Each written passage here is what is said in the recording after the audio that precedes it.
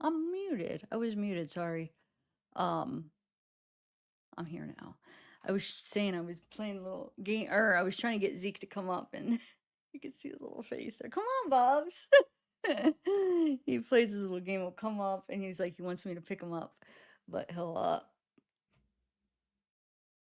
run away, and then he'll come up, and he'll run away. Okay, but we have a lot to go over today. I'm gonna dig right in. Zeke, come on, Bubs. Want to come up here? You could hear me, right? Um, I'm back, and hopefully there'll be no issues today. Knock on wood. I shouldn't have said that. Um, Hi Don. Hi Sir Morningwood. Hi Tennessee Voice Girl. Wow, it has been forever. How the heck have you been? Um, Look at my boy. Zeke, it looks like you have Zab Boy sunglasses. It look like. Come on over here.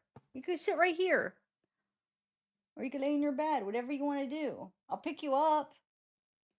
Okay, you make up your mind. Okay. So what I thought I'd do is there's this really good article. I actually had to subscribe to the site to get it. It was one of those, but it was worth it because it was like, you know what? It's worth it. It has everything in there. Hi, Bobs. It has everything in there. So I figure we'll start with that. So it's like Jeffrey Epstein, like his past, his upbringing, and it does a really good job. It just like has some pictures and it has, kind of his upbringing in a quick, good summary type thing. And then we'll just continue digging into the emails. I have some documents I have ready that I want to read. I have I made a playlist of some of those videos on JeffTube that I thought would be interesting to play. And then also there's a couple like documentary type videos. I watched some, I think like two different ones, but not the whole straight through. I watched a little bit on one, a little bit of on the other, and they were really interesting. So I figured we could do that too. So this might be a long live. I just want to cover a bunch of stuff. And I'm live on my other channel too, trying to get people to sub over there and to, become aware of that because I am going to start doing some lives just over there. But those will be more like loosely based, not necessarily true crime, just kind of like, any topic type thing, maybe more panels over there, just not any stress with like trying to stay on topic on about a case. It'll just be more like a loose, if that makes sense. Um, okay. So, hold on. All right.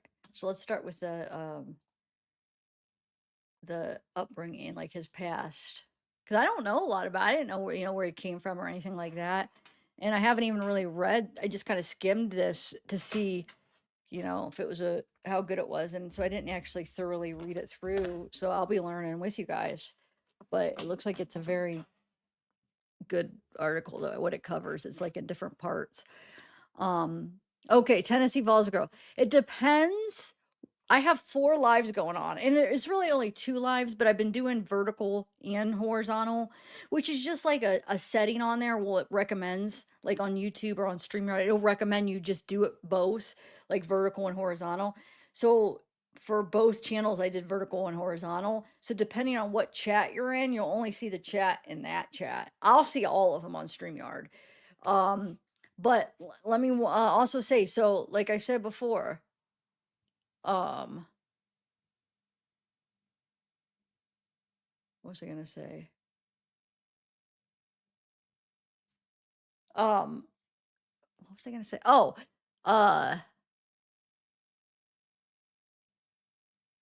if you prefer vertical, then just if you prefer vertical, I'm sorry, I'm like zoning out. Okay, so if you prefer vertical, then go to the vertical one. If you prefer horizontal, go to the horizontal one. So whatever you prefer, uh, some people like the vertical, some people like the horizontal, but I want you to be happy with the style that you like. So, So make sure you know there's another one. Just go to my channel lives and then pick the other one. So I'm giving both options, and they recommend it because it brings in different audiences. So, yeah. So make sure you're on the one you like. Okay. So the vertical is just like your whole phone, like when you watch TikTok or whatever, how that's set up, and they offer like special things where you could do like rubies and certain things like this virtual gifting or whatever, which is cool. Um, and then the horizontal is how I normally do it, where it's the widescreen. Okay. So let me actually bring up a vertical so I could see if anybody does like rubies and stuff. That's the only issue with those. They don't have those in StreamYard yet. And I'm sure StreamYard will end up updating where they have them. So if I do miss thank you ahead of time. I'm going to try to pull it up so I could try to make sure I'll keep an eye on that if anybody does like the rubies or anything. I think you could do, I'm calling them rubies, but there's different things that are like virtual. Oh, thanks, Steph and Callie. Thank you. Okay. So, did we read it? Hold on a second. What am I doing here? I'm trying to pull up my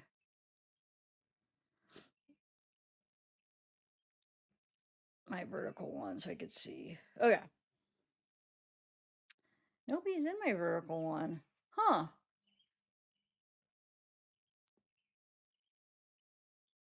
Okay, Horsley is. Okay. All right, guys, let's get started. Let's start with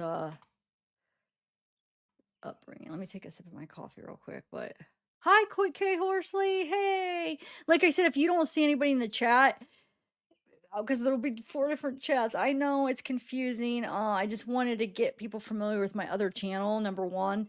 And then number 2, I am going to be doing horizontal and vertical now, both, because it's just a recommended thing that YouTube does. But there'll be some more people in horizontal, K Horsley. I see you're the only one in that one, but usually there's people in there. Just give it time. Or if you want to go to the horizontal one or whatever.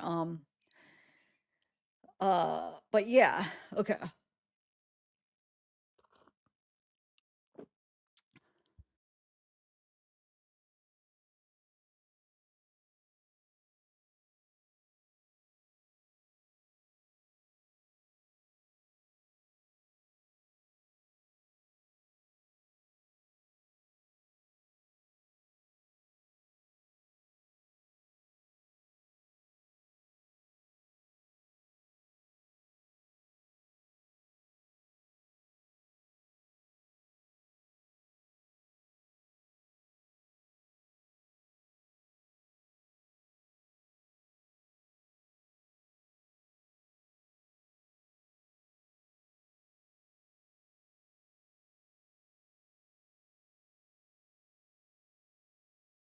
On mute. Okay, yes. Hold on. How long have I been on mute?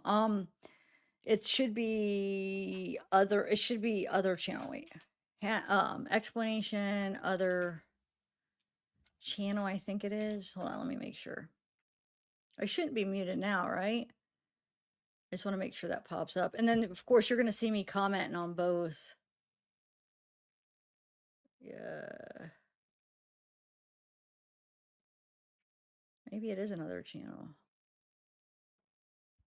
It could be second channel. Me and Ashley did it the other day, and it was, maybe it's second channel. Hold on. If not, I'll just grab the link. I'll just go to the channel. But I just want to learn what it is real quick so I know. Yeah, second channel. There it is, right there. Callie, Steph and Callie. All right, so I'm gonna share my screen. I'm gonna start. I did text my mods. I texted no, Hope G, if you're listening, I still need a way to get a hold of you. I never did get a way to get a hold of you, so I still have to do that. Remind me when she comes in, or somebody remind her, or remind me to remind her. I forgot to text Casey though. Hold on. Oh, hey Sydney. Let me text Casey real quick. Hold on. I'm live. I'll text Al-Sane too. I don't know if Al-Sane will see it. I give him a hard time because he doesn't. No, I'll quit picking on him. Okay, about him not responding. All right. All right, let's do this. I'm gonna read this first because I think it's kind of interesting. This article, like I said, it's like his growing up and stuff. Okay. All right, so let me share my screen. I'm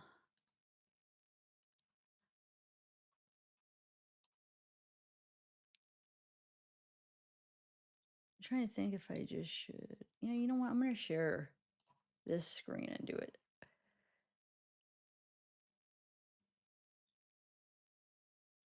Yeah. Okay. So I don't have to turn my head. I'm gonna do it this way.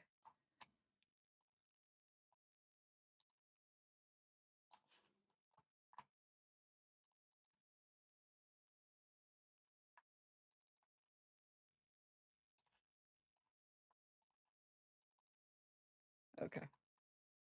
All right, let's do this. Let me make it bigger.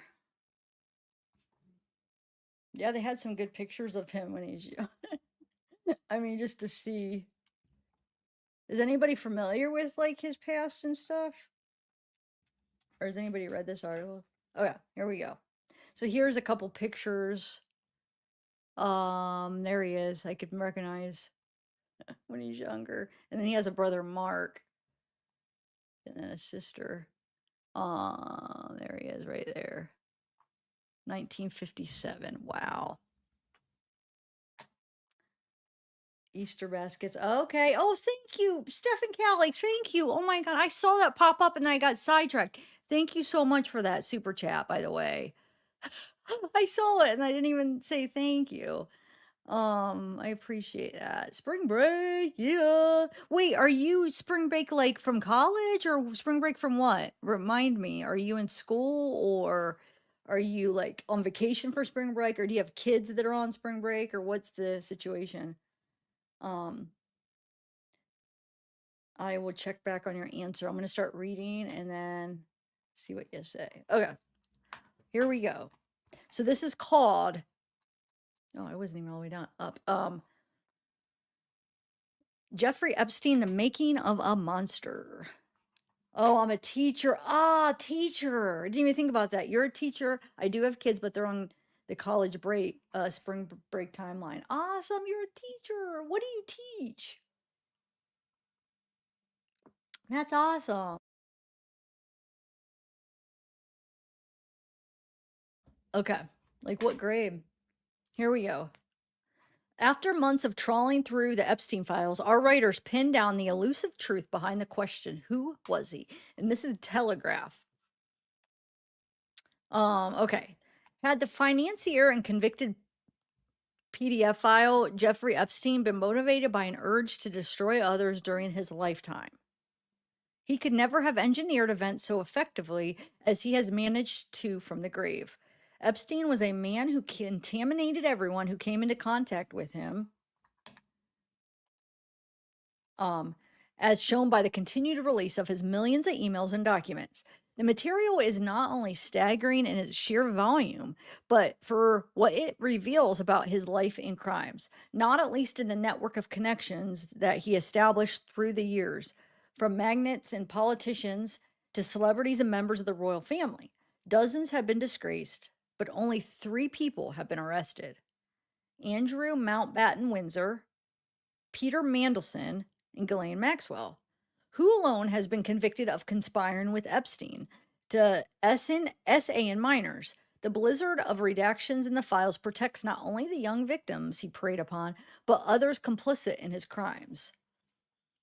Spencer Cooven is a Florida lawyer who represented the first of Epstein's underage victims when he was arraigned on the charge of trafficking in 2008.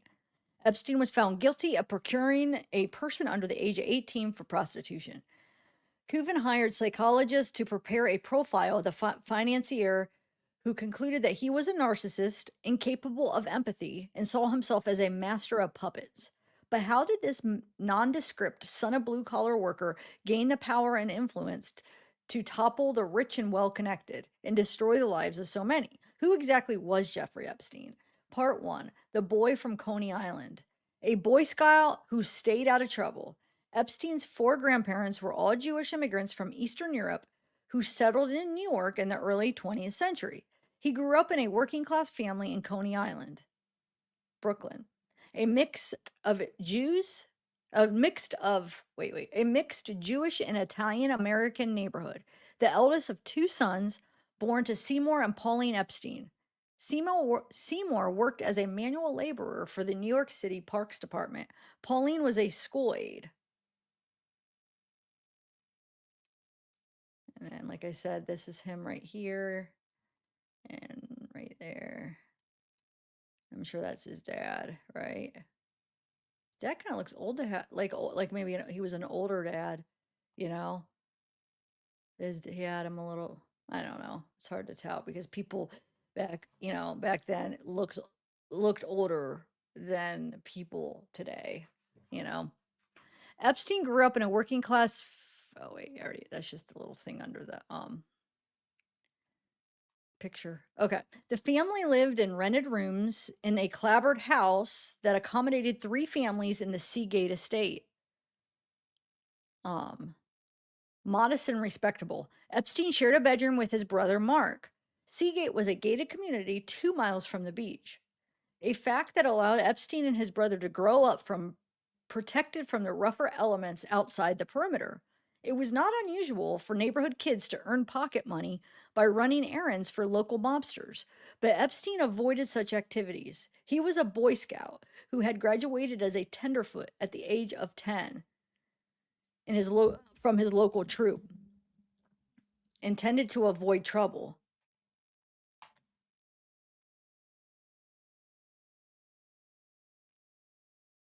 I keep making sure I'm not muted.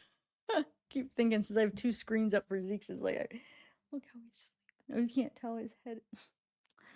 Anyway, Epstein would always maintain a sentimental attachment to his old neighborhood. In years to come, naming the different companies that looked after his properties after streets around his boyhood home: Maple, Laurel, Cypress, and Neptune.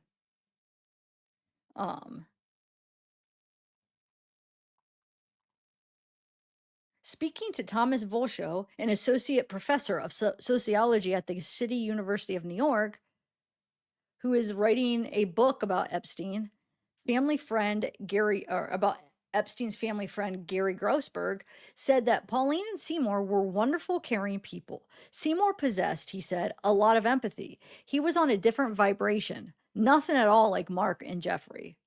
Volshow first became interested in Epstein in 2005 when one night, taking turns with his wife to stay awake while looking after a newborn baby, he came upon a small news story about police in Florida investigating Epstein. Wait, so he's saying this guy in 2005 looking at, okay. I thought, wow, some rich guy in Florida got arrested for prostitution. He tells the Telegraph, maybe the world is changing and they're finally going after people like that. It was the beginning of an obsession. Teaching his students on the subject of class and inequality, he would bring up the picture of Epstein on the New York SO registry.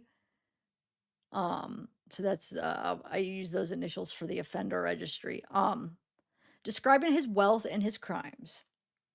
His students, he says, were blown away about by the magnitude of both. Epstein himself was an accomplished math student. One high school teacher would remember that he would very respectfully correct the teacher's math in class, and an accomplished pianist. By 14, he was earning pocket money by playing at bar mitzvahs and birthdays, handing out cards inscribed Jeff Epstein, piano, accordion, all occasions. And in 1967, on the recommendation of his piano teacher, he attended summer camp at the prestigious Interlochen Center for the Arts in Michigan. Future alumni include the pop stars Nora Jones and Chappelle Roan. As we shall see, it proved to be a formative experience in Epstein's life.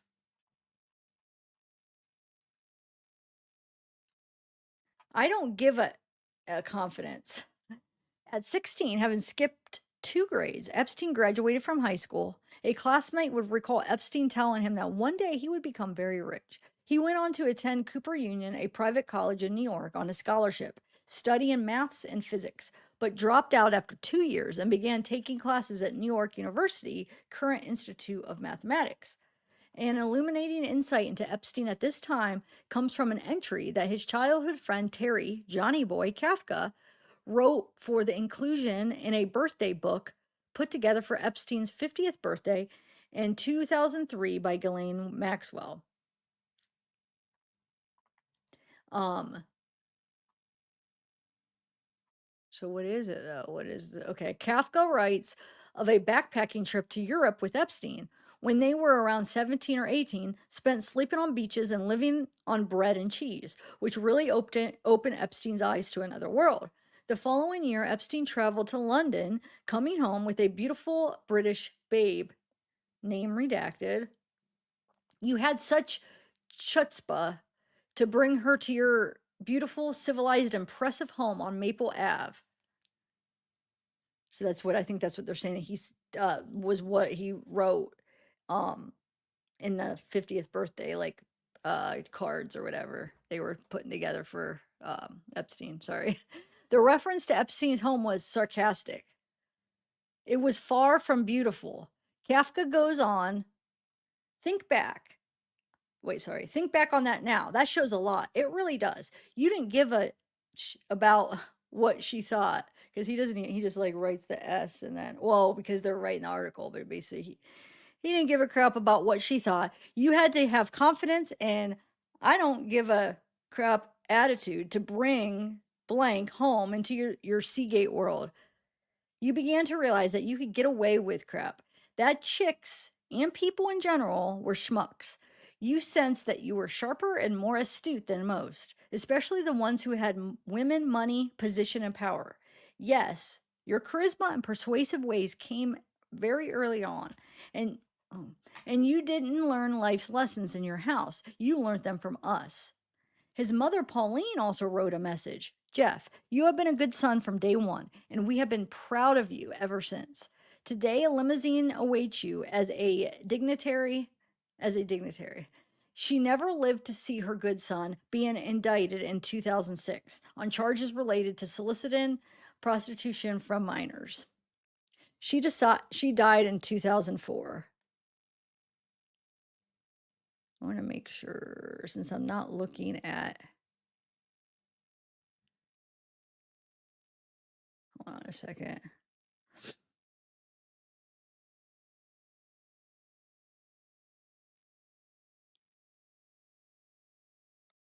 Okay. Okay, sorry. I just want to make sure if anybody, if I'm muted or somebody tries to call and tell me that I'll see it. So, I mean, his mom never lived to see that, her son being indicted. Wonder what they would think. Like, what do parents think, having a son that would, I mean, they probably would believe the son that it was all crap and it was not the way that it came about, or that what people were saying, I should say. Anyway, the quick learner who lied and lied. Epstein left college without a degree. For a while, he worked at his brother's silkscreen business, handling sales, and for a friend's roofing company. But in 1974, he got a job teaching maths and physics at the Dalton School, a prestigious private prep school on Manhattan's Upper East Side. In 2003 interview with Business Insider, Epstein talked of how work wasn't something that I thought made a lot of sense. But after reading a book about the wealthiest private schools in the US, he targeted Dalton because it had a different class of students than he had come across before. Um,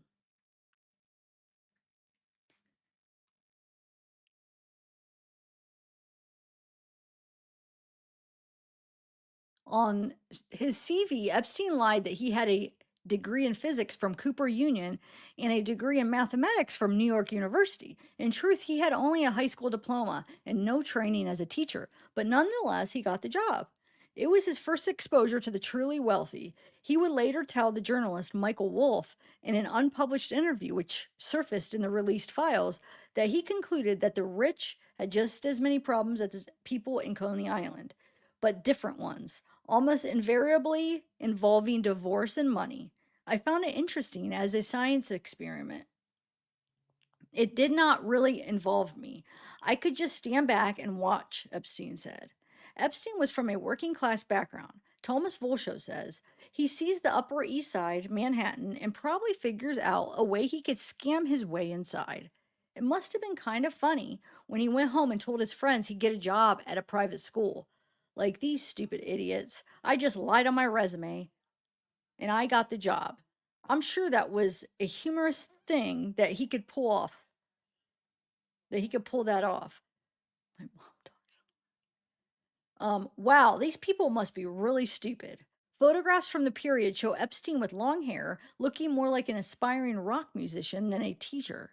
Despite Dalton's strict dress code, students would remember him wandering the halls in a fur coat, gold chains, and an open shirt that exposed his chest. He was a popular figure with students, most of whom remember him paying particular attention to girls without making any unwanted contact. And then look, there he is right there. I don't think he's. Oh wait, there he is. That's from a different time period, right? I think that's him. And then there, look at those eyes. Those look creepy. And then I'm not sure. Maybe that's his dad or something. I don't know. And then there he is right there. Oh, let me take another sip real quick. Oh, third grade stuff. Okay.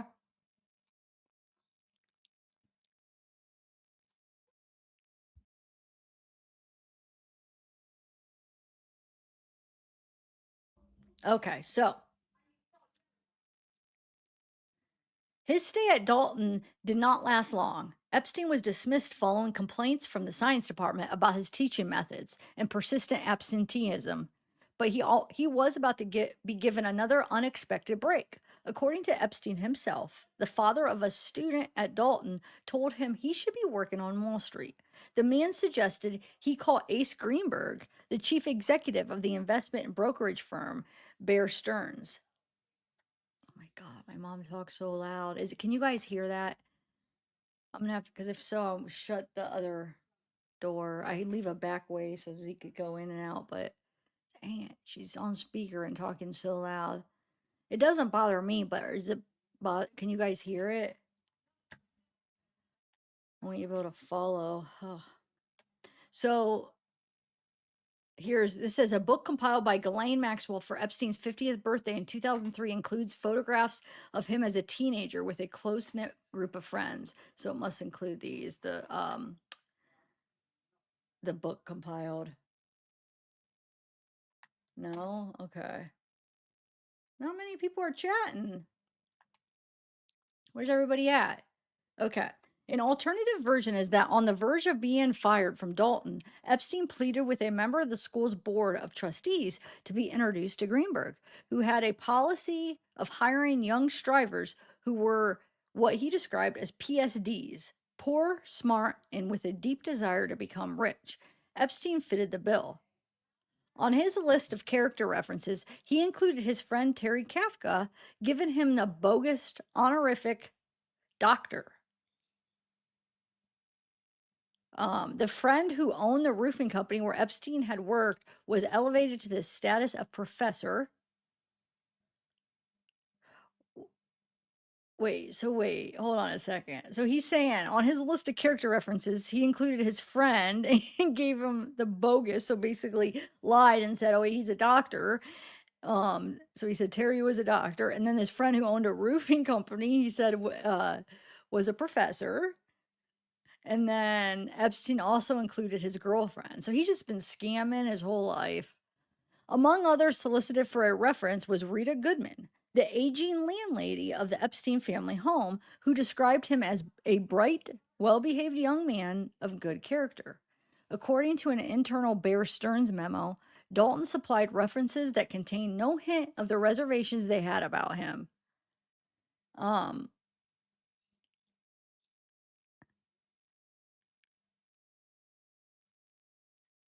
Commending his leadership. So who's Dalton? Wait, Dalton is which one then again? Epstein. Because they're saying, according to the internal Bear Stearns memo, Dalton supplied references that contained no hint of the reservations they had about him, commending his leadership and supervisory ability, and describing him as cooperative and honest. Cooperative and honest.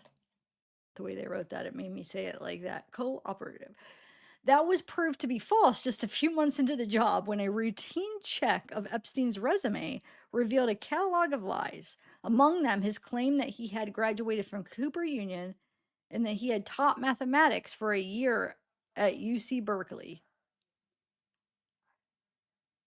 Challenged by Michael Tenenbaum, another executive, Epstein talked his way out of trouble.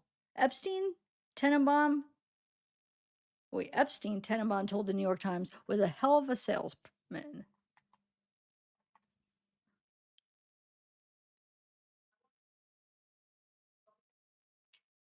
Sorry, I keep getting paranoid and keep checking to make sure. Um, okay, so it was a critical moment. Epstein had lied and got away with it, establishing a pattern that was to persist throughout his life. Whatever his other talents and vices, at heart, Epstein was, above all, an accomplished con man. It had probably helped that he was also dating Ace Greenberg's daughter, Lynn. She later broke off the relationship, describing Epstein as someone who lied about everything, gaining trust and taking advantage. Meanwhile, it was a boom time on Wall Street, and Epstein was a quick study. By the age of 27, he was making $200,000 a year. He had an apartment in Midtown Manhattan, close to Studio 54, where he became a regular, unusually abstinent among the nightclub's glittering clientele. He never drank or took drugs.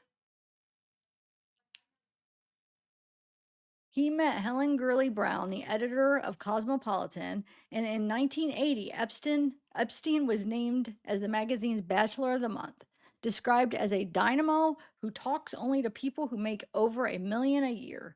If you're a cute Texas girl, write to this New York dynamo. In his interview with Wolf, Epstein described himself as a playboy who had no intention of ever getting married. Man, I can't read this and concentrate. My mom is being too loud. Hold on. I can't.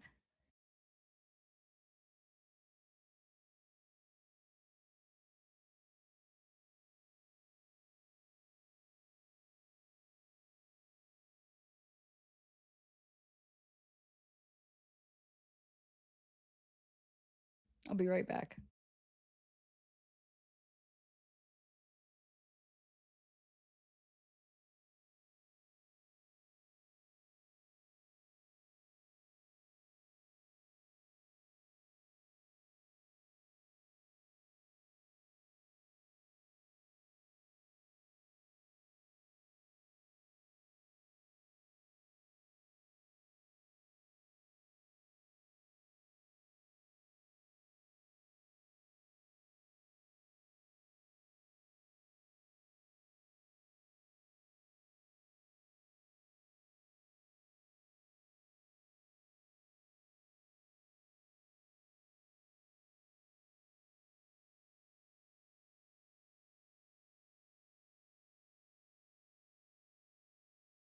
Okay, sorry, I'm back. I just told her if she could talk a little bit lower because I was having trouble. I'm hearing. See, this pretty much blocks out a lot. So what I'm hearing, you're hearing it. I'm hearing it way louder, and it's like so loud in my ear, and I'm reading, and it's like I can't even focus. She laughed at me though. Okay, let's do this. Oh, mods, can you explain why people can only see parts of the chats and stuff? Because I have explained. Oh, I guess there is no mods in here. Well, I don't know where everybody's at. Okay, so where are we at? Hey, baby. Wait, let me read this part up here. So he met Helen Gurley Brown, the editor of Cosmopolitan, and in 1980, Epstein was named as the magazine's Bachelor of the Month, described as a dynamo who talks only to people who make over $1 million a year. If you're a cute Texas girl, write to this New York dynamo. Um, Wait, what year was that? 1980. He Bachelor of the Month. Wow, in 1980. In his interview with Wolf, Epstein described himself as a playboy who had no intention of ever getting married. I enjoyed sex. I adore women. I wanted freedom. I was attracted to the rich because of their freedom. But I wanted also to avoid their burdens, and I didn't want to hide. I didn't want to be a hypocrite. I wanted to be free. I was not remotely ambivalent about what I wanted. To be free. That was the reason to make money. Epstein was an inveterate liar and cheat. Some employees at Bear Stearns regarded him as a sleazeball. Yeah, but ethics and character were not paramount on Wall Street. And as long as he was making money, in 1980, he flew to the Caribbean for a conference, spending $10,000 on jewelry and clothing for his girlfriend, which he put on expenses. He was warned by his conduct and no further action was taken. Look at that picture of him. Yeah, so I'm live. So now I'm live on both my channels, Sydney, and then not only that, but when I do vertical and horizontal, those are two different streams. So you only be able to see whatever stream you're in. I could see them all though. Like the way StreamYard works, I could see them all. They come to me all together. But I mean, why isn't nobody chatting? Guys, help me share this. Go share this out and get some people in here because we're gonna dig through the files too after this. Or is this interesting to you though, or no? Are you guys bored with the? I think it's kind of interesting to at least learn where he all came from. So then when we go over the files, we kind of have a background of like where this scam jerk come from. Anyway, so this says girls on my boat. So this must have been some pictures that was from the 50th party thingy. And some people wrote on it is what I'm guessing. Because it says girls on my boat, something picked up girls on something on Brack. I tell this or suits off, but it's cut off. But this is during his early days as a financier living in Manhattan. Epstein became a regular at New York Studio 54, formerly CBS Studio 52. Unusually abstinent among the nightclub's clientele, he never drank and took drugs. But March 1981, he overstepped the mark and was suspended by the bank for a violation of and the National Association of Securities Dealers regulations after making a loan to a school friend for the purpose of buying securities and for giving his girlfriend early access to shares. Wow.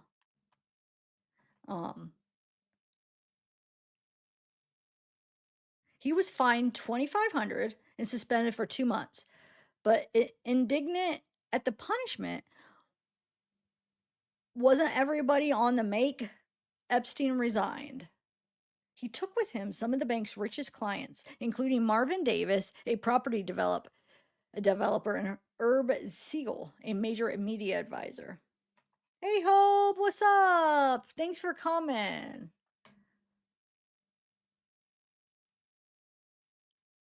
Hey, will you email me so we have a way to connect? So I could message you when I go live. But it's no big deal, mods. Like if you the new mods, Hope and Cat Mouse, like you don't always have to come. You know what I'm saying? If you can't be here, I get it. So don't feel bad, like, oh my god. But I just want to wait so I can at least let you know when I'm gonna be live. That's all. Hey Robin. Okay, so where are we at? Epstein set up his own consulting business, Intercontinental Assets Group, Inc., working out of his apartment on East 66th Street. He advised clients on tax avoidance and evasion, making connections between bankers and wealthy clients. At the same time, bilking investors by using their money to make big profits in illegal market manipulation. schemes without paying them back. He ran a web of different bank accounts in the name of corporate entities with no apparent business purpose, making his money and liabilities difficult to track. How do I sound? How do I sound, by the way? Is everything good? Oh, I forgot to check with you guys. Should be good. Should be good. Should be good. Right.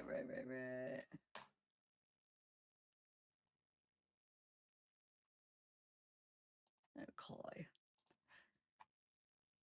In 1982, he was introduced to Michael Stroll, who ran a pinball and video game company. Stroll gave Epstein $450,000, 10% of his total net worth, to invest in a crude oil deal that Epstein was pitching. Within 2 years, the money had vanished. Whoa, I didn't know that.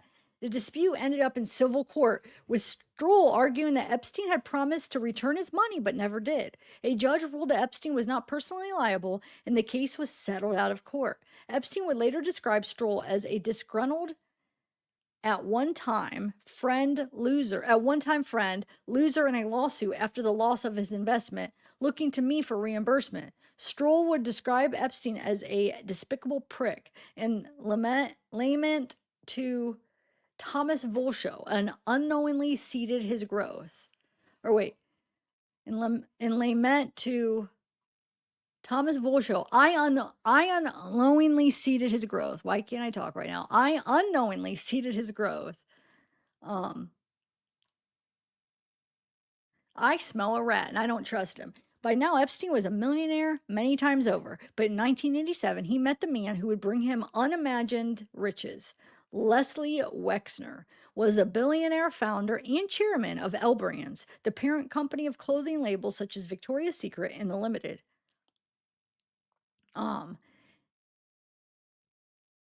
Epstein had been recommended to Wexner by Robert Meister, the vice chairman of Aon, the global brokerage and insurance company, whom Epstein had first met in 1985 on a first-class flight from New York to Miami. Wexner's finances were in a tangle, and Meister told him that Epstein was the man to untangle them. So here's Jeffrey. There's Wexner.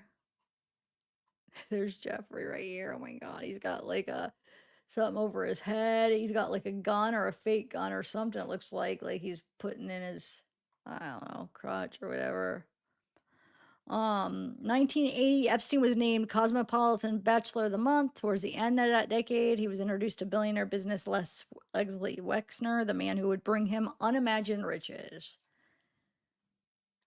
So he's I mean, I shouldn't say it, because I was going to say it's all your fault because you made him who he was, in a way, like as far as like gave him the access to other people, because you know what I'm saying? Give him the trust in your money, which made other people use them, and then made him become this really rich, powerful person, Epstein, I mean. But the thing is if Wexner didn't do it, I'm sure somebody else would have freaking ended up having him invest his money, and you know what I'm saying? Wexner had Harold Levin, his financial advisor, fly to New York to meet Epstein. According to the New York Times, Levin left the meeting and immediately called Wexner, telling him, "I smell a rat. I don't trust him." Wexner ignored the warning to his cost. Epstein cultivated Wexner like a con man with a mark. In 1990, Levin was shocked to learn that Wexner had hired Epstein over his head, and in 1991 had given Epstein power of attorney over his $2.5 billion fortune, allowing him to sign Wexner's name, hire and fire staff, buy and sell property, and borrow money on Wexner's behalf. That's freaking crazy. And especially after the one guy that he went in to meet him said, I smell a rat. So not only you're gonna hire him, but you're gonna give him power of attorney? That is just nuts. Rubbing salt in the wound, Epstein spread rumors on Wall Street that Wexner had fired Levin for misappropriating funds. Levin couldn't get a job. His wife filed for divorce, and his 3 children stopped speaking to him. Epstein, he said later, ruined my life. I lost everything. Epstein inveigled his way into Wexner's life to the point that the billionaire treated him like a cross between a mafia consigliere and a son. According to Vanity Fair, when Wexner wanted to break up with his girlfriend, it was Epstein who paid her off. Why would you have to pay off your girlfriend? Like, that's interesting. So, oh, I get it. Oh no, it would only be his girlfriend. I was gonna say, like, is it like alimony? But no, it's his girlfriend. So what do you mean you have to pay her off? That makes me think, if you think about it, she had some stuff on Wexner. You know what I'm saying? So she's like, I'll pay you off if you just keep quiet because he's dumping her. So maybe they were afraid she was gonna go expose him. Oh, anyway. When Wexner wanted to see the musical Cats, Epstein arranged to have the cast perform at his mansion. Epstein was very gifted at finding loopholes to avoid paying taxes. Volsho says he learned that at Bear Stearns, and he learned that at Bear Stearns, and he was extremely good at it. But at the same time, when you become someone's financial advisor, you learn all their secrets. So that's the risk the client takes. Yeah. Are you guys bored with this, or should I like start going into the files? Or, I mean, it's like, where's everybody at? Come. You guys help me share this out and get some people in. Get my algorithm up there. I need to get my algorithm.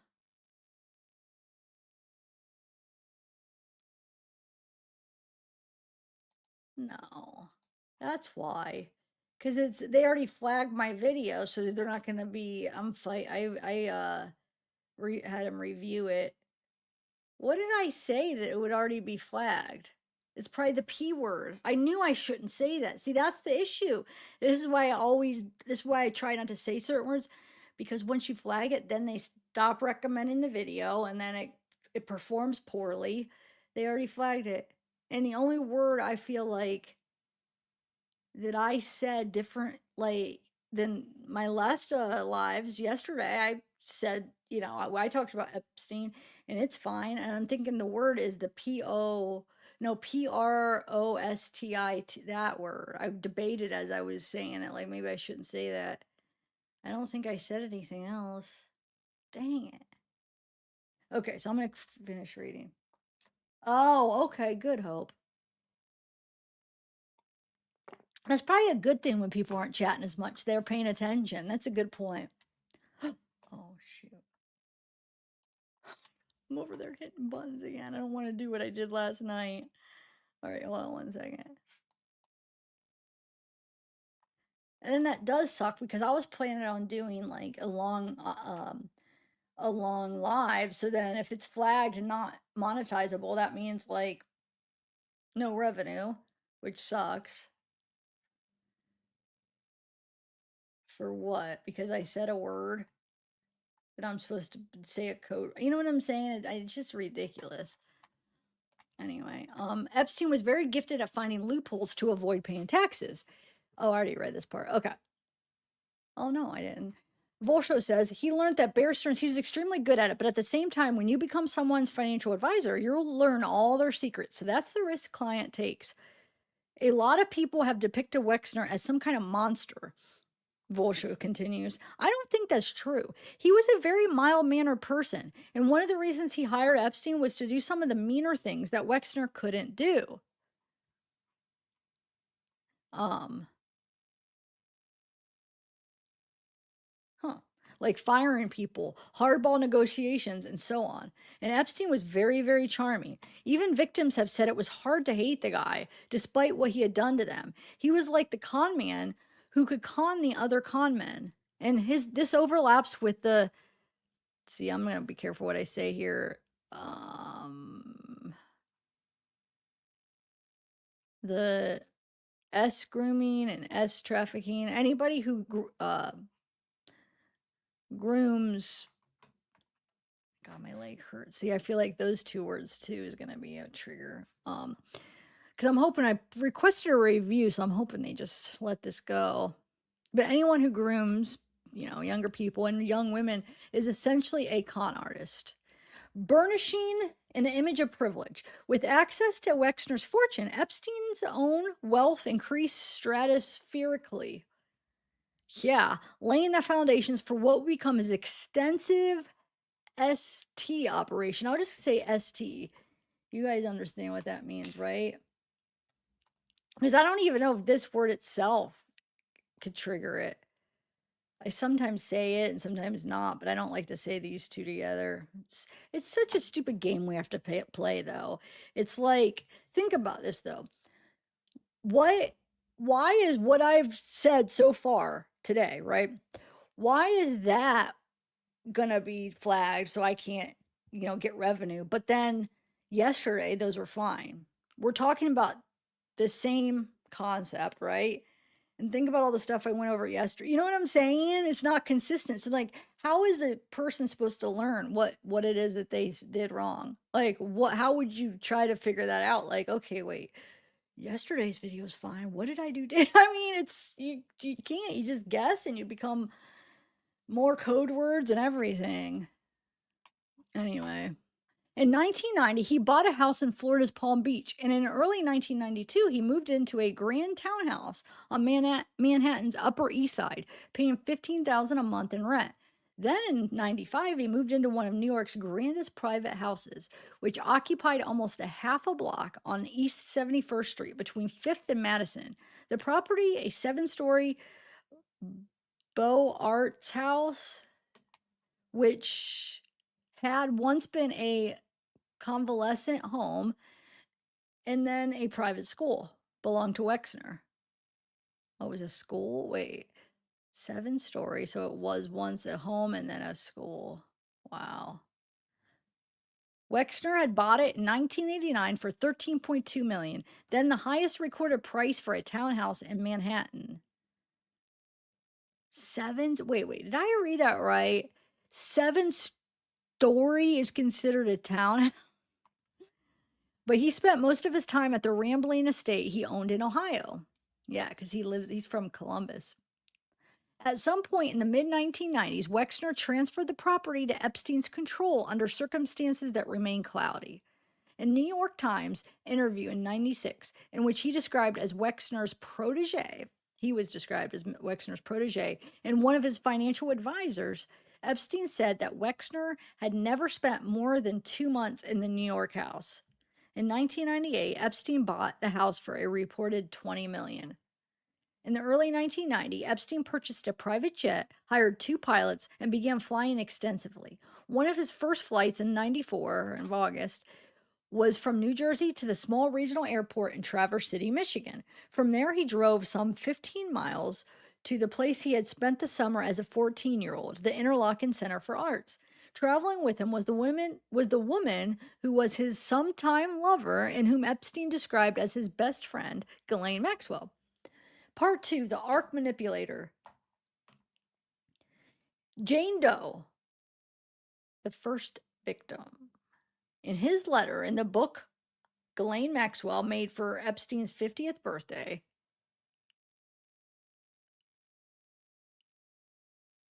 In his letter in the book Ghislaine Maxwell made for Epstein's 50th birthday, childhood friend Terry Kafka reminisces about how different the teenage Jeffrey was from his friends and makes specific references to Interlochen. So talking about like how different he was. Yeah, so even when Jeffrey was a teenager, how different he was compared to all of the friends. His friends. Okay, so we have Jeffrey and one of his victims, Jeffrey and Ghislaine. Epstein met Ghislaine, 91. Oh, this is just repeating what was in the article. I guess there's a little bit of something new. So Epstein met Ghislaine, 91, becoming sometimes lovers and best friends. A few years later, the pair visited the Interlochen Center for the Arts in Michigan, where they targeted the first victim of Epstein's compulsive. What can I say for the outward? Because the outward even might be something rooming of I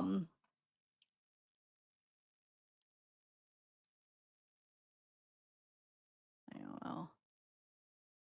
I could just say kids. There's no way kids. We can't say the word kid. It just depends on what context. But basically, kids for, what, the deal. You know what he was doing. So they were targeting them. So, and we know he was asking for people under 18. Remember, that's what he preferred, people under 18. Um, and so yeah, so they would use the Center for Arts. So they basically use, think about that. That's crazy because that's where he went when he was a teenager, right?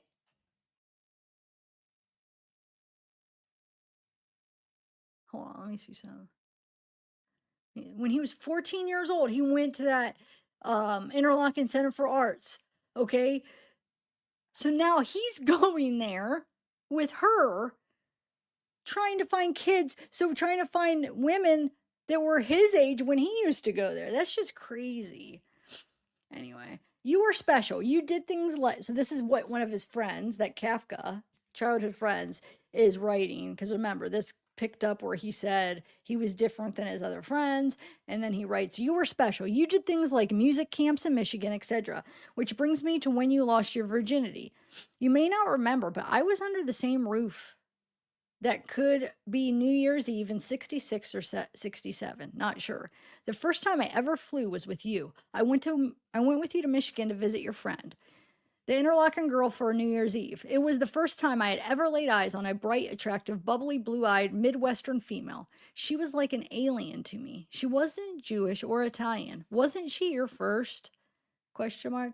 In grand jury hearing in 21, in the trial against Maxwell, the court was told how, on arriving at Interlochen, Epstein and Maxwell had approached a 14-year-old girl known to the court as Jane Doe, who was sitting at a picnic table between classes.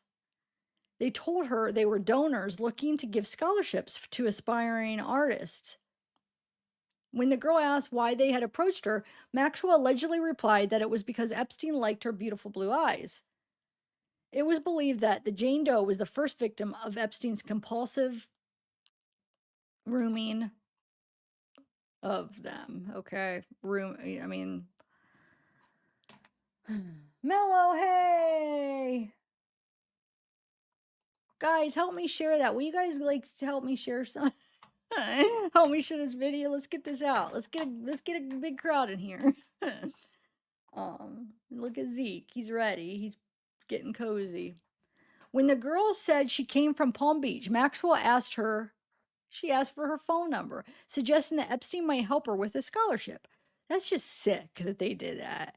Shortly afterwards, the Jane Doe and her mother visited Epstein at his home in Palm Beach. It was the beginning of a series of visits and enticements, including Epstein paying for her voice lessons and giving money to her mother to help with bills. Wow. That's just crazy. But wait, what was the scholarships for? They were saying to give her scholarships to aspiring artists. Okay.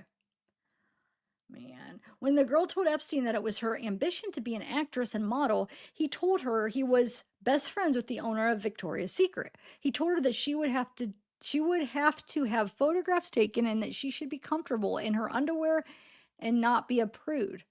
The court was told. Wow. But wait, I have a question. Do you think he was saying that in front of her mom? Or was this private? Because, I mean, there's some people with their parents sit there and freaking sell off their kids. Or, you know what I'm saying? Oh, they're going to pay for our bills. Yeah, do it. It's sick. This world is sick.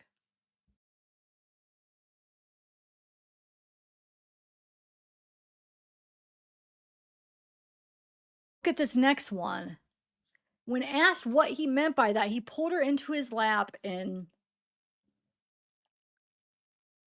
wait, are they saying that when that first meeting, like when she was 14, that happened? Where was the mother? Wow. From there, the abuse escalated to concluded um I don't know. I'm trying to think of code words. I don't even know what to say. I don't know why I shouldn't be able to say some of this. I'm trying to think. Oh shoot, I did the wrong one. Hold on. Let me put it over here and do. You guys could read what the words I won't say. Where did I go? That's crazy. So he pulled her onto his lap and basically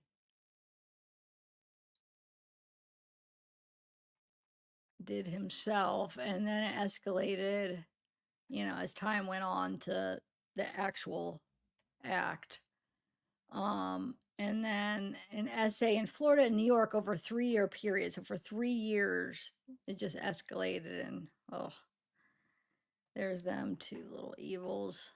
And happy birthday. So for his party. Maxwell and Epstein had their first date shortly after she had fled to New York following the death of her father. The newspaper magnate Robert Maxwell, that's her dad, sorry. Between 90 and 2003, Epstein gave 400,000 in donations to Interlocking, including 200,000 towards building the Jeffrey Epstein Scholarship Lodge, which he had the use of for 2 weeks a year, according to Thomas Volshow. Some years later, Epstein and Maxwell approached a girl whose family had left South Africa when the country was going through turmoil. The pair told her to think of Epstein as like Oscar Schindler from the film Schindler's List, who could save her by giving her a scholarship. She too was groomed in the same manner as Jay. This is just sick. Interlochen had stated that 2 internal reviews conducted in 2009 and 2019 had found no record of complaint or concern about Epstein, and that its policies then and now do not permit unsupervised contact between students and donors.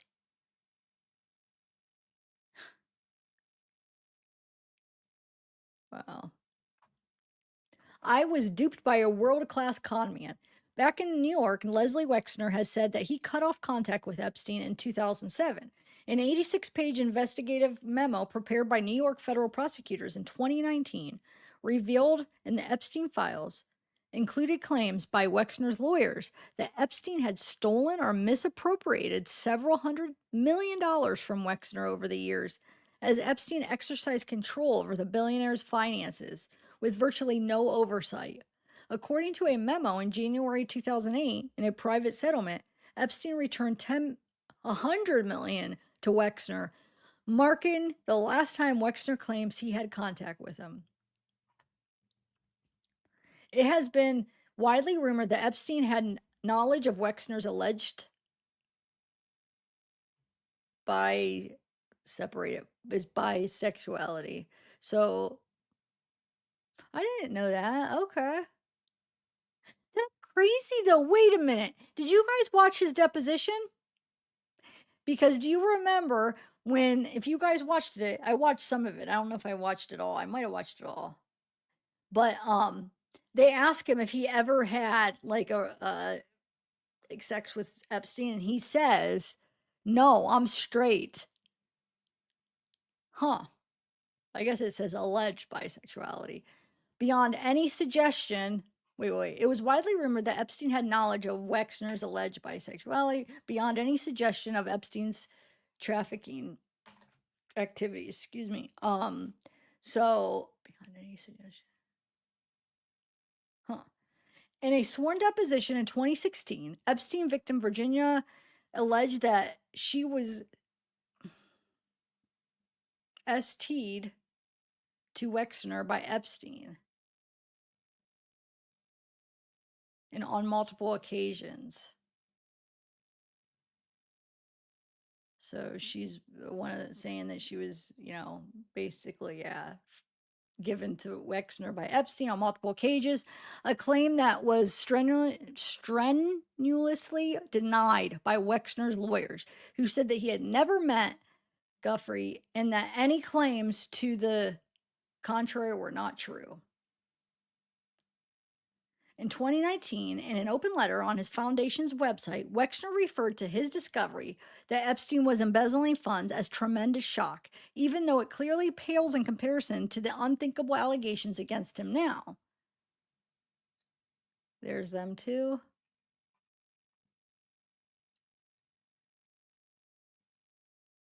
Leslie Wexner held Epstein in high regard until he finally cut ties with him in 2007 after Epstein embezzled the several $100 million. In a lengthy statement in February submitted to the U.S. Congress House Oversight Committee, Wexner said he was naive, foolish, and gullible to trust Epstein, but insisted he had nothing to hide.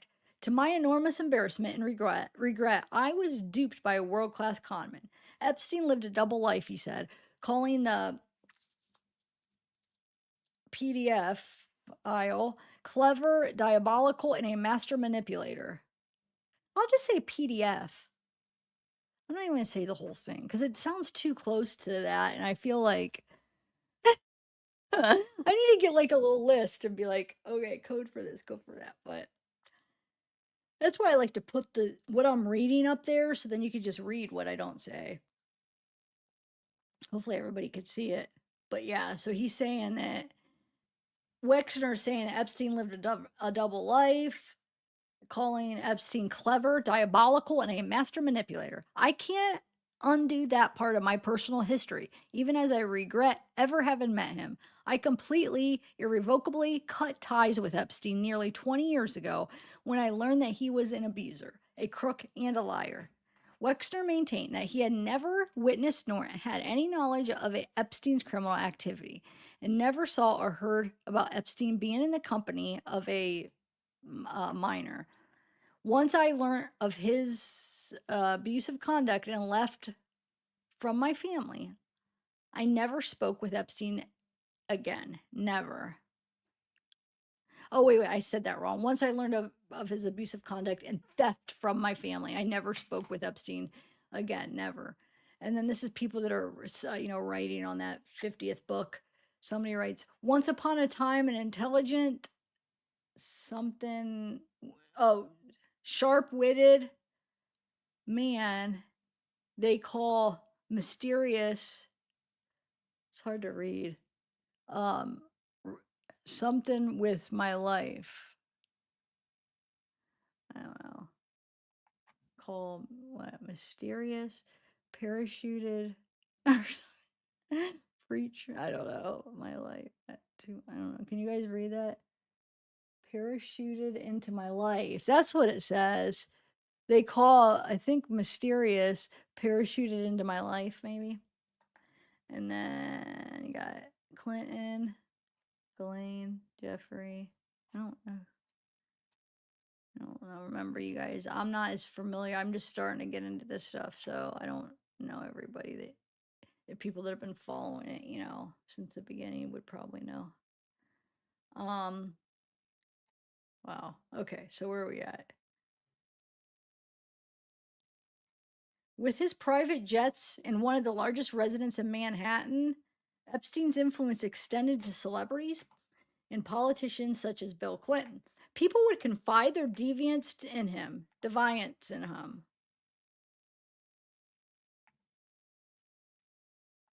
A financier who knew Epstein well from 2011 onwards says that Epstein owed everything to Wexner and the money he had embezzled from the billionaire.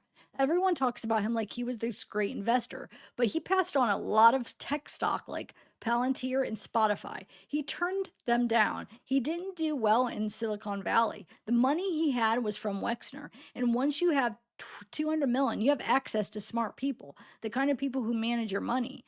But then you wonder how good an investor Epstein was, because the estate should be worth much more than it was at the time of his death. According to his estate accountant in 2019, Epstein's estate was worth 577 million. Just investing in the S&P 500 would have done better. The financier says if you had access to the people he had access to, then his money should have done better than that. I would have thought the estate should have been worth well over $1 billion.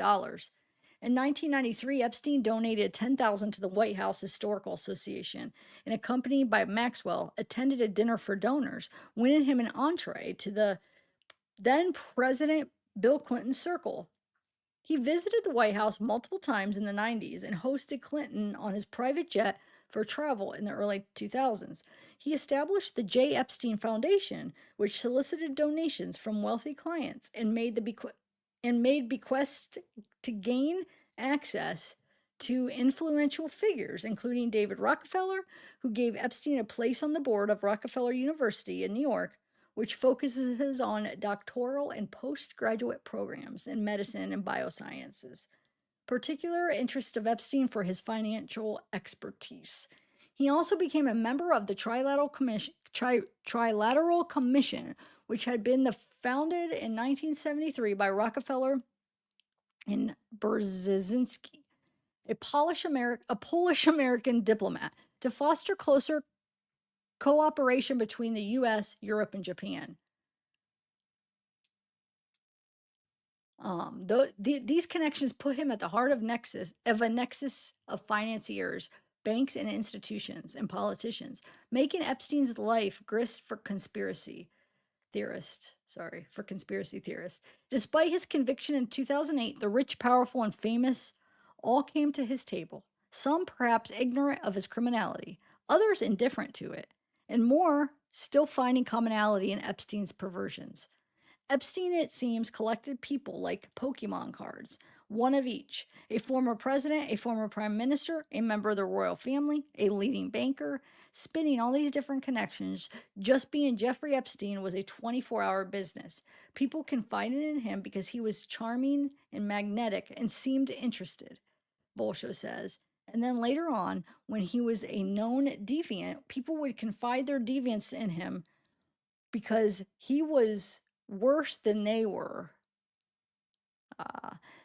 There was a comfort level there. Following his conviction in 2008, Epstein appeared less in public. In his 50th birthday book in 2003, his mother had reminisced about the happy family gatherings of his youth and wrote, "Today you avoid gatherings, parties. Why?" Now people came to him.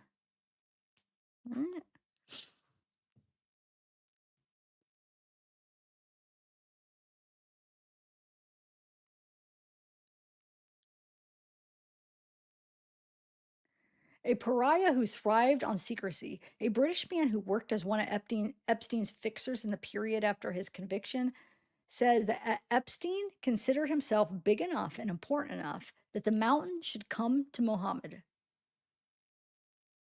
He would hold court always casually dressed.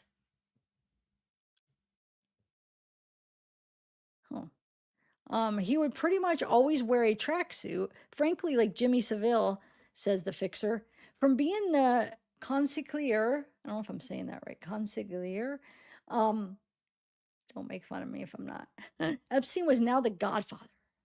He didn't need the threat of violence to bend people to his will. He had something more powerful: knowledge of their finances, their private lives, and in some cases, their darkest secrets.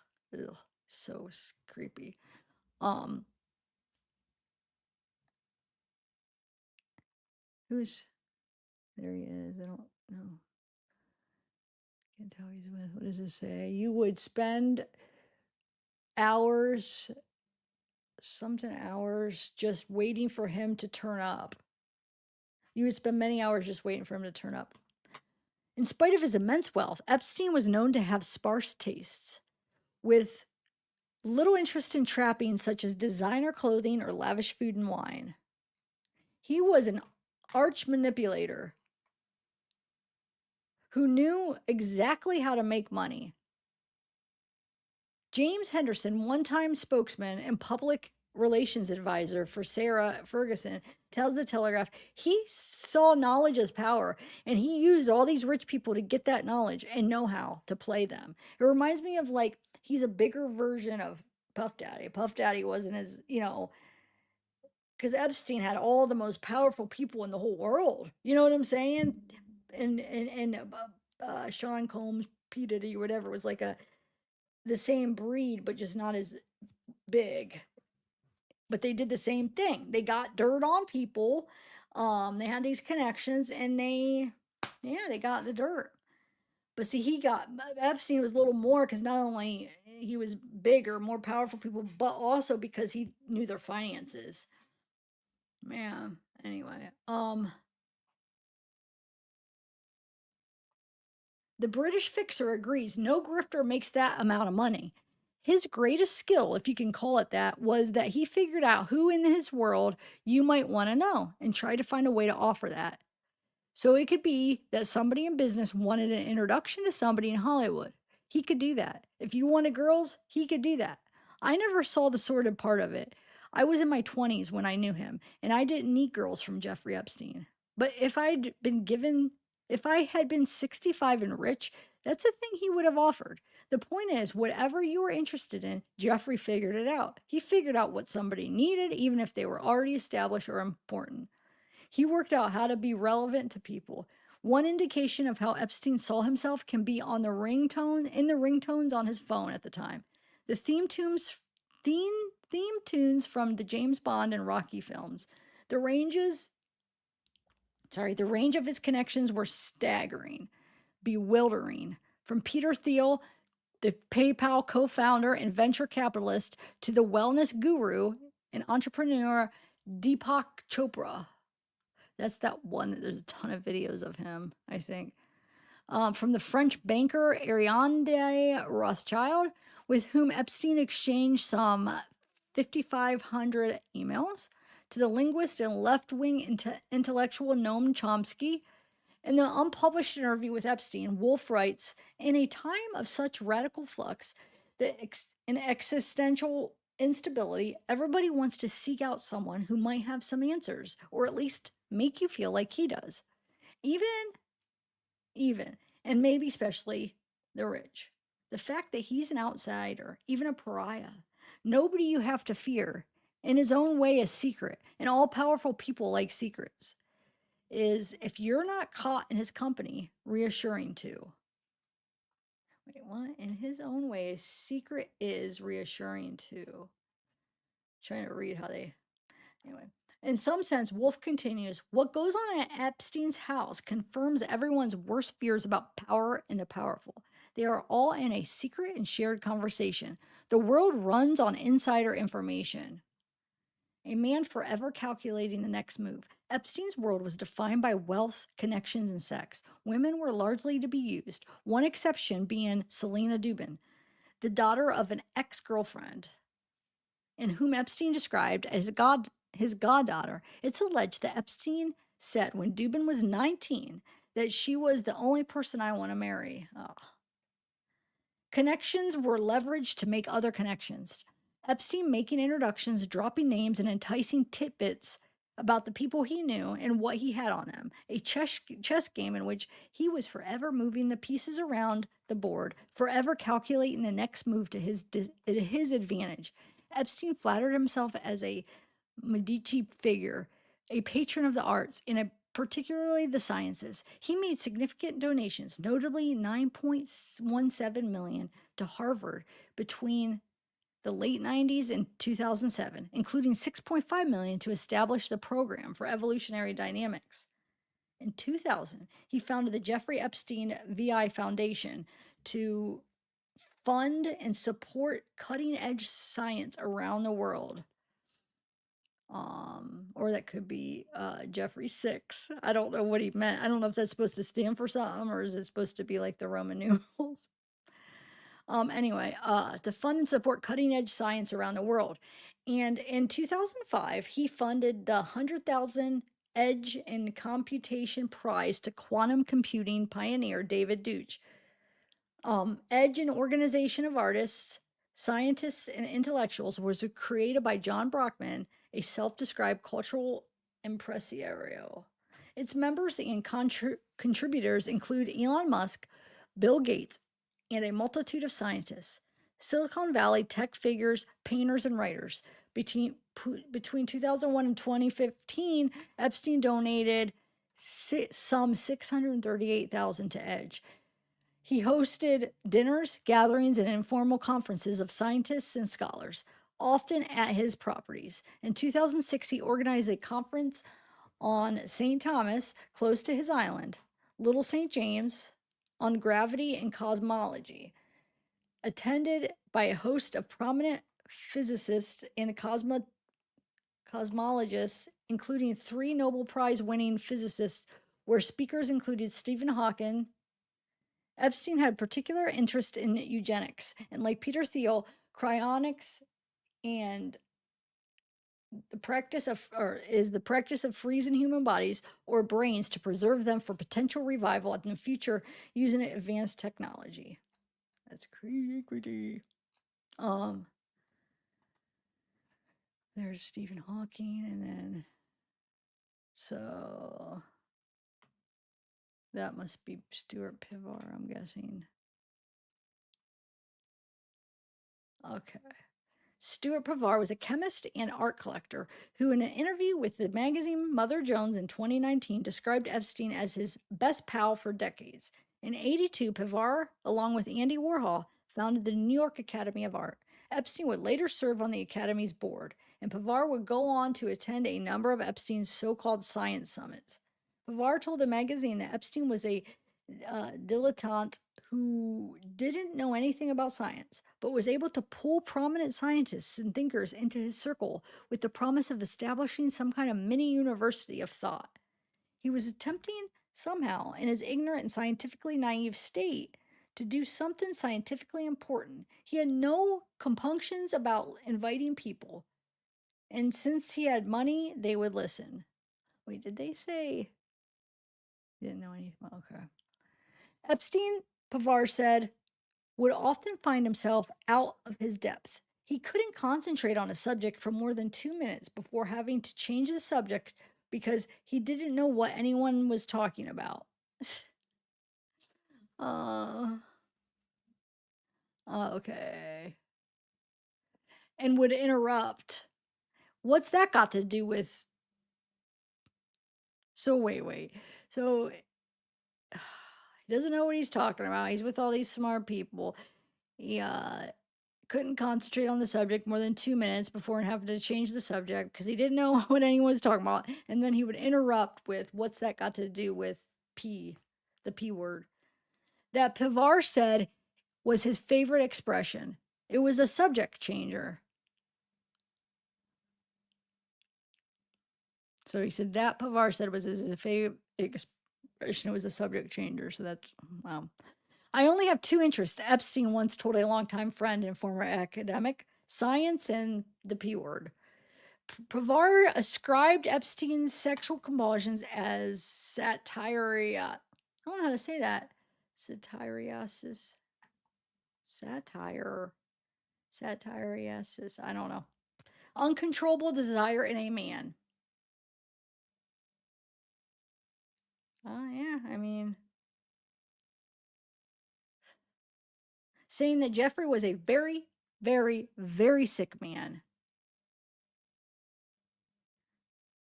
who was in position financially to yield to it big time. Huh.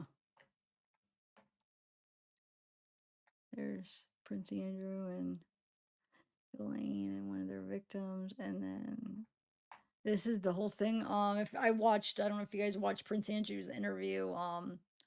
Forget when it was, but basically, he tried to say because this would have been the meeting after his first conviction in 2008, and they were like, "So you knew about, if you did, okay, if you hung around him because when you didn't know that he was doing that stuff, supposedly, but after you knew about his charges, you went and met with him after that because somebody got a picture of him. And he tried to say, well, I was going to be in town and that's the kind of man I am. It shows what kind of man I am that I wanted to talk to him in person. And then the interviewer's like, yeah, but you stayed with him that whole week when you were in town. Like, well, I mean, he's just giving excuses and then trying to like give himself a compliment. I'm talking about Prince Andrew. Like that he's just like that kind of a guy. Like he wanted to go in person and tell him he was done with him. He's lying.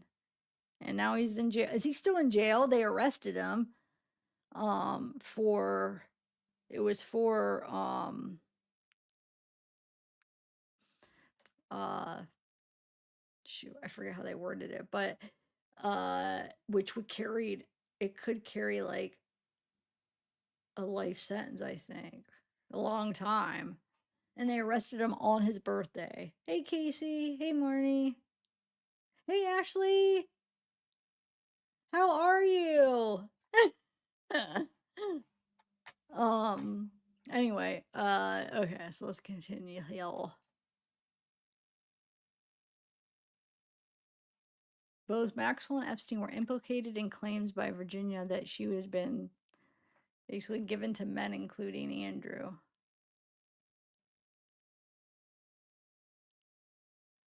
Um.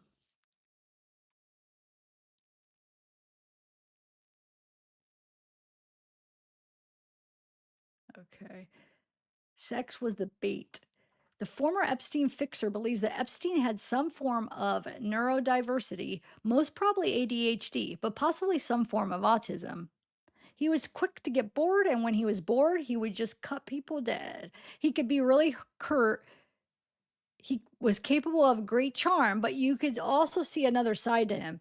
You never wanted to get on the wrong side of him. He could really snap. Oh, Sarah Ferguson, James Henderson recalls how Epstein. Sorry, I read that wrong. Of Sarah Ferguson, James Henderson recalls how Epstein vowed to destroy her. In a Hannibal Lecter style phone call after Ferguson in March 2011 interview said that she had made a terrible, terrible error of judgment in accepting $15,000 from the convicted SO to pay off her debts, adding, I'm not going to say that word, but you guys could read it. It was Ghislaine Maxwell who introduced the then Prince Andrew and Ferguson to Epstein.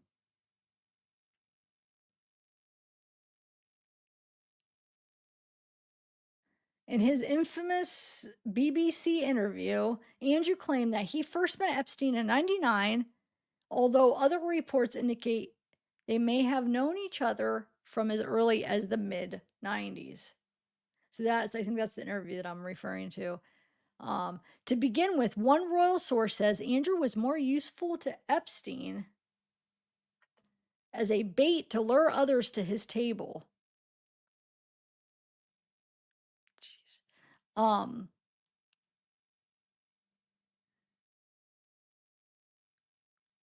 How many people could offer you dinner with the queen's favorite son? But by the end, that had changed. Like so many who came into Epstein's orbit, the former prince was on the hook. In his case, if all the evidence against him is to be believed, it was sex that was the bait. In his biography of Andrew, entitled Andrew Lowney wrote, wait, in his biography of Andrew, entitled, that was the name, Andrew Lowney wrote that Epstein and the former prince bonded over money and sex. Lowney wrote that in 2007, Epstein said of Andrew, "We are similar. We are both serial addicts of S." I know it's silly how I have to try to figure out how to say this stuff, but YouTube. Anyway, so Epstein's basically saying that him and Andrew were both basically had that issue. We have shared the same women. From the reports I've got back from them, from the reports I got back with him, he's the most perverted animal in the bedroom. He likes to engage in stuff that's even kinky to me, and I'm the king of kink. So that's what Epstein's saying. Epstein's saying that from the reports that he got back from the women that Andrew has been with. So the girls have been, reporting back and sharing stuff about how Andrew is. He's saying Andrew is the most perverted animal in the bedroom, and he likes to engage in stuff basically, probably worse than yeah, Epstein or yeah, Epstein. Epstein's appetite were a powerful, if not the most powerful motivating force in his life. It was a deviant. S deviant. I'm just going to use S. So his S appetite, he was S deviant, says Volshow. So much of his life revolved around spending time orchestrating people to fulfill that deviant interest. He is known to have led little interest in lavish food or wine, choosing to serve lasagna at an exclusive dinner party that he threw for Andrew in 2010. He had little cultural hinterland. He rarely went to the movies or theater, except for the occasional glitzy premieres or a reluctant trip to Broadway. Uh, to a Broadway musical. 2 free tickets to the stage show Hamilton went down badly, with Epstein later remarking to a friend, I walked out. Epstein's Amazon order history reveals that his library was equally sparse. Oh, you guys, I was clicking on all this stuff on the Gmail thing, and it has the Amazon email or what he ordered at Amazon, his calendar, everything. So somebody put that together, and I was watching a video. Shoot, I wish I would have wrote down because he named the person who put all that Gmail that we went through yesterday, which we're going to go through it again. But to put that together, so in a format that like we're all used to seeing, like Gmail, like they put that all together. So they had all the emails.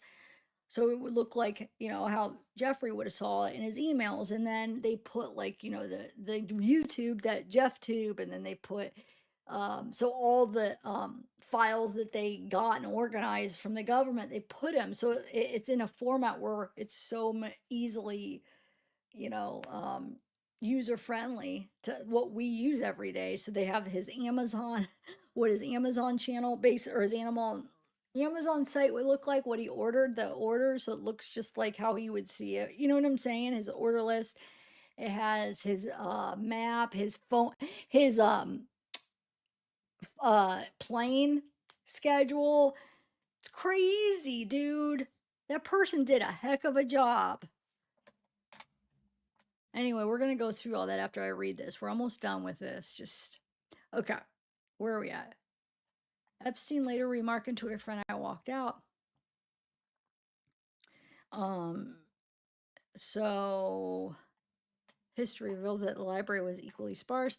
So it was equal. It was self-help books, guides for owning slaves, and the complete memoirs of Casanova. So that's what his order history is, as far as like books, or library. He had one persistent literary obsession: Lolita. Vladimir's 1955 novel about the 12-year-old victim of a middle-aged PDF. Wow. Wait. Huh. A first edition of the book was found in Epstein's New York mansion when it was raided by the FBI in 2019, and the photos published by the U.S. Department of Justice showed a woman lying naked on a bed alongside a copy of the novel. That's sick. Like he got off to that book, I bet, is why he had it, right? Anyway, with its famous opening line scrawled across her body: Lolita, light of my life, fire of my loins, my sin, my soul, Lolita. One of his female co conspirators emailed him in 2017 to say, Hi, Jeffrey, I met blank today. She is like Lolita from Naboga. I don't know how to say his name. I'll just say Vladimir's femme miniature. So now I should send Minotaur. Sorry, Minotaur. I'm sure I don't know. I'm probably pronouncing stuff wrong. Oh well. I don't care. I'm trying my best. So now I should send you her type of candidates only. And normally if I'm by myself and I can't pronounce a word I want to learn how, I'll just Google it, learn how to say it so I know how to say it properly. But it's hard to do that when I'm on a live because I would be stopping and like, you know what I'm saying? It'll mess up the flow. But I do it when I'm reading by myself because I want to learn. If I don't know how to say a word or I don't know what it means, I will look it up and then learn. Okay, so now I should send you her type of candidates only. Let's see. Wait, that's sick. Wait, let's see think about what that just said. Okay, so one of his female co-conspirators emailed him in 2017. So this would have been after his first arrest. Hi, Jeffrey, I met blank today. She's like Lolita. So now I should send you her type of candidates only. In Epstein's world, women were to be used, traded, or abused. In an email to the late Shahir Abdullah, Yemen's richest man, Epstein gave this advice on investments. Make some mistakes, small, you know your max loss exposure. They will argue on the way out. No set commissions. Historical prices are meaningless. Do not look at bargains. When they say X is trading at historical lows, think of women. If I told you she was once really beautiful and for the past years has become uglier and uglier, would you feel a great desire to rush in with the hope that she will return to beauty? Or would you find a young, pretty thing, Techco, with a long, bright, upside future? I remain your new Jew friend, Jeffrey. This is a contempt for women. While his emails to male associates were short and witty, those sent to the young women in his circle were often long, abrasive, and threatening. After Hurricane Irma hit his private island in 2017, Epstein was so proud of his joke about the storm. Mother Nature I got a divorce. She got the house that he dressed it up as an off the cuff remark to 6 separate male friends. He took a similar copy and paste approach to women in his life, but in a far more sinister way. Emails analyzed by the Telegraph reveal that Epstein used a repeat pattern of carrot and stick with different women to lure him into his essay, often repeating his same idiosyncratic phrases. There are consequences. More whining. At some point, you will need to own your disgusting behavior. I think it would be helpful for you to deal with the facts. He emailed one young woman in 2007. Did I say your body never looked better and you should not get lipo? Yes. Did you agree to continue to exercise? Yes. Did you stop? Yes. Did you agree to read a book every 2 weeks, then stop? Yes. Did you spend more time on your school homework than on learning to cook even one thing? Even one thing well? Yes. Is your cooking bad? Yes, it is. What a jerk. Another woman emailed Epstein in 2017 after an apparent argument. Do you really think I should do an operation to my nose? I never thought my nose was so horrible. Yes, Epstein replied. The contempt that Epstein held for women can be seen from the often bizarre emails he would send to himself. About the wife of a client, he wrote, one wrinkly old hag. Just because she's rich, she thinks she can talk down to everyone. 5 towns, nouveau, a real piece of dumb as a rock. Everyone knows her husband. Oh, there's just typos. Okay. Everyone knows her husband is effing young Russian, effing young Russians. Everyone except her. Nasty C has some use service entrance. Bags of cottage cheese in her pants, but she wears lipsticks. Bitter old Jew. Wow. Even Maxwell did not survive this ruthlessness. After their relationship waned and she grew into more of a Lady Macbeth figure for Epstein, she too got the chop. Please reprogram the speed dials in New York. The financier emailed one of his fixers in 2010 as he sought to accommodate a new madame that had entered his orbit. Add blank, get rid of GMAX. Wow. But despite shunning her from his day to day life, Epstein continued to use Maxwell as a sounding board for his defenses, amid pressure over his relations with young girls. I am not a PDF. You are not a CA, he emailed Maxwell in 2011 during a flurry of media attention about allegations made by Miss Guffrey. So here's some pictures.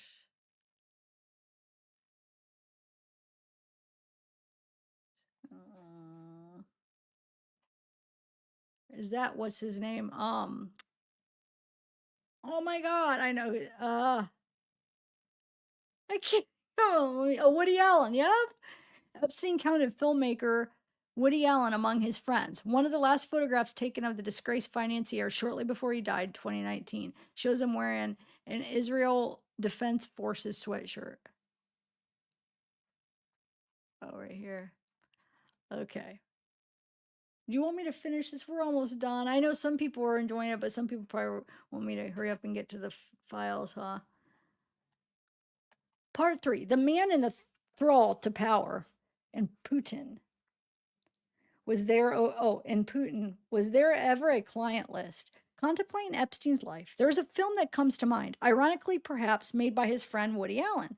Zelig, made in 1983, stars Allen as a hollow man, a human chameleon who ingratiates his way into the highest echelons of society. As Epstein told that schoolmate one day he'd be rich, and he had lied and schemed to escape the mediocrity of his family background to achieve that end, he told Michael Wolff, I was attracted to the rich because of their freedom, but I wanted to also to avoid their burdens. I was not remotely ambivalent about what I wanted to be free. That was the reason to make money. A narcissist and a manipulator, he relished having access to the rich and powerful and the sway he held over them. Power was as much an intoxicant as money, like heroin to an addict. And the more power he could exercise over others, the more intoxicated he became. The the more his delusions of omnipotence grew. He was orchestrating a myth, and a lot of it was to satisfy his ego. Thomas Volshow says a lot of his life was like a bluff to convince people that he was this all important puppet master at the top of the global elite. He couldn't get into college, let alone get into Harvard, but he could donate money to Harvard and wear the sweatshirt. And then, of course, there was sex. Epstein had acquired the power and the wherewithal to satiate his appetites. And sex was also a currency in his transactions with the rich and the powerful. The young girls he abused favors to he abused favors to those he knew. The young girls yeah. It was, as his friend Terry Kafka noted in his birthday letter to Epstein, chicks and people in general were schmucks. But by no means at all, but many of those, wait, by no means all, but many of those Epstein associated with who dined at his table or attended the science seminars he organized were drawn into his web. But while investigators found ample evidence of Epstein's trafficking girls whom he essayed over a number of years, paying them and recruiting them through intermediaries, which is legally considered to be trafficking. They found scant evidence that Epstein was running a ring specifically for the purpose of serving high status men. Among the millions of documents released by the U.S. Justice Department under the Epstein Files Transparency Act are a number of internal FBI memos and emails. Summarizing the investigation in an email last July, agents said that while dozens of victims had come forward, 4 or 5 Epstein accusers claimed that other men or women had essayed them, including Virginia Giuffre, who alleged that she was given to other men. I'm going to just put giving, and it's to replace the T word, but she was given to other men. Andrew Windsor among them. Andrew Mountbatten Windsor among them. But the agent said there was not enough evidence to federally charge these individuals, so the cases were referred to local law enforcement. On February 19th, 2025, an FBI supervisory agent wrote, while media coverage of the Epstein case referenced a client list, investigators did not locate such a list during the course of the investigation. Notwithstanding the fact that Attorney General Pam Bondi told Fox 2 days later that Epstein's never before seen client list was sitting on my desk right now, was Epstein a state asset? Even before the drop of the Epstein files, the question of whether the financier was working for another power as an agent for Russia or for Mossad, Israel spy agencies, had been a constant source of speculation, which has only intensified as commentators and pundits have pored over the millions of emails and documents. In the announcement in February by Donald Tusk, the Polish prime minister, that he was establishing a team to examine the numerous mentions of Vladimir Putin and other Russians in the files. More and more leads, more and more information, and more commentary in the global press all relate to the suspicion that this unprecedented PDF scandal was co-organized by Russian intelligence services, Tuss said. I don't need to tell you how serious the increasingly likely possibility that the Russian intelligence services co-organized this operation is for the security of the Polish state, he added. This can only mean that they also possess compromising materials against many leaders still active today. Him and Ghislaine. Epstein met regularly with Vitaly Churkin, a U.S. based Russian diplomat, and facilitated meetings between him and a number of financiers, friends, and contacts, including PayPal co founder Peter Thiel. Credited, okay, that's Peter Thiel. So then that must be the Vitaly. Christopher Steele, a retired senior M16 officer who ran the agency's Russia desk from 2006 to 2009, is convinced that Epstein was a Russian asset from as early as the 1980s. It's no coincidence, says Steele, that Ghislaine Maxwell's father, Robert, was also implicated in spying rings, variously described as a double or even triple agent who may or may not have worked for M16, Mossad, and the KGB. The point here is the Russians are heavily involved with Robert Maxwell as well as Epstein.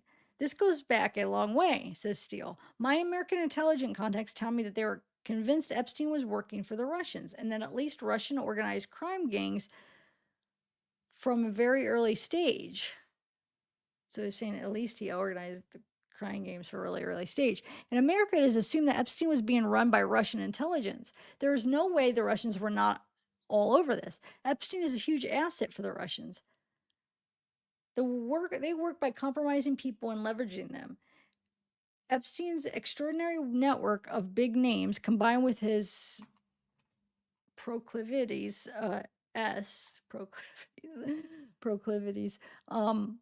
would have made him a prized asset for Moscow. I'm used to because the Idaho is Moscow, but isn't Russia? Wouldn't it be Moscow? I always used to say Moscow for that. That's why I always think I pronounced the Idaho one wrong. But maybe they're both that way. That's why I'm talking on the phone again. Okay, we're almost done, guys, with this part, and then we'll get to the files. Steele is also certain that American Israeli intelligences had all piled in, recognizing the need to get Epstein on side, using coercion to force him to cooperate. Epstein's close connection to Ehud Barak, the former Israeli prime minister, in general, the most highly decorated soldier in the country, has always fueled the persistent claims that Epstein was a Mossad agent.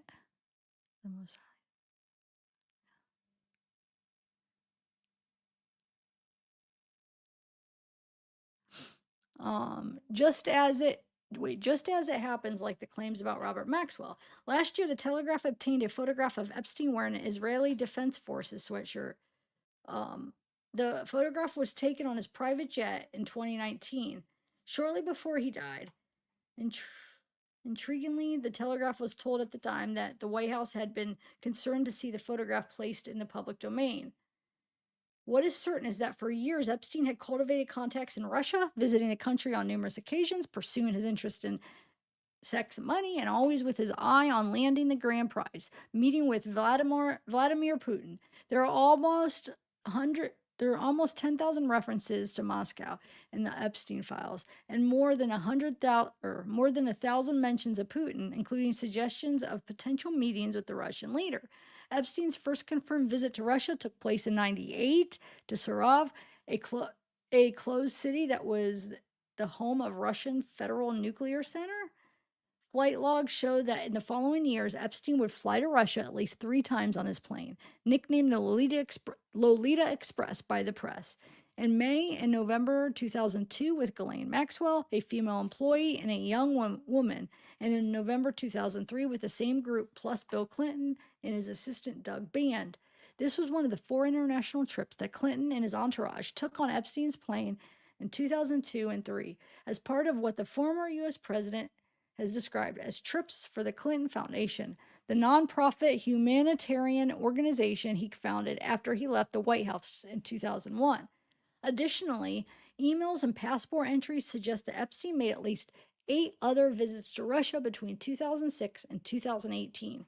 It's clear that Epstein's abiding motive throughout his life was to go where the power and the money were, and to cultivate people and leverage his contacts to create networks that he believed could be useful to him, be it financially, sexually, or simply because he could. One of these was Vitaly Churkin. Churkin was a US based Soviet diplomat who had arranged Donald Trump's first trip to Moscow in 1987, going on to become the Russian ambassador to the United Nations in New York.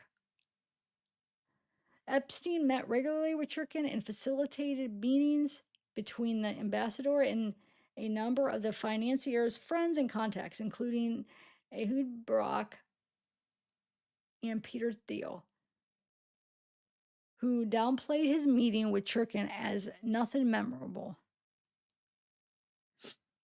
Who downplayed it? Wait. Is it they saying Epstein did? Yeah, I think. Epstein also offered to help Churkin's son secure a job in New York. Churkin died in 2017.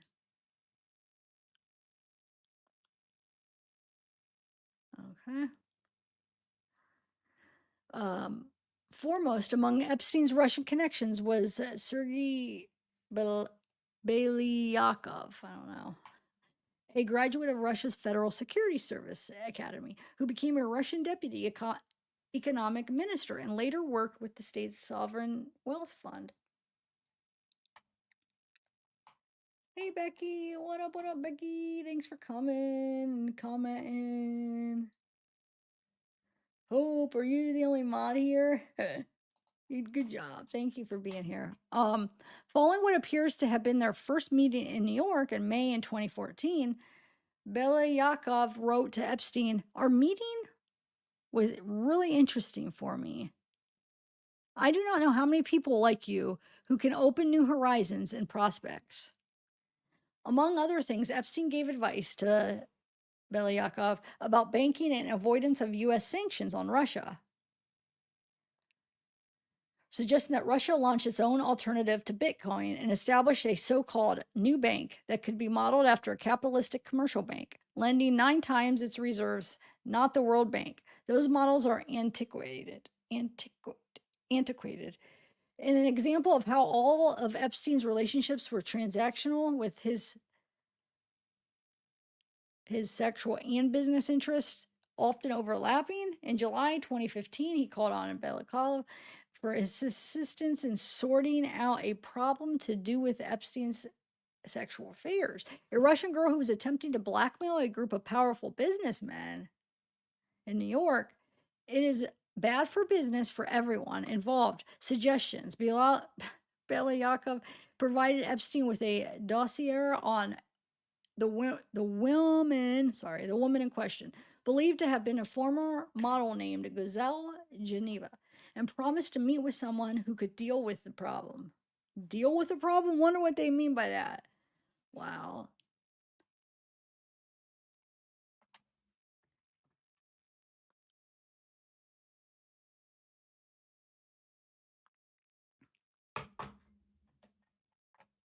Balakov, I'm just calling B, also repeatedly went out of his way to facilitate Russian visas for Epstein.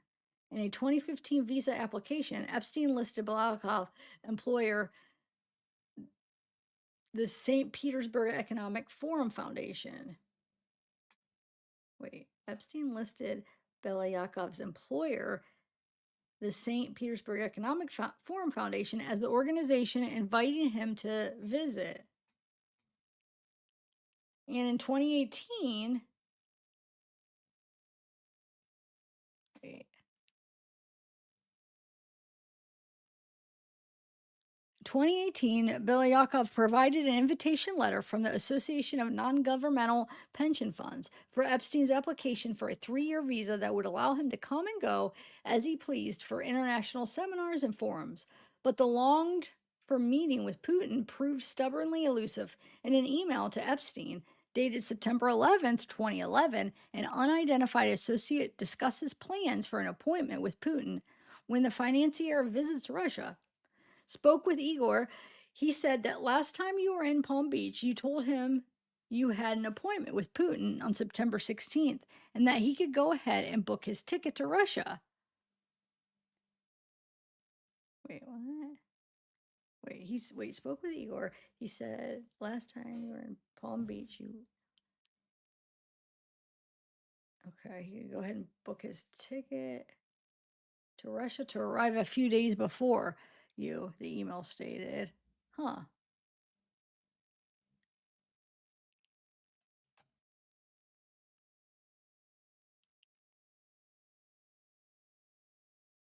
I'm confused what they're okay, so they're saying that he said that or who said that?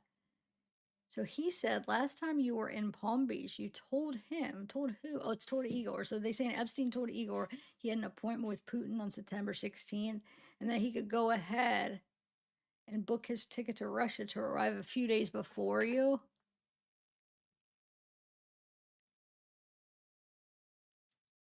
Huh.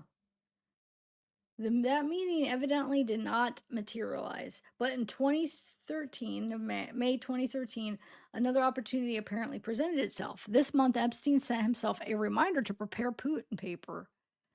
At around the same time, he wrote to Ehud Barak, claiming that the Norwegian politician Thorbjorn Jagland is going to see Putin in Sochi and or Sochi, I don't know how to say it, and asked that I make myself available.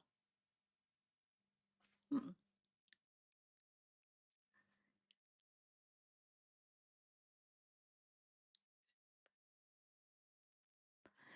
So I make myself available to meet with him sometime in June to explain how Russia can structure deals in order to encourage Western investment. I never met with him. Wanted you to know.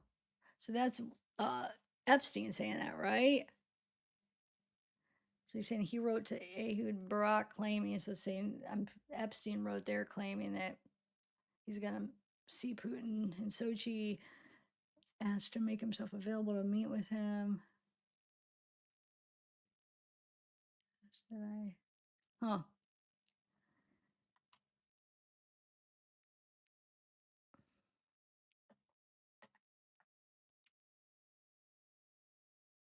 Jacqueline had written to Epstein on May 14th saying that he planned to pass a message to Putin on the financier's behalf. I have a friend that can help you to take the necessary measures and then present you and ask whether it is interesting for him to meet with you, he says.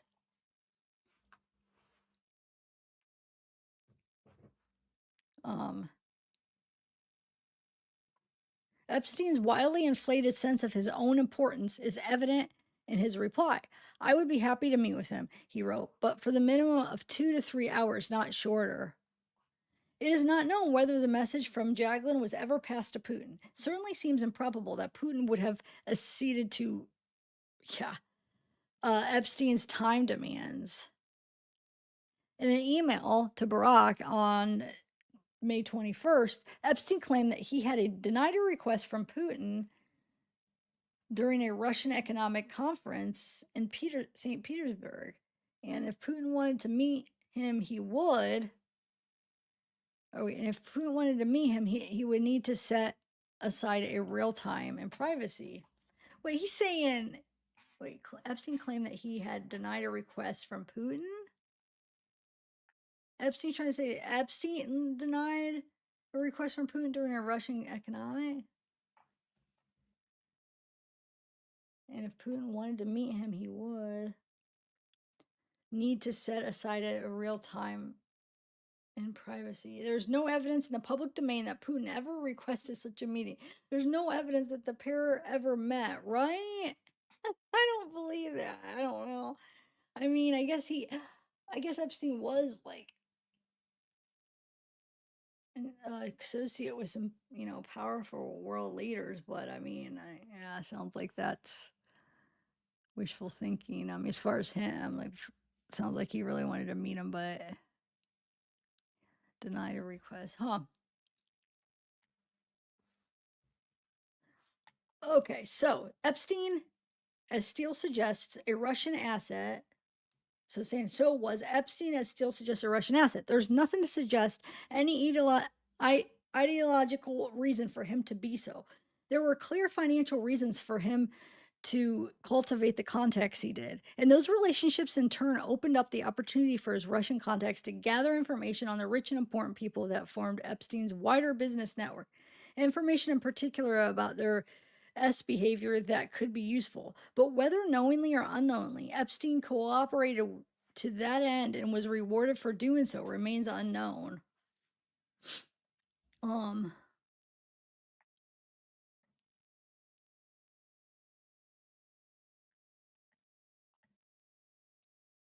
His pursuit of Putin remained an obsession until at least June 2018, 14 months before his death in a New York cell, when he wrote to Jaglin once again to say would love to meet with Putin.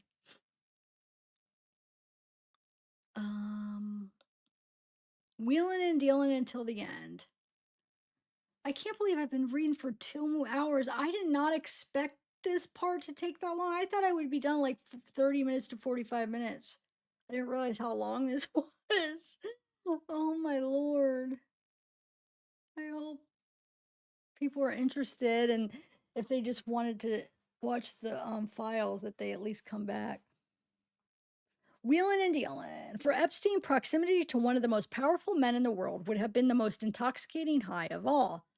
The proof that a non-entity from Coney Island had become a wheeler dealer on a global scale who could lie, scheme, and manipulate all the way to the inner sanctum of the Kremlin. Just how much of a wheeler dealer he had become is evidence in one of the last emails he sent to himself on June 30th, 2019. The subject thread is List for Bannon Steve. It includes a roll call of the rich and high powered he had at his fingers, or at least in his address book, a trophy cabinet of the affluent and influential people he collected over the years. Peter Mandelson, Prince Andrew, Jacques Lang, Woody, Churkin, Sergey, Chomsky, Jaglin, Clinton, Rothschild, Ovitz, Barack, Mabuto, Khashoggi, Rockefeller. His last recorded emails were sent on July 6, 2019 at 8:28 a.m. On that day, he emailed his friend Reed Weigarten to say that he was meeting Steve Bannon, the one-time advisor of Donald Trump, for breakfast the following day. Possibly to share or discuss the list he had written for himself a week earlier. Everyone confused. Market strong, he added. There's no indication that he suspected the net of law enforcement was closing in on him. He was arrested later that day and incarcerated in the Metropolitan Correctional Center in New York. Epstein lived by telephone and laptop. Epstein lived by telephone and laptop. The emails he sent numbered in their hundreds of thousands, possibly millions, confined in maximum security and under self-delete watch, S-watch. He was denied the use of a computer or personal phone and was forbidden from using the internet.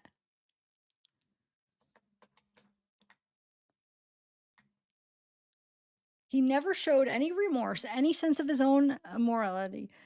On the day that he was released from the Florida jail in 2009, following his conviction for soliciting, I'm not going to say that word because I think that could be one of the ones, but I'm trying to think of a code one.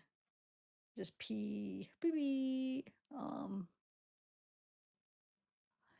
and procuring minors for the P word. He fired off a spree of jubilant messages to close associates. It included an email sent to Lord Mandelson 2 hours after his release, joking about hiring strippers, and others to young women demanding that they send him nude photos to entertain him during his subsequent house arrest. Wow. In 2011, his lawyer, Epstein, complained that in its reporting, the Telegraph was referring to him as a PDF. While not condoning his actions, Jeffrey committed and served 13 months for what is a crime in the state of Florida. What he was convicted of in Florida would not have been a criminal offense in the UK. Moreover, neither his act nor his conviction was for PDF, and he should not have been referred to as a PDF. Throughout his life, Epstein had schemed and lied and had come to believe that he was omnipotent and untouchable, a belief that was reinforced by those who were manipulated by him, flattered him, begged from him, and sought his counsel, and the girls that he could provide to those who sold, and the girls that he could provide to those who sold their souls to be in his orbit and whose corruption matched his own. So, some the range of Epstein's connections was staggering, from philosopher Noam Chomsky to Andrew Mountbatten Windsor, Lord Mandelson, and former Israel Prime Minister Ehud Barak. In prison, he complained about being forced to wear a mandatory orange jumpsuit and being treated like a bad guy. He was Jeffrey Epstein. He'd done nothing wrong. Amid the dump of documents, one of the most revealing of Epstein's character is the strange interview he gave to Bannon in 2019. In the course of the conversation, Bannon asked, "Do you think you're the devil himself?" Epstein blinks, smiles, and replies, "No, but I do have a good mirror." Um, Bannon presses him. "It's a serious question." "Oh, sorry," Epstein says. "I don't know. Why would you say that? The devil scares me." Hmm.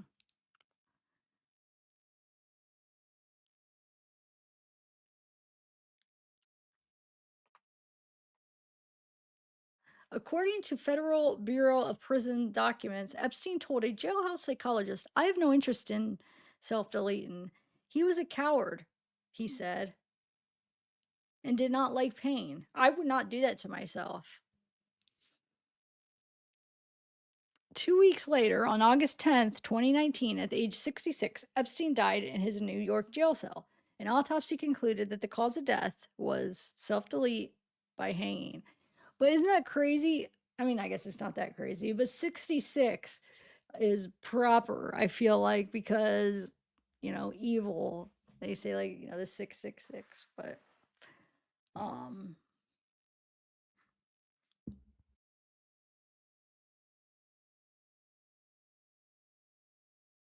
look at my Bobby. You see the Zeke? So cute. So cute. See, now the cutest little guy. I love him. Let me show you. Look at that.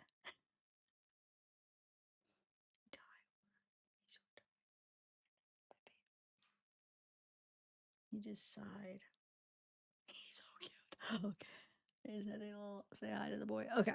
So we're almost done with this, guys. The way that I am, though, is like I couldn't quit halfway through. So even though, like, I thought it would be more. I mean, we did go over his upbringing, but the last half or more is like other stuff, his life, but more like not when, his upbringing. But I couldn't quit in the middle. Like, I started it, so I have to finish it. I can't just like not finish it. Unless if I kept asking and you guys all were like, "No, please just quit," then I would have been able to. But I think it's pretty interesting. I mean, I got now a better understanding of him. And so when I go through his emails and we go through the files, the more you know, it makes more sense on certain things.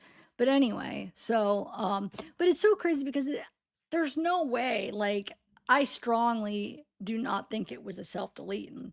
Like, I think he was murdered, and I think a lot of people agree.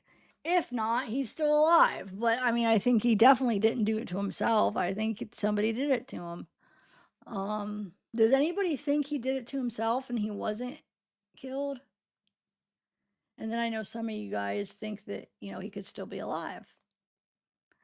I don't know enough yet on that. I mean, I've heard about some theories. It's always a possibility, but I don't think like if you have three options, he's still alive, he was murdered, or he did it to himself. I think that he did it to himself is you could throw that out, and that's what the official cause said. It's crazy. Anyway, where are we at? An autopsy concluded that the cause of death was self delete by hanging. What passed through Epstein's mind in those last days in his cell? Did he have a conscience? Did he feel guilty, regretful? Probably not. Of only one thing could he be certain: The game was over. I didn't even realize it was about to end when I started rambling. All right, so now we can get into the files. But what do you guys, let me see, let me chat with you guys for a minute and get your thoughts.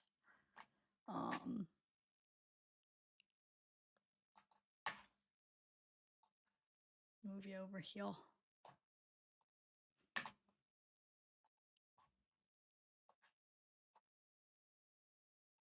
on one second.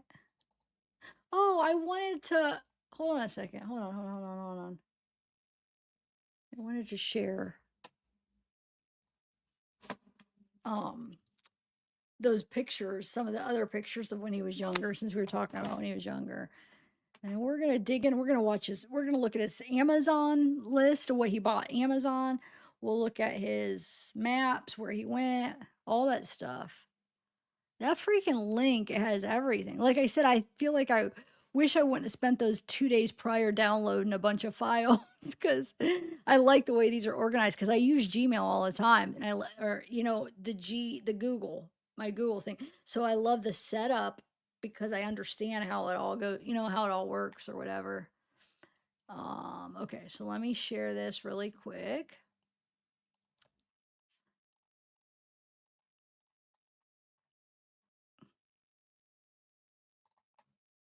Oh, hold on. Oh yeah, I got it. My nose itches. Okay. All right, let me do the pictures real quick first. Just like a few pictures of when he was younger. Most of them we already went through, but it'll just take 1 minute. Hold on. And then those, some of these were on the thumbnail, like this one here.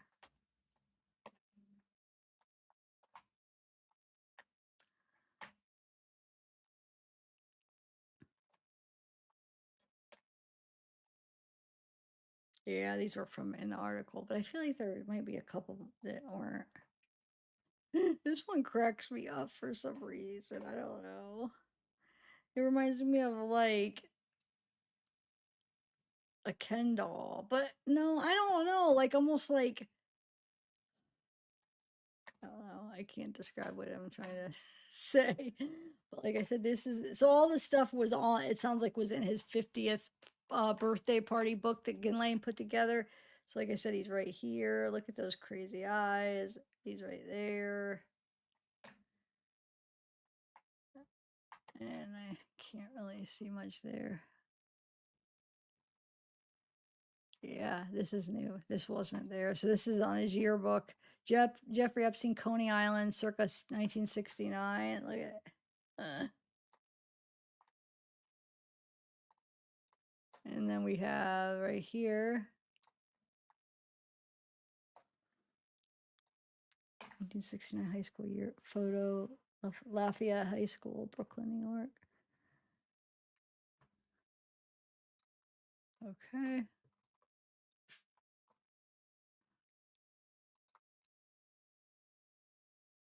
Here he's not too young, but look at those shoes with these pants. I don't know. Wait, what the heck? It's like, why does that look like it's two different pairs of pants? Like nowadays they make pants where they're like mismatched and jeans and stuff, but like back then they wouldn't have done that. So what is going on here? Like why is that halfway? Huh. All right. And then we got, this is when he was teaching, it looks like. Remember, he lied and he was teaching for a little while, saying he had a degree. There, this is probably his high school photo from a yearbook, I bet, right? This looks like this could have been in the yearbook from when he was teaching or some book magazine. I don't know. Yeah, this is another one. It looks like probably, yeah, math and science, Jeffrey Epstein. When he was fraudulently teaching. Crazy.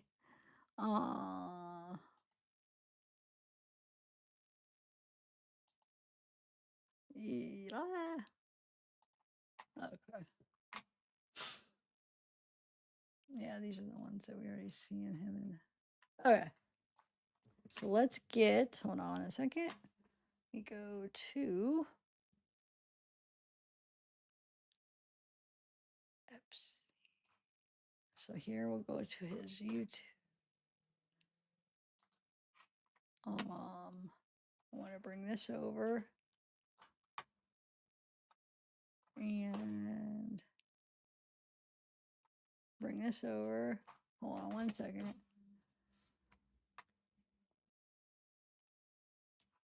I made a playlist. So here's this playlist that I made where I put in, I went through some of the files, the videos that were in the files, Epstein files, and I picked out some videos that could be like that I'll play that would be interesting to play because some of them aren't even like some of them are just like, you know, videos from other sites and stuff, which I don't know. I kind of find the more interesting ones where it's like videos that he took or like from around him. You know what I'm saying? Just to kind of learn like what was it like. Um all right. Hold on. Let me bring over okay, that should be good.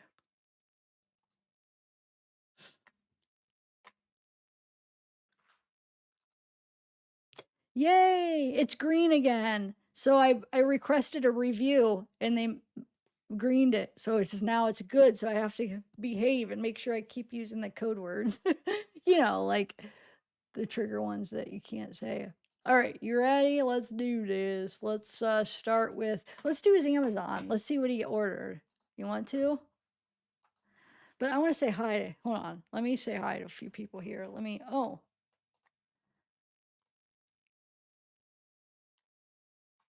okay. Hold on a second. Let's see here. Uh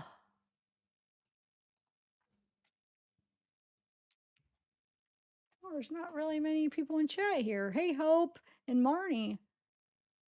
Becky. Hey, thanks. Are you guys still here, right? Yeah, that was 10:15. Okay. All right. Well, thanks for holding down the court, Hope. Uh, I doubt people. Oh no, Ashley right here. Okay. Hey, Ashley. Okay. Yes, you go do your thing, Steph. Hopefully you're here, Jocelyn. I hope you're still here. And a little mini UT plaque in the BG. Wait, what? Oh, he's so cute on his little pillow. He needs a tie-dye puff to lay on. Yes, Josh. Shoo, I should have looked. Dang it. I should have looked for tie-dye beds. You're right. Why didn't I think of that? Well, here's the thing. My mom had picked it out originally. So she's the one that's like, I found a cute bed. So she had like that. Remember I was saying it was like blue? So I didn't even think, you know, because my aunt bought one for her dog and it's kind of her dog's a little bit bigger than Zeke, but so her dog really liked it, Lucy. So I wasn't even thinking when she showed me and I looked at the colors they had and then I picked this color because she had another color picked out. I'm like, can we get a brighter color so the contrast is bigger?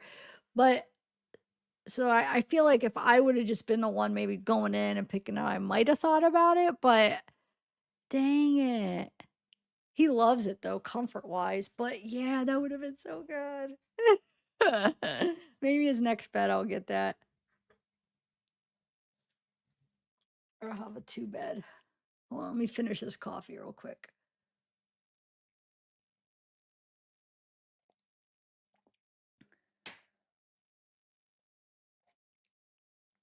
He absolutely loves it though. He looks, and when he's out, like he sleeps so hard and he looks so comfy and he's so relaxed and it looks like he's sleeping so good on it. Like, so it was, I mean, my mom picked out a good one. He does for comfort. You could tell it's very comfortable. So, okay. So let's look through this. So here's his Amazon. Okay. So delivery to Jeff. So he got, oxygen concentrator on July 9th, 2019. So when did he get arrested? August 10th. So this would have been a month before he got arrested. He got a flash furniture mid back.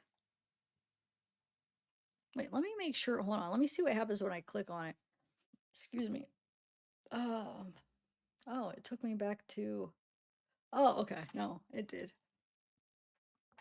So he got this mid back. Okay. And then let me see. What the heck is this? Hey Jeffrey, sorry we missed you. Tried to deliver your package today, but you didn't want to leave it unattended. What the heck?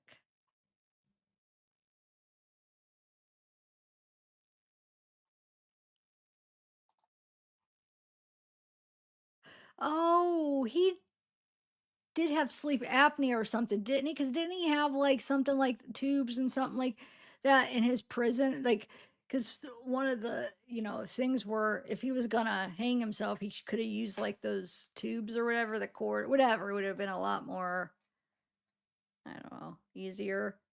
So he had sleep apnea or something, I think, right? Is that what this would be for? Oxygen concentrator. Okay, so let's go back, see what else we got. Um, Manhattan toy. Uh, okay. Okay, now this is getting creepy. Because he's getting these because of the kids that he's having, like as far as victim wise. At first I thought, oh, maybe he's just getting this for himself, but no. Kid Kid Uzi musical stack learn rainbow stacking activity toys for infants and toddlers. Motion activated lights and sounds encourages early learning and fine motor skills. Dude, who is he ordering that for? That was delivered July 2nd, 2019. This is delivered May 30th, 2019. Pelvic clock exercise device for chronic hip lower back pain relief. Oh, I need one of those actually. When I sleep. I have like a pillow that for in between your legs. But I need something else. I need like options because sometimes then that starts to hurt, and I could have something else that does a different level or whatever. I Let me see. But why does he have that? I mean, well, pelvic clock. I don't understand what it does though. Oh, it's exercise. Huh. How does it work? Oh, okay. That's not what I thought. Yeah. Why am I like, what's the word? I am, God, I can't think of the word. I'm thinking like everything, all these orders, I'm thinking of it like, what is that word for that? Like wonder what he's going to do with this. The birth of tragedy out of the spirit of music, Penguin.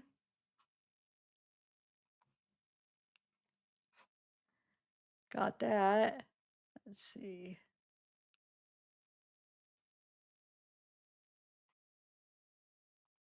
The birth of out of the spirit of music. The landmark work of criticism is fueled by Nietzsche's enthusiasms for Greek tragedy, philosophy of Schopenhauer, music of Wagner.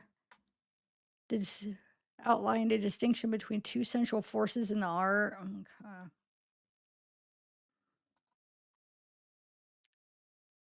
The annotated Lolita, of course, the Lolita, right? He was obsessed with that. Remember, they said that was like the only book or something. Green box jasmine night blooming plant. Okay. Luxurious hypoallergenic.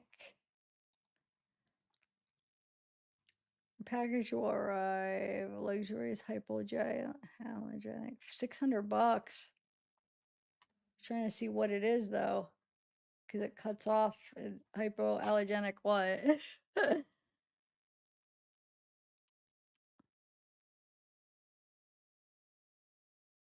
reading light. So he got a reading light. He got a Kyra Home Enzo light modern industrial outdoor porch light. Okay. The formula unlocking the secrets to raising highly successful children. Film strong women's. What? Is it a bike? Is that what it is? A bike? I mean, I know this is the bike, but Firm Strong Women's CA. That's what I mean. Is that what he ordered a bike? I guess, huh? I can't see him reading. Oh, yeah, it's a women's bike. Okay, huh? Suspicious. That's the word I was thinking of, or one of the words. I'm really suspicious of all of this stuff. So any of these orders, I'm going to be thinking of it with a suspicious eye when some of them might just be like for normal stuff. You know what I'm saying? But because of who it is, I'm thinking everything is as like this um like negative or nasty, like suspicious, like So then he got The Serious Guide to Joke Writing, how to say something funny about anything. Okay, he got that. This is April 2019. He got Kitchen Knife Set with Wooden Block. Okay. Another reading light. That's the second reading light within, hold on. So within a month. Another book, Devil's Bargain, Steve Bannon, Donald Trump, and the Nationalist Uprising. He talked about that in that email, or that, I think that article I just read, didn't they? Medium-sized pinnacle giant. So it's like a plant. Then we got American Art Classics of 10,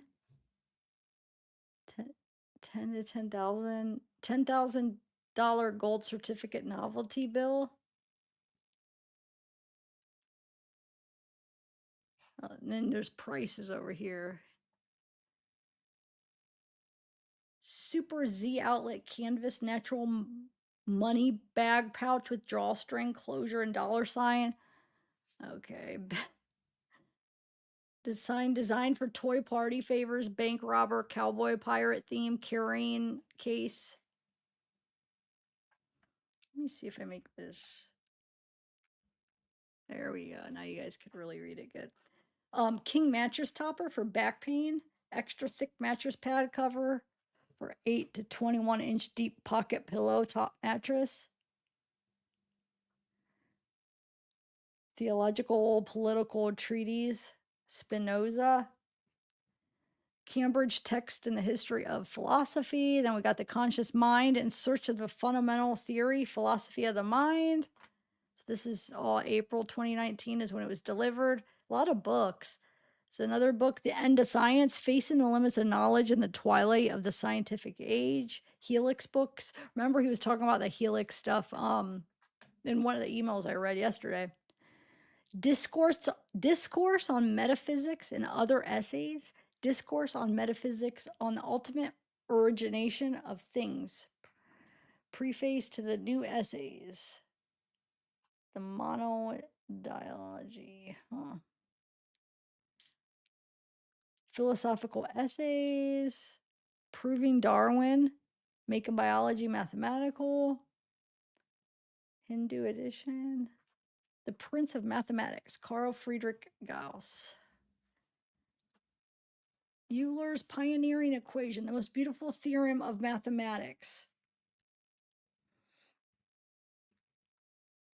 John von Neumann, the scientific genius who pioneered the modern computer, game theory and nuclear deterrence, and much more. Watch Gregory Chaitin, Against Method.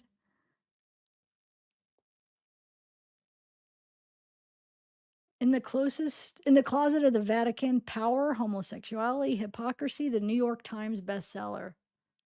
Huh. Fruit of the Loom, Men's Fashion Brief. Okay, so now we know what kind of underwear he wears, probably. Let's see if hold on. Wait, why is it? Oh, I made it bigger, that's why.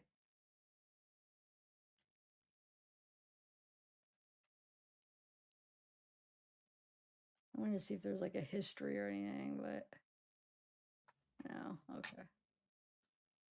Wait, how do I go back?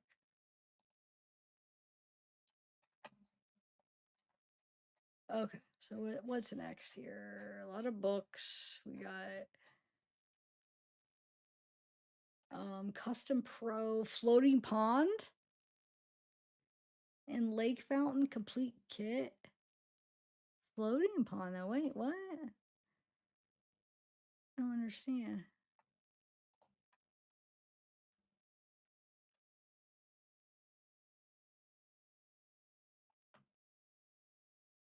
Huh. Mm.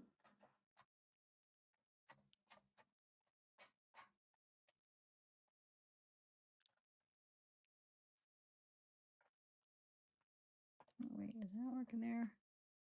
Yeah, there we go. The science of facing limits of knowledge in the twilight scientific age. Oh, hold on. All right. Cool. I'm using my keyboard. It's a lot better. Sunset prune juice. Okay. More prune juice with pulp. More fruit of the loom. More. Oh, so here we go. So this 2 months in a row, we ordered a bunch of fruit of the loom underwear. Must love those fruit of the loom. More. Wait. 1, 2, 3 packs, and then 4. So the 4 packs in a month, basically. Gotta have clean underwear, lots of underwear. I don't know, I'm being silly. Kushner Inc. Greed, Ambition, Corruption, the Extraordinary Story of Jared Kushner and Ivanka Trump. Risp Labs CPAP hose. Yep, CPAP. So he had one of those machines. That's why the oxygen thing that was the first thing we looked at. It was for him. Tubing for all the CPAP machines. Because remember, there was one in his cell after they showed his cell after he died. Some of the videos, we're gonna see the cell and the tour of that. Some tour of his cell and stuff. More Fruit of the Loom. Full face mask. More Fruit of the Loom. Men's fashion brief. Central Men's straight fit 5-pocket comfort stretch chino pants. Hanes Men's waffle knit jogger pants. Songbirdie, what up? Yeah, right. That's a good point to make. I didn't even think about that. A bunch of underwear and a bunch of prune juice. He had a couple different orders of prune juice. That's hilarious if you think about it, you guys. Oh my god.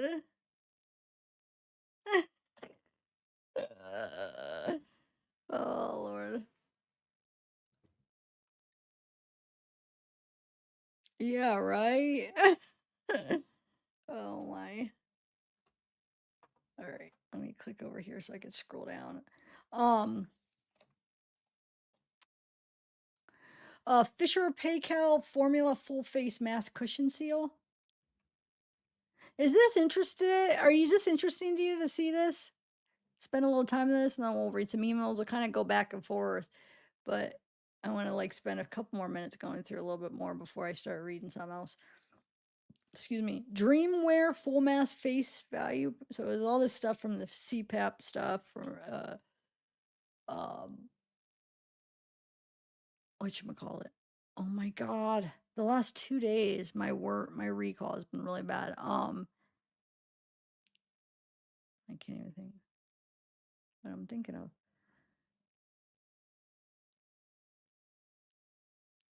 Oral-B all-in-one cross-action toothbrush. 35? Wait. 35 soft colors. Very pack of 2.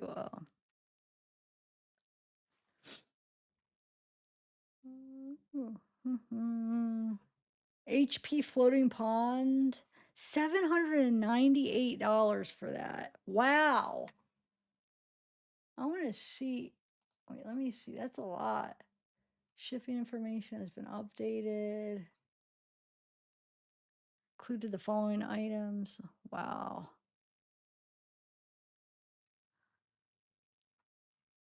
All right, let me see. Oh, shoot.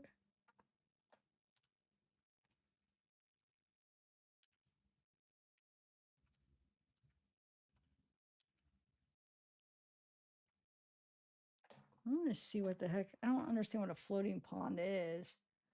What do you get with it?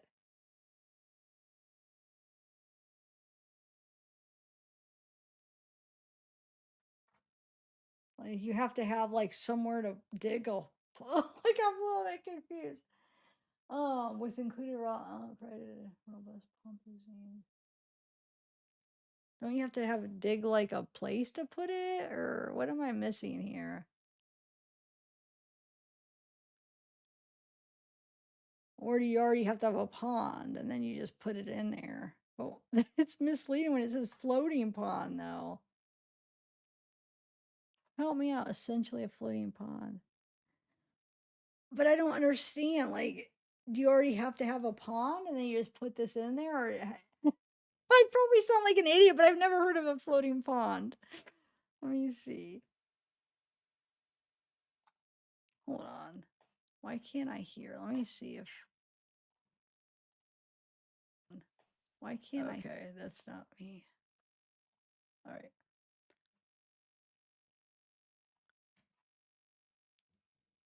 Okay, it doesn't show you anything. What the heck? I want to understand how that. What do you do? Oh, wait, here.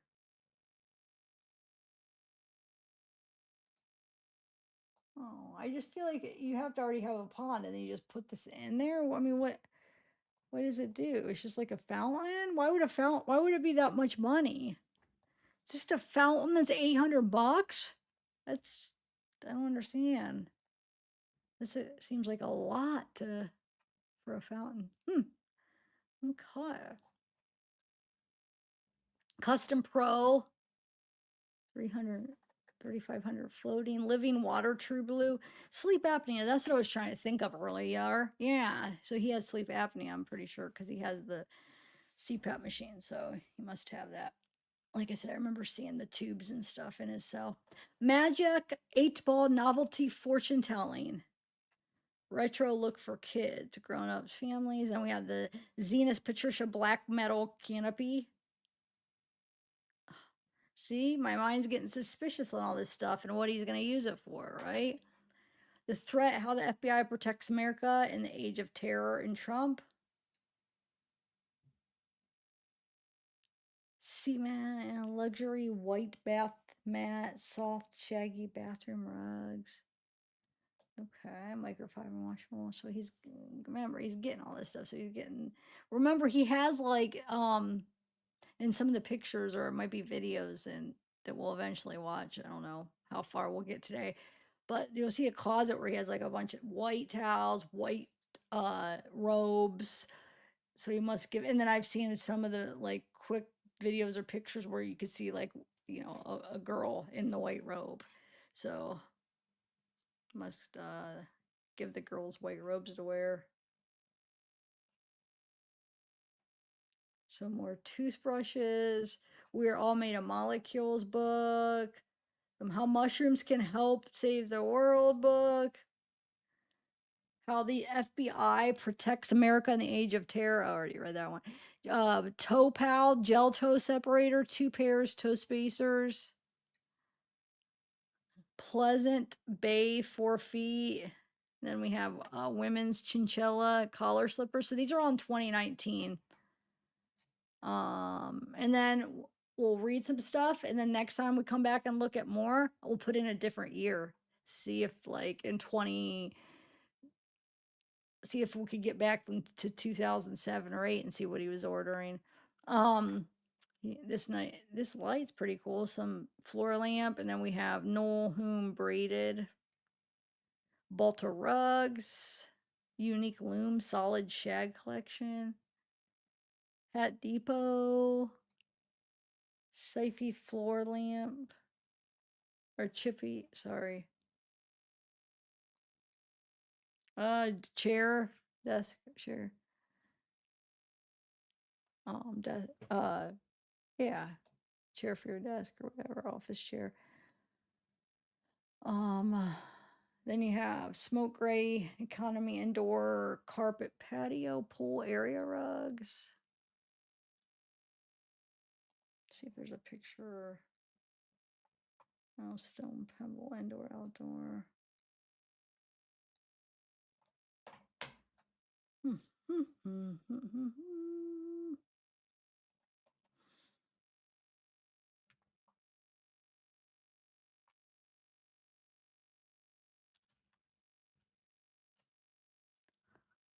Oh, there it is. That's nice. Superior hand tufted thick accent rug. One of those mirrors. I love those mirrors. I have one where the one side is um magnifying and mine has like a little light on it. Book bundle fooled by randomness, the black swan, and the bed of the procrustes. I don't know. Anti-fragile readers, reading glasses, the dash blue light, never split the difference, negotiating as if your life depended on it. Did he get two of them or? Oh, he got, so that one was 30, but what is this? For $3.99. Hold on. I don't know. You got it right here for 31, and then this says $3.99. Huh. Unless he was getting two but why would one be $3.91 and one be 30? That's a big difference. You think he would, if he sees ones that cheap, he would get two of the ones for $3.99.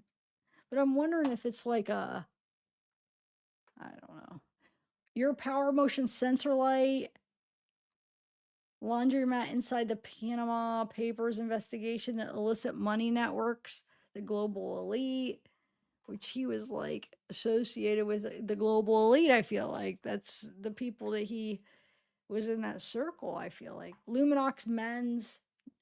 It's a watch for, well, kind of, I mean, for me, that's expensive for a watch for my taste, but I know there's like people that like Rolexes and spend like thousands of dollars on watches. But pilot sauna hat for women and men, aviator. Okay. Wool sauna hat. Another sauna hat. Urtanix slim fit shell. Rise and kill first. The secret of Israel. Wow. Israel's targeted assassinations. Huh. I wonder if he read all these. He was a reader though, right?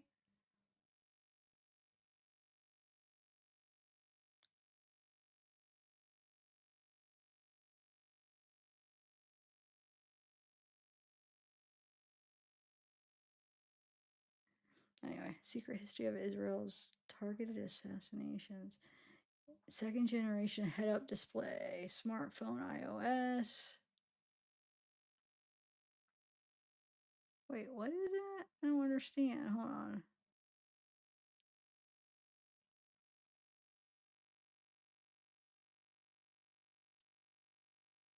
Huh.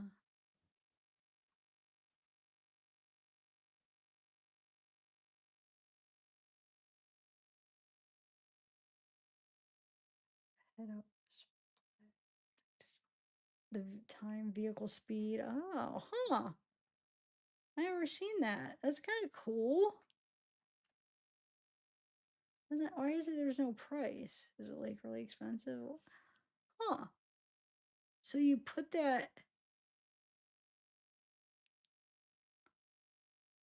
this reflects it basically.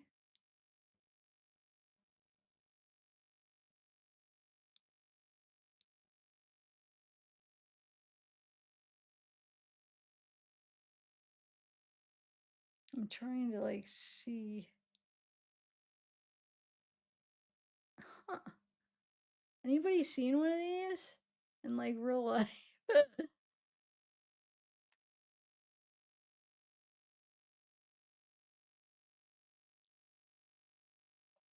Oh, it puts it on the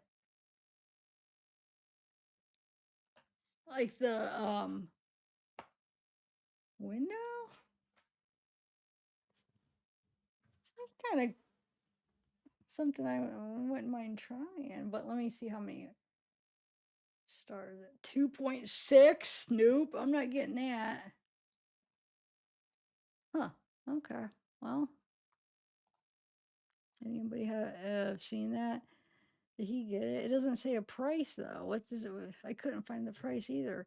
Car digital speedometer, car head up display. Okay. Oh, $585 was that thing I was looking at. Wow. Look at Zeke. Look at Zeke's head. See his little ear. He is so comfortable. I love that. I love seeing him all cozy. How cute is my baby? Look at his little ear. He's so cozy. I love him. Okay, what else? We got Hudway Glass, a Hitler definitive biography of Hitler, Universal Head. More. Oh, now we're on 2018. Oh, but it's still because it's December, so we went from 2019 to December 2018. More Fruit of the Loom. He loves his Fruit of the Loom. He just buys. So all of his underwear, it looks like, are either gray, black, or light blue Fruit of the Loom. Because all the packs were. There might have been one pack that had red, different colors, but most of them are all these three colors Fruit of the Loom. Sonic prostate massager. Is that a normal thing? Like, are men supposed to have that, or is that like he's using that for like a, like what's the word? I don't want to say the other p word because that probably would trigger, but like a way that's just not good. Like kind of like making the girls using on them or. But I don't know. I never heard of that. Sonic prostate massager by Prostate Health Center. Prostate wellness massager. Does anybody know? Let me look it up. I have never heard of this. Like, is it thing like health wise you're supposed to do it? What? Natural and holistic way of improving prostate health.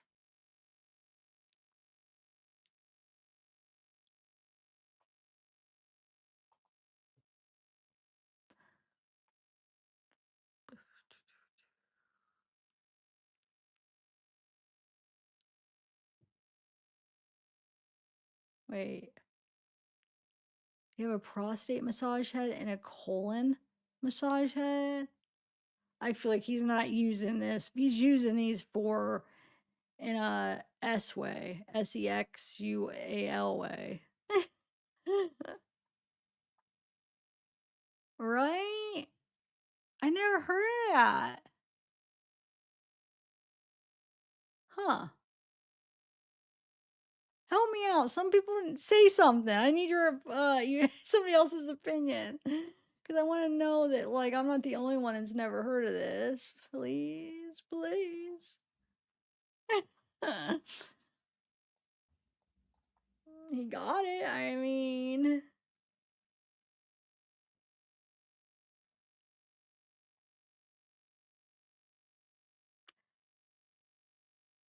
oof, $61.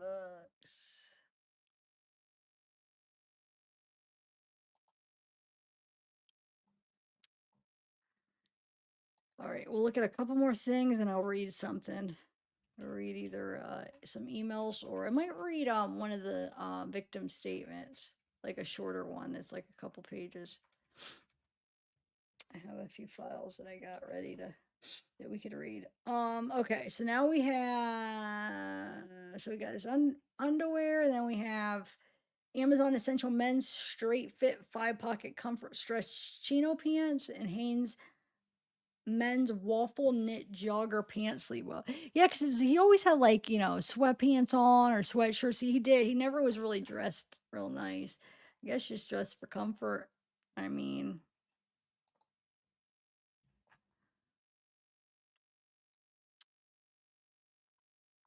men's skinny fits. Huh, those look different. Wait a minute.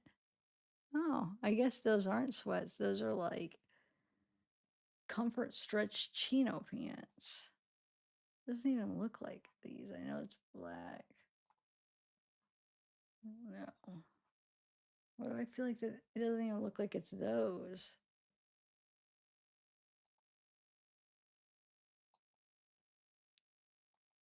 Yeah, maybe. These ones look like a little bit tighter, I feel like then.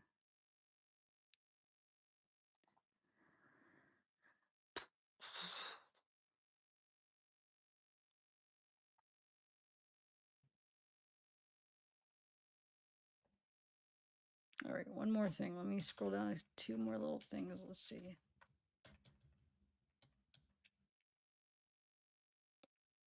So these Hanes jogger pants.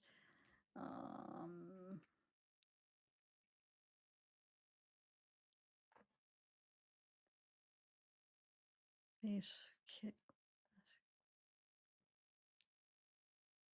Headgear frame. Full face value. Toothbrush. That pound. But wait, he's ordering multiple things. So I'm like thinking like, okay, maybe it's just like one is the order, one was the in whatever. But no, these are the same thing, and they're delivered like right? Oh wait, I didn't scroll down far enough. Never mind. Hold on. Sorry, that's why. Just ignore me. The Hat Depot, pink, unique loom solid shag collection. Okay, I just ended up skipping some of these. All right, let's get back to where I was. Sorry, guys. Piggy. The Panama Papers investigation of illicit networks. That's one of the books. Luminox Men's, some lunch. Yeah, we already looked at that. Sorry. Let me get back to where I was. The direct truth, uncompromising, non-prescriptive truth to enduring questions of life. Kivik, second generation, whatever this is. I'm sure it's just a book, right?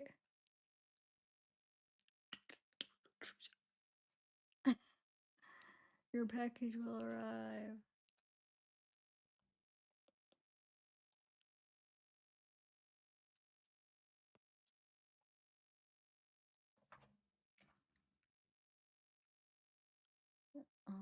Okay, let's get a few more things here. Come on.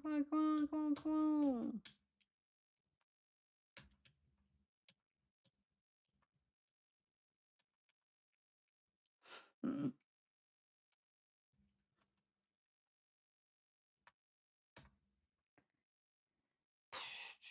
Oh,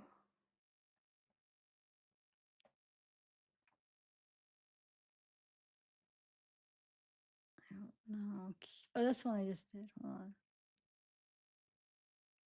Bluetooth transmitter, receiver, adapter for the gym, airplane.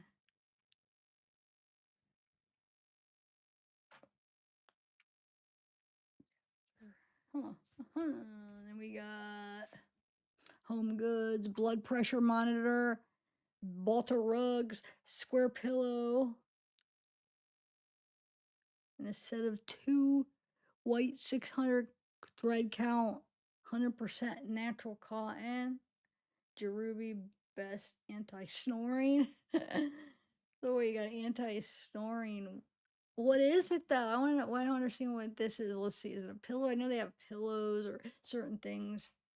They could maybe help you breathe better or something like that. I remember seeing it like in ads that pop up before. Man, I'm getting tired, but I want to go through some files. I'm not gonna end it. What were we doing before this? It took so long. That article did you guys find that interesting though? Put a one if you thought if it kept your interest, that article I read. And put a two if it was kind of boring. Wait. So there's some of these other colors. Hold on. No, but they're basically the other one. This one is a little bit more bright blue. The other sets were still gray, black, and like the blue is a little different. It was like kind of like more of a powder. I don't know how to describe it. Not totally powder, but why am I analyzing the underwear? I'm just making this. See how it's a little bit off the blue, but I'm kind of just making fun of him because it's like, well, you know he's gonna have which underwear, either gray, black, or like a god, some kind of blue. They could make bets. Oh, good ones. Good. I'm glad to see you guys liked it. I'm glad you liked it. Well, I guess only two of you voted, but I'm glad you two did.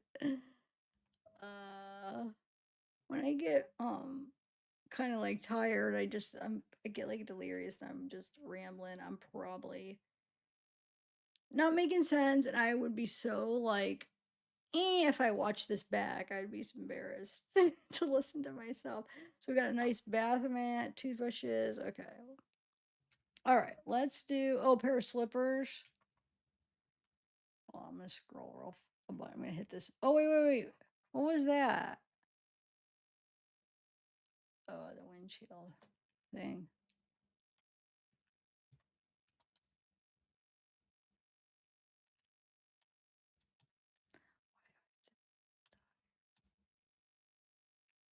What, I gotta be so tired, guys.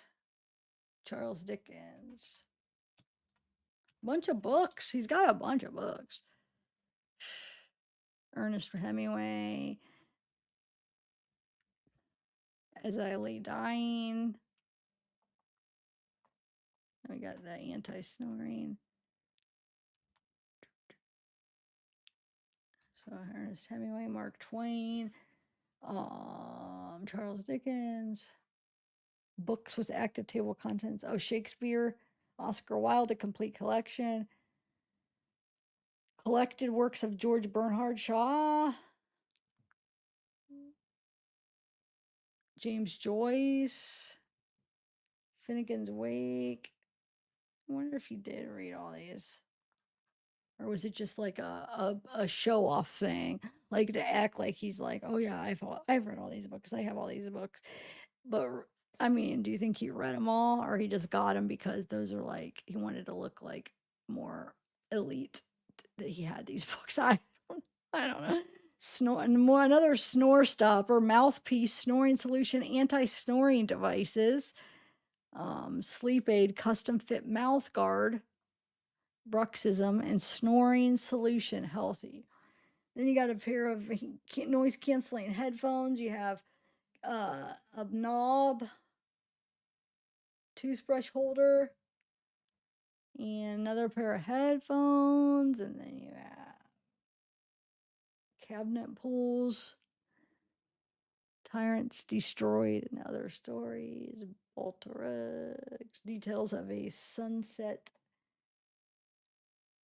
and the others, tyrants destroyed, and other stories, a Russian beauty, and other stories, Crocs, unisex adult.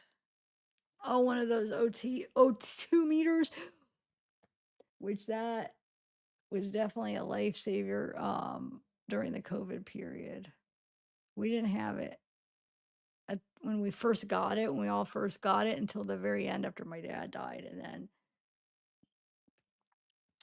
that's when we ordered one. And then my mom got COVID. So we were able to use it towards the end of our first time. But even when I had, he got sick again and we had it. And I don't know, it just helps. It would help like ease my mind if the oxygen's good, because they say like when your oxygen low, it doesn't necessarily mean like you're gonna have trouble breathing. It doesn't feel like that.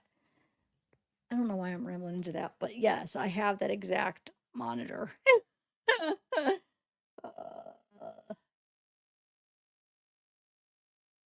Sunglasses,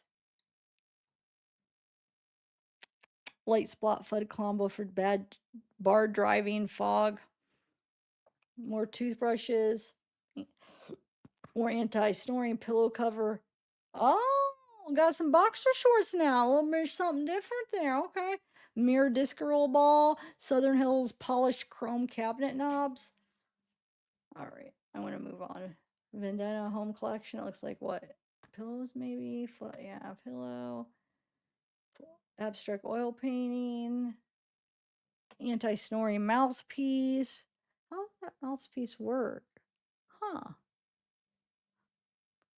Wait a minute. So do you bite it? Oh, I think I understand. Not really though. Hold on. Let me see. Have you guys ever seen that? Oh, I see. I was looking at it weird. It just fits like, sorry, you guys. I was looking at it like where it wasn't exactly how what I was looking at. Like this. I don't know how to explain it, but I was just looking at it wrong. Okay, I see. Have you guys seen, and I just learned about this like a couple months ago because my brother was showing me a video, and um his wife's son, so his stepson, um I don't know if he snores or he just wants to quit breathing out of his mouth. So they have this thing where it tapes your mouth shut.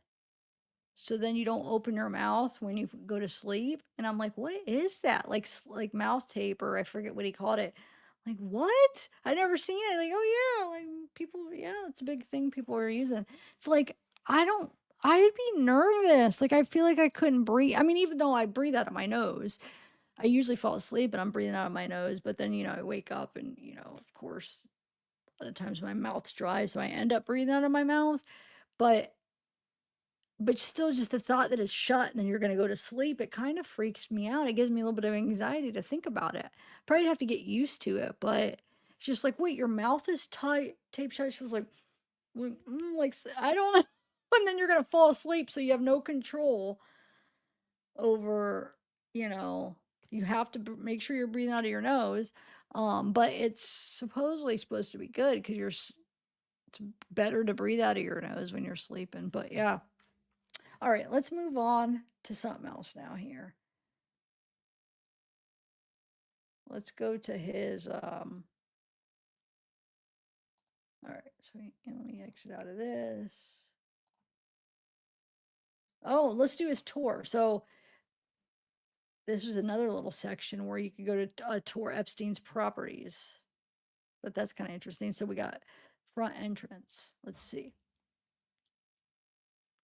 Let me take a sip of this real quick.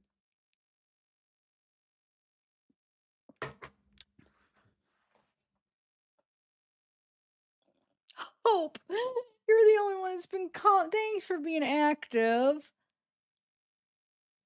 Oh, Ronnie commented too. I can't believe I had 37 people and I have like 4 live streams going. Come on, guys. Help me share and comment. Will you guys please comment under them? Because that'll help too. I really need help getting this algorithm and stuff. I don't know what's going on. Okay, so here we go. Drag to look around. Oh, it's like a 3D. Oh, okay. I thought there were videos. There are some videos in the playlist where it goes through. Well, I don't know. Some of the houses I don't know who it is, but his cell. But let's see if they might. Or I guess they're all like that. Well, that's. Can you go in?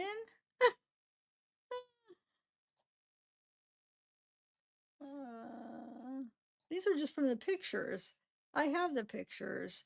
I don't feel like this is something that needs to be like this though. These kind of pictures.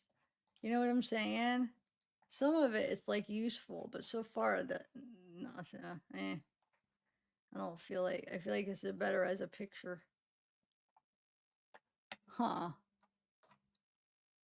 That's so. It's the only thing I don't really agree with on this. The rest of the site is like awesome, amazing. But with this, I feel like it's better as a picture because doing it this way, it takes away some of the clarity of the picture and stuff and makes it look all blurry and it's not needed. I feel like this only works if there's different angles. You could go in and see different, like, what is it called? Depths and stuff. But yeah, this isn't. All right, we can just look through the pictures. I have these all in pictures, guys. I just keep hoping there's gonna be a video somewhere in here. Cause look how it makes it so it's all, yeah, I don't want to waste my time on that. But let me see if there's anything that looks like a video. Let's see. Massage room, that'll be interesting. Let's see. There's the massage room. Let's go through this to see the pictures. Got a speaker. You got, oh, these are blue. These are blue. So I lied. I know in the one bedroom everything's all white, but yeah, these are blue. It looks like these are the towels, maybe, or maybe the robes. Then you got the white blanket, speakers for probably the music, right?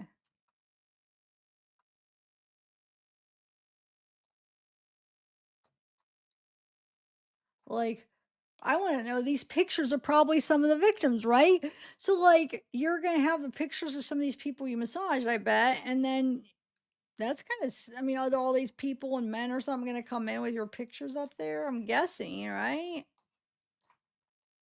That's not right. Yeah, because I mean, I remember hearing some of the, it was somebody's depositions or testimonies of something where they're talking about like the pictures on his walls and stuff, or some of the victims and like nude and on walls, like big pictures hanging on the walls. Yeah. Okay. Is that all that there is for the massage room? Wait, where did that go?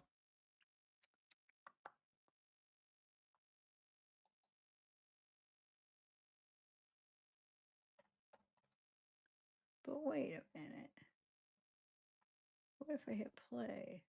No, it's the same thing. All right, let's go somewhere else here. Oh my God, though, look how many though. So they put all the pictures. I mean, but I just would rather just see the pictures. Oh wait, so these wouldn't be. Oh, these are 3D too. But it distorts them though. I'd rather just have the picture and you could zoom into the picture. All right, what do we else we got? Now let's do, hold on, let me go over here. No, I know what I wanted to do. Hold on. I want to read a couple of the documents. Um, Let me take a sip of water.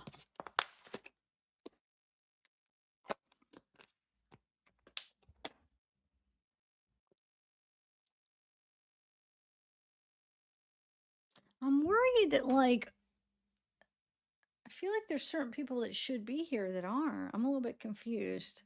Hey, Cat Fab, what's up? Trying to think where else I could share this to help bring some people in. Huh? Oh well.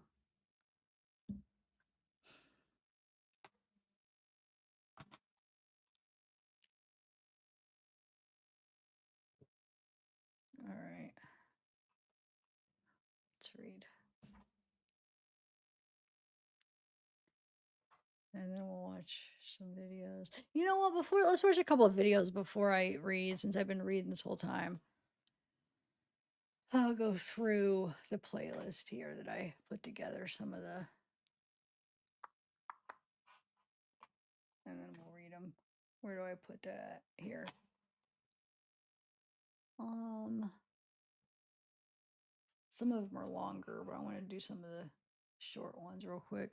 Jeffrey Epstein's stranded boat. Whoa. It's loud.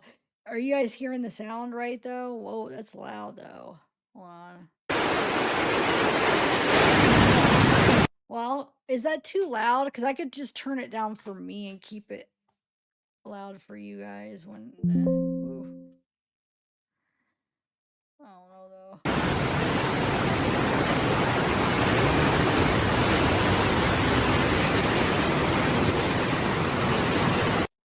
In all 50 states, it serves more than 60% of the population. Founder and CEO Cyrus Masumi is with me now. So Cyrus, I have heard this described as an open table for doctor appointments. That's pretty much what it is, right? Well, yes, exactly. We're at the beginning of a better healthcare experience, so people can do everything on ZocDoc, from finding. So the way I'm taking this is in his files. So I think it's him taping. Or somebody, you know, in his house or somebody close to him. I'm guessing. I feel like let's see if anybody talks. Because sometimes you'll hear like a girl talking, like when they're going through the house that I'm not sure who it is. But I think this might be him just taping it. Epstein. Doctors who accept their insurance, to reading reviews, to booking appointments, to even filling out the medical history forms and being reminded about doing all the wellness. But it saves all this time. I mean, you can fill out, you just talked about the paperwork, you can fill that out before you even show up at the doctor's office, so you just go. And you can do it once and never do it again. We pre-fill it out for all the future doctors that you go to. How many people are freaked out about you having all of this information? How many questions do you field about hacking? Well, patient trust is very important to us at ZocDoc. One of my co-founders and our founding CTO actually came from the financial services industry. So we hold it, it's very, very important to us across Like, why the do board as a company. choose of course, we to have tape patients this? first as a value. So this is something where... I don't know. Let me skip to another. Sorry. Oh, this is interesting. So they have, and I don't understand why they did this, but they have this in fast motion. They put all these like in like super fast speed. So I was thinking, man, I should put these in my editor and slow them down and see what's going on. But since I haven't put it in my editor yet, what I could do is slow it down on the YouTube settings. It only goes to so slow, but it's better than nothing. So let's slow it down and see.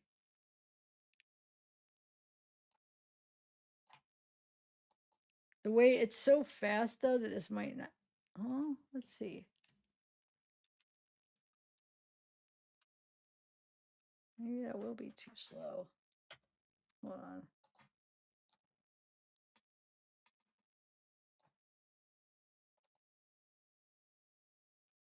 I just want to see what's in these.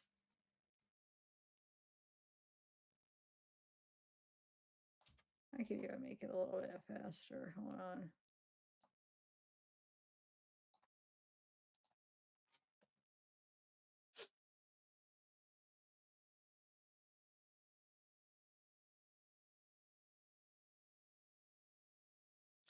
Watch, nothing to be in this one.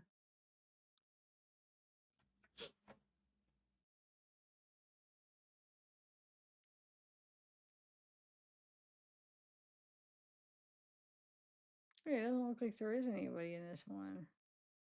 I swear they all had at least some. Let me put on another one.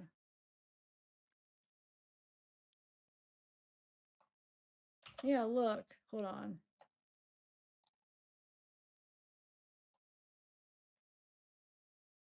Let me see.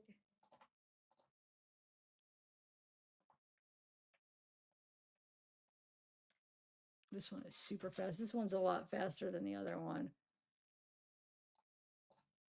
Yeah, look how fast it still is.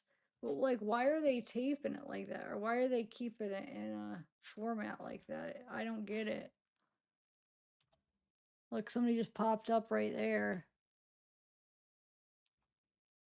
Somebody's sitting right there. That's kind of creepy. I mean, it's got to be Jeffrey, I bet. It's in his office or his desk. I guess it could be somebody else. Look, the chair just moved. That's creepy. Wait, hold on. Like a ghost. But I don't understand how they have this because it's not even if I did put this in my editor and even slowed it down more. Oh, look. It's not. It's like, it's almost like it's still not like a smooth playback. They're still like chopped up, I feel like. But that's got to be him sitting down.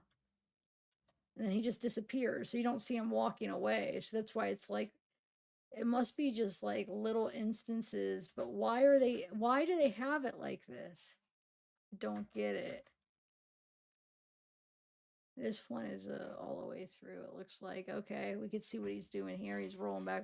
Okay, we seen him walk away on that one. Okay. And this is as slow as it goes, at least on the YouTube, to slow it down.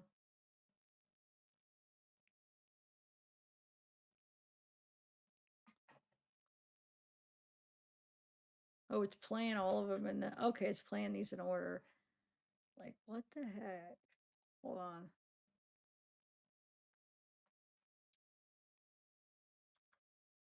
Wait, which one is it on? 56. Okay.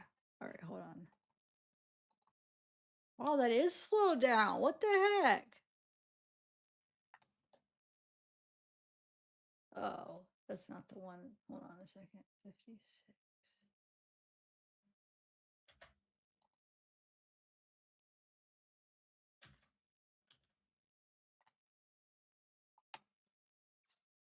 Yeah, that's the one we just watched. Okay, so now we do 53. There's two people. Wonder if that's Ghislaine and him. Huh. Is it? I feel like, does that look like a girl?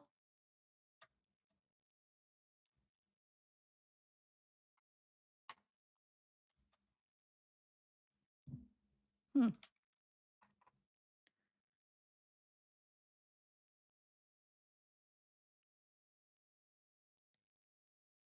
Is Mama Mia been in here at all? Or Soul? Or wait, was he just kicking the air? Or was I just was I imagining it? Hold on.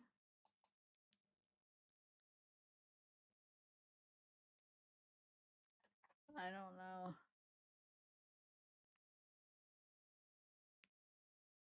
I don't understand what the purpose of these are though. Like,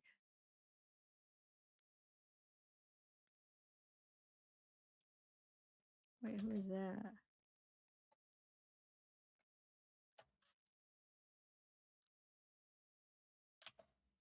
Yeah, that's definitely a girl right there.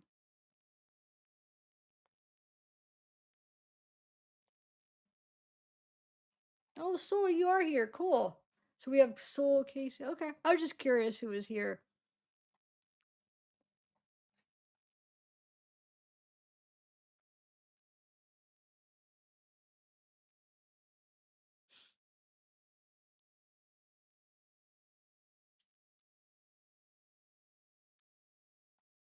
Wait, what's wrong with you, Casey? I have to go see what I missed. Are you sick?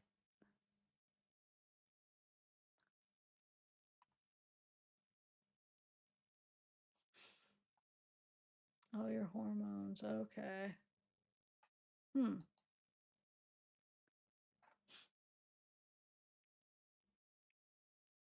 And Soul, do you know what this is all about? Like, wonder what are they trying to get out? I mean, that's Jeffrey probably in his chair, right? All right, let me skip some of these because I'll have to see. Look how many I was. I'll have to slow them down and see if there's anything interested in them sometime. But I feel like for right now, it's probably not keeping people's attention. Oh, what's that? What the heck? Yeah. I mean, I do think it could be her and Ghislaine. I don't know. Look how many. Okay, so here's that one I played yesterday. Oh, hold on. I have it on slow. Hold on. Okay. Okay, so Darren and I are sitting here. You can hear the echo. I'm pretending I'm talking to Darren. So, hi Darren. So Sarah and Nadia, are you guys having a good time? You can see I have a little sore on my face that I got from some black guy trying to kiss me. It's really disgusting. Look at his tongue. Oh, it's really, oh. Anyway, I have pictures up on the wall. I had to borrow the Scotch tape to get the pictures on the wall. I'll talk to you guys later. Bye. Can you list for me all the Wait, girls? real quick though. He said he has a sore on his mouth from a black guy trying to kiss him. That's what he said. I mean, I'm pretty sure he's probably just making a joke. Maybe. I don't know. But remember, I think he's talking about when he got that big, huge sore in his mouth. Remember? He was looking and holding the phone up, taping himself. That you have met and brought to Jeffrey Epstein's house that were under the age of 18? Check the Foreman Foundation. I could only recall my family members that were there, and I could not make a list of anyone else because that never happened. But I can take off. I'm talking about during the time that you were working for Jeffrey Epstein. Right. Can you list all the girls that you found for Jeffrey Epstein that were under the age of 18 to come work for him in any capacity? Check the Foreman Foundation. So I didn't find the girls. I didn't Well, look for that's them. you choose the word. Well, no, you don't choose the word. If you have a question, ask it. List all of the girls that you met and brought to Jeffrey Epstein's home for the purposes of employment that were under the age of 18. Check the Foreman Foundation. I've already characterized what my job was, which was to find people, adults, professional people, to do the types of jobs that I listed before. Pool person, secretary, house person, chef, pilot, But I was asking architect. about individuals under the age of 18, not adult persons, individuals under the age of 18. I only looked for people or tried to find people to fill professional jobs in professional situations. Under the age of 18, correct? I think we've established was 17 and Is she a the masseuse. only, I'm sorry, go ahead. Gina, Is she the only hey! individual that you met for purposes of hiring someone for Jeffrey that was under the age of 18? Check the Foreman Foundation. Oh, that's an old Mischaracterized your message. I testimony. just So I didn't hire people. I I met didn't use the people. word hire. I said Yes, you met. did. I said met. Yes.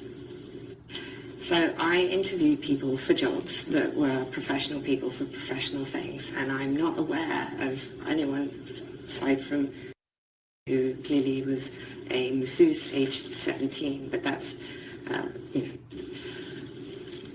at least that's how far we know that I can think of that fulfilled any professional capacity for Jeffrey. List all the people under the age of 18 that you interacted with at any of Jeffrey's properties. I'm not aware of anybody that I interacted with, other than I was 17 at this point.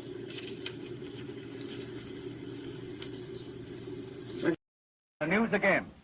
Made famous by an Oscar-winning film, Boys Town, Nebraska is America's favorite children's charity. It was founded in 1917 by Father Edward Flanagan. The spectacle in our social life is the neglected, unwanted, and unloved boy who has become a serious problem in our society. this was a part of the file. Boys Town was started to Shoot, be I just did home something. for orphans. That was after World Dude, War One. I accidentally. And since Dude, I accidentally did something. I accidentally either put somebody in timeout or banned a user. I did not mean to. I don't know who I did that to. So it was you. Wait, accident. How do I get that back? Hold on. I did not mean to do that. Oh my lord. Hold on a second. I gotta find where I did that. Hold on. I did not. Holy, hold on. Dude. I can't. I don't know how to undo it. Hold on. How do I undo it, soul? Hold on.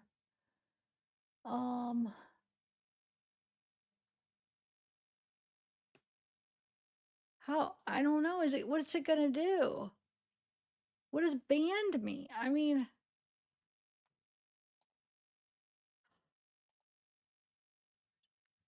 it's ban user. How do I?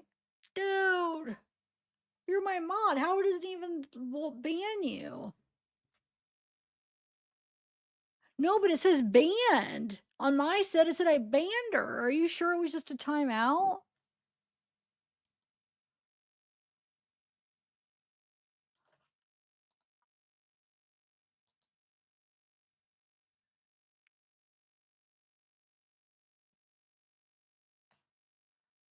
Well, okay. So I didn't mean to, Soul. Message when you're good. I'm over here biting my gosh darn nails, and then I grabbed my mouse and clicked on something, and I caught it at the end that it looked like I did something. Like it looked like it was that screen came up, and then see on StreamYard it shows it's banned, and that's freaking me out, and it won't let me undo it.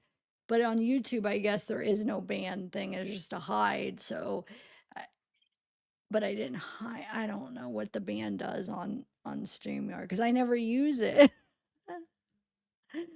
I don't know. See, it was on the YouTube side, so it might actually just convert into something else on the YouTube side. So I'm gonna wait 30 seconds. No, it wouldn't let me click or undo anything. So on both sides, though, I even got on YouTube and it wouldn't let me do it.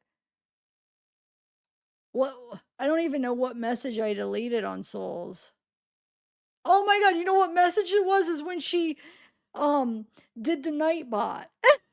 Oh my god! When she did explanation member for my Nightbot command. Oh lord. Well, at least I caught that and I'm able to. Well, I guess it doesn't do anything. I caught it, but at least I could explain it to Soul so she knows I did. Soul, say something. Text me. Oh, okay, she texted me. Okay.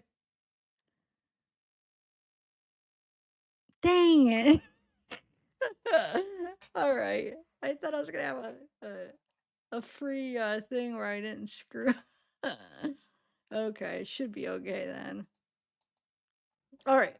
What is this here? Since then, society has changed. Oh, so it's interesting because remember all these things were on a part of his file. So is it because he had this in his phone or on his downloaded or something, I'm guessing, or something, these videos, And the right? problems of boys have changed.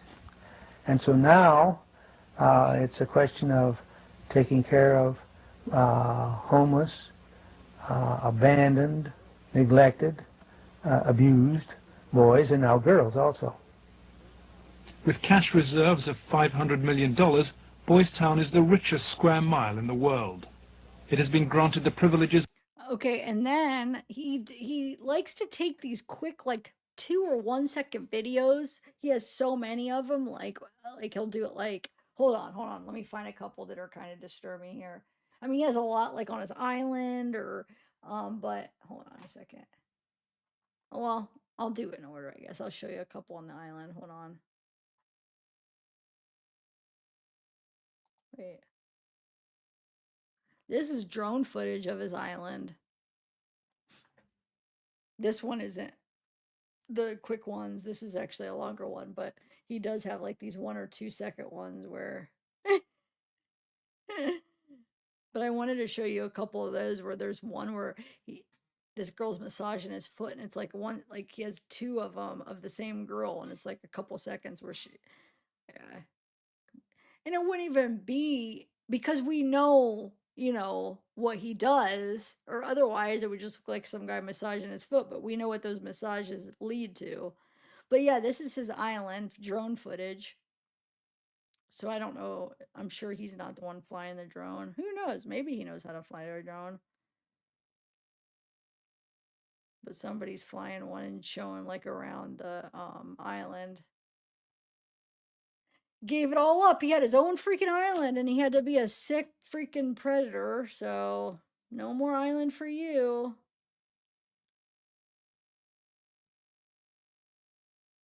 But that's the thing. What's going to happen to that island? Like, who does anybody know what? Let me look it up to see if there's anything about what happened to it.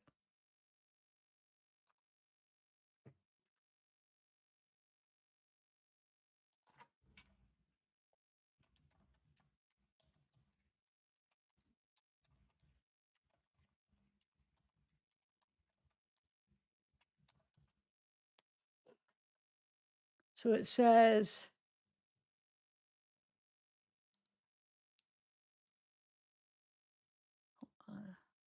it was sold. Oh, the following Epstein's death, the island was sold and the funds were used to settle lawsuits with the victims. Okay. But sold to who? Now, who owns it, I wonder? Let's see.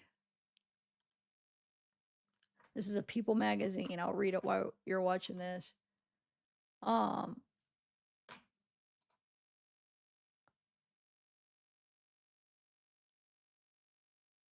Here, I can make this bigger.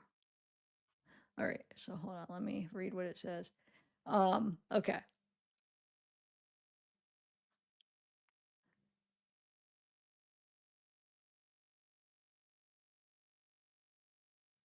He owned 2 properties in the U.S. Virgin Islands, Little St. James, which he purchased in 98, and Great St. James, which he purchased in 2016. While many of Epstein's crimes are believed to have taken place at Little St. James, I didn't realize it was two properties. Little and Great, are they next to each other, I wonder? Okay, so it says, while many of his crimes are believed to have taken place at Little St. James, it wasn't until December 3rd that the public got an inside look into the walls of the property when Democrats of the House of Oversight Committee released several never before seen images and videos. The images showed a room with what happens to be a dental chair with 10 yellow masks on the walls, depicting men's faces along with a chalkboard containing words including power and deception.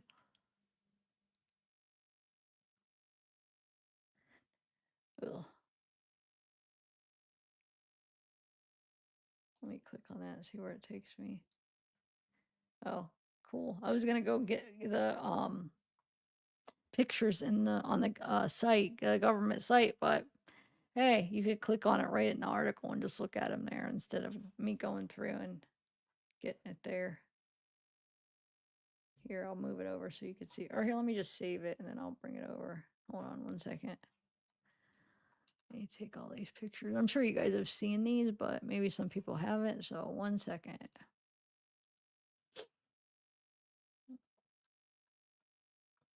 Mm.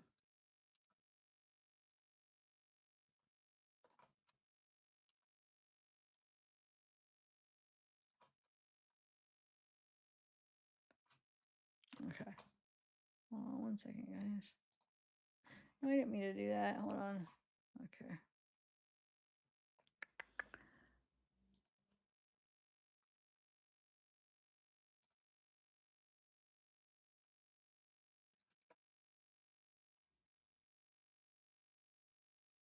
All right.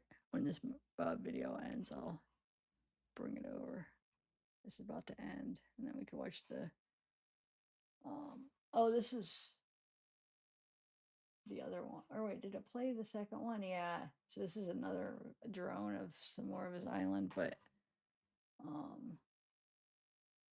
Little St. James, and it was taken.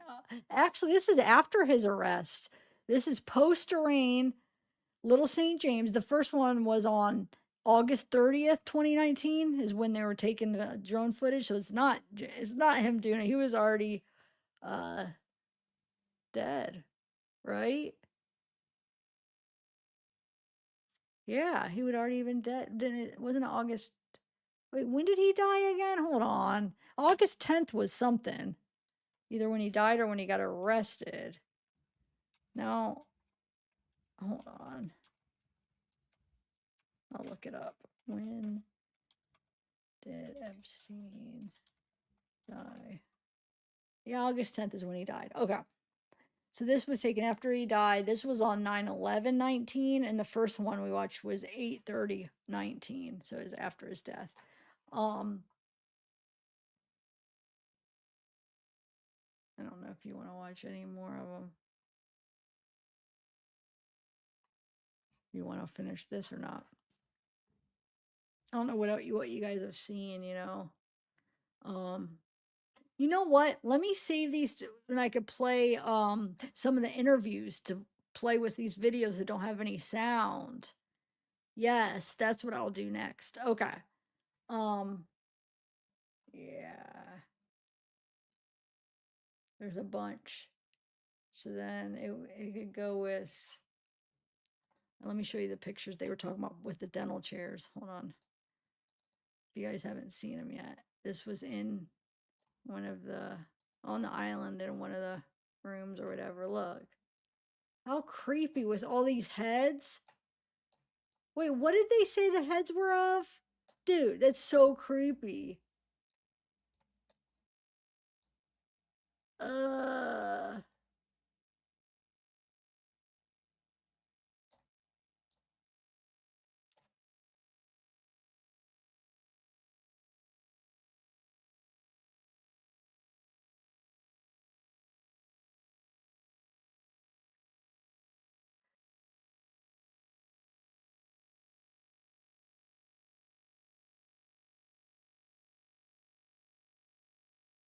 What do you mean had the shorelines? I don't understand what you're saying, Casey. Had the shorelines?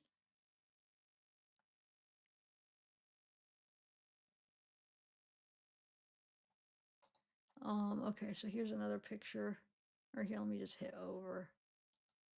Here's that where it says power, what they're explaining, where it says power plants appeared, truth, music, deception, intellectual, political, mirror in face, mine, I don't, mirror your face, I don't know. Power, deception, truth, plots, I don't know. Appear, I don't know. Music.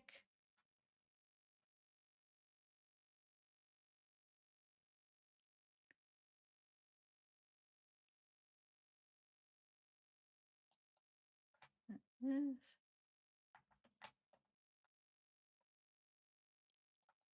Here's a big shower. Look at that. Like a bench. And you could, is this shower too? Or is it a sauna? I don't know, but they have a shower head and you got pillows, towels. I don't know. Huh.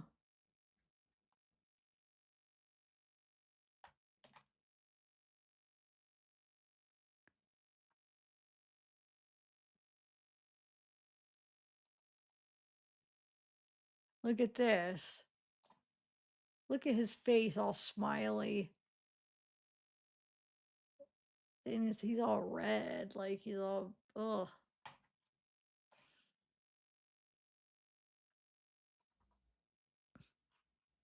Look how young he is here with his little cigar or whatever. Hold on. Oh, I think that's him with the girl, isn't it? Yeah, he's standing behind her and he's got his arm. I feel like his arms are around her right here, chest maybe.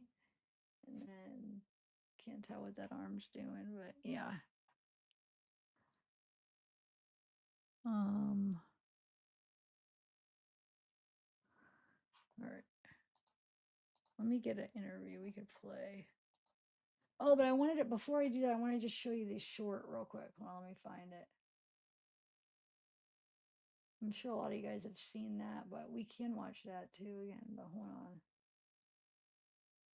And I notice he'll always take pictures. And I feel like he's doing that for, in my opinion, I feel like he's doing that to use that like for some kind of weapon, in my opinion. But like he'll take like pictures of people getting busted for crimes. Look. I'll take like a quick like video. Wait, Good, it's fine. Hold on. Resignation at Harvard over claims of abuse. And then we have,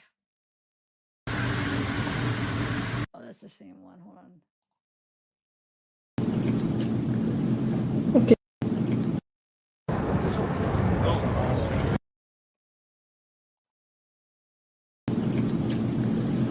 Okay. Gosh, it goes so quick. No. Hold on, let me go back to that. Where's it at? So this says investigating sexual misconduct accusations. Arizona State suspends a physicist. And then we have this one. This one actually has his name. It says, Mr. Boyce said he had no plans to retire. People retire so they can do what they love to do. He said, I already love what I do. He's a busy on the constitutional challenge to the Electoral College on a pro bono basis. He's representing a S trafficking victim in the suit against the billionaire hedge fund manager Jeffrey Epstein, and he highlighted his or underlined his name. And he's one of the lead lawyers representing plaintiffs in a class action against Takata and a manufacturer of defective airbags. And then he took a picture or video of this one. Weinstein, friend in Italy, funds himself engulfed in a media storm.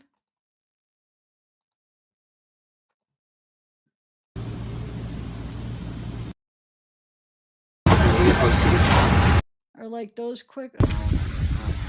Oh, they talk about.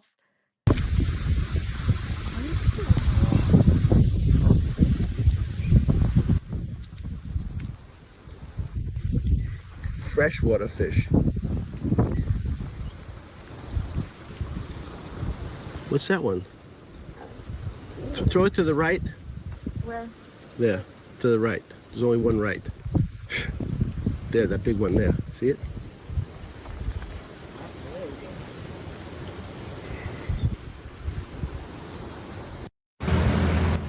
This one. That's the one. That's, hold on. Where is it at? Right here, look. She's massaging his foot and just kind of like staring off.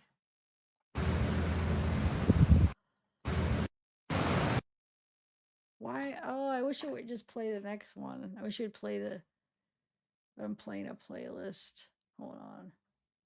Isn't that kind of.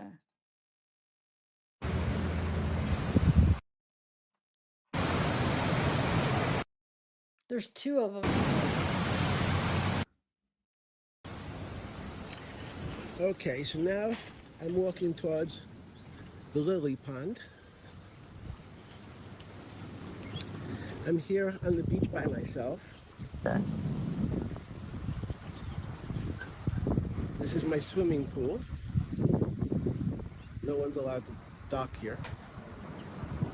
My beach.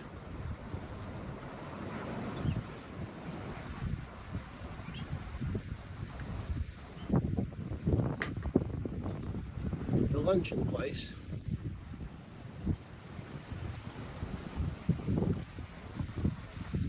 The nursery. On the point there is the library.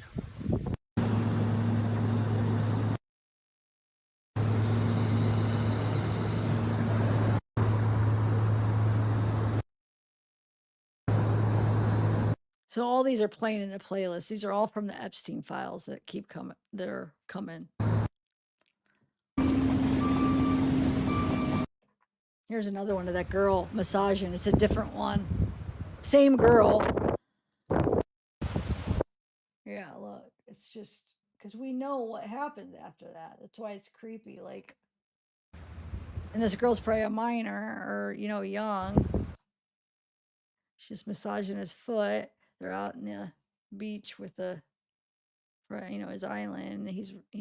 I don't know. Why is he just recording her for a second? Like, is he trying to thinking he's taking a picture, but does these like 2-second recordings, or did he just do real quick just to have like a quick video? I don't, just some kind of proof or something. I don't know.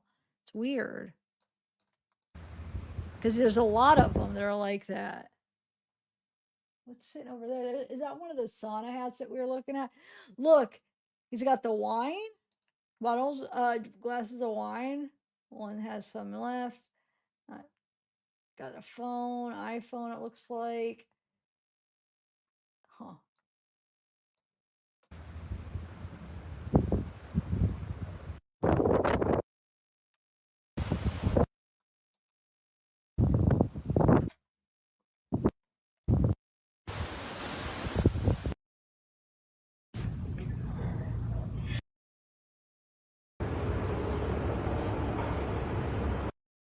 That's another weird, like, who's this girl he's videoing? Oh, there's another one. Like, look, he's just videoing her face. And then he's videoing this one sleeping.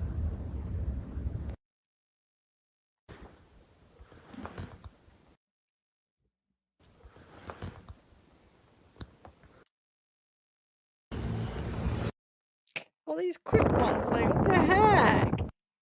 Why? Asking 13. Like, look.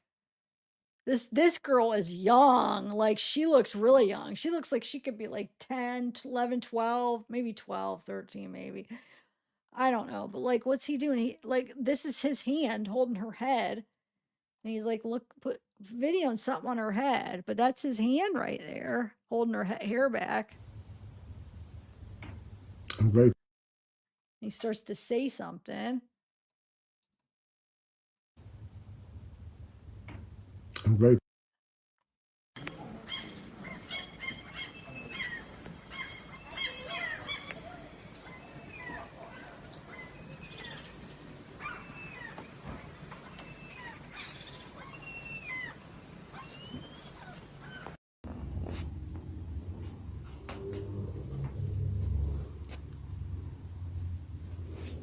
I have the volume way down, but let me know if you need a higher. I'm just, I feel bad because Okay. Drive slow. Dot speed.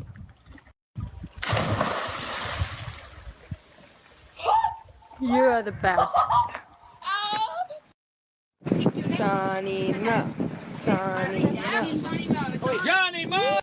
That's what I was thinking. Like, that's what I was thinking when I said he thought it was on a, oh, live photo. That's, yes. But wouldn't it say? No, I guess if you saved it, it would come as a video. That's right. Because you know when you're a phone, you have it, you could tell that it's a live photo. But yeah, I mean, it could be that. You're right. And then they got it as files. Might be right. Oh, wait. Take it. Here it is. Johnny Mo! Selina, alltid ready to go. Woo!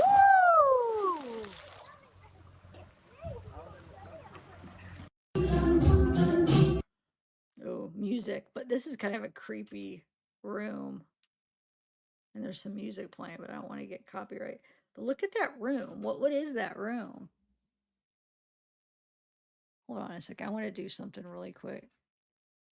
I'm trying to see if I can figure out something. Okay.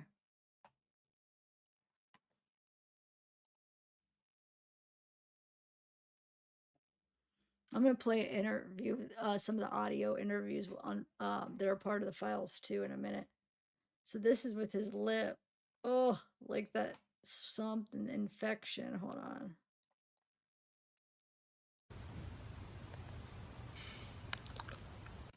That noise too. Oh.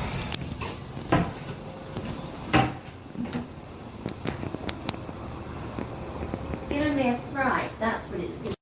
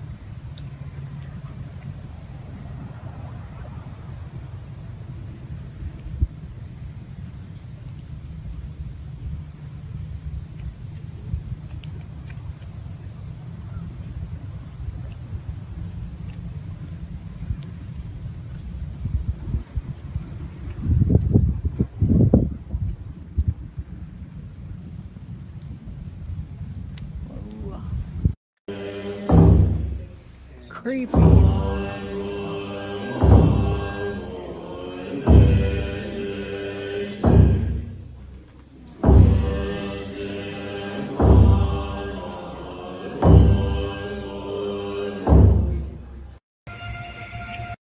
That's one of those creepy ritual,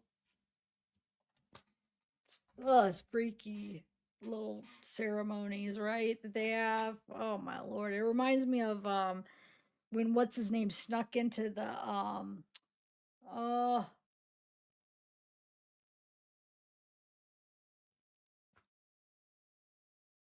oh my god, I can't think of what it's called. The camp that they do of the shady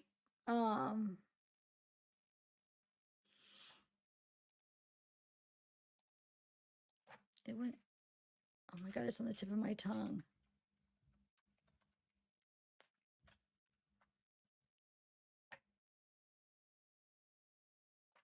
Grove. What is it called? Is it Shady Grove?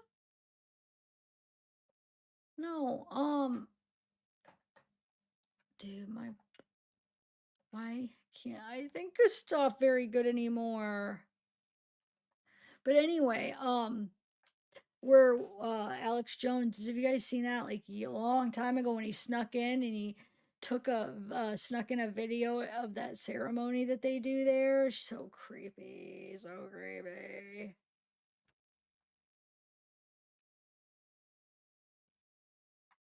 Yes, in California. Yes. I remember when I was still living in Colorado, when I just deep dove, like, learned about like all these conspiracy. Oh my God. I was just like, by the end of it, I was trying to like show Randy all the stuff I was learning. And that was my initial like wake up of like all the conspiracy, all the stuff going on with like, 9/11 thing, the government, like how shady everybody is, the government and all this stuff, where I really like learned how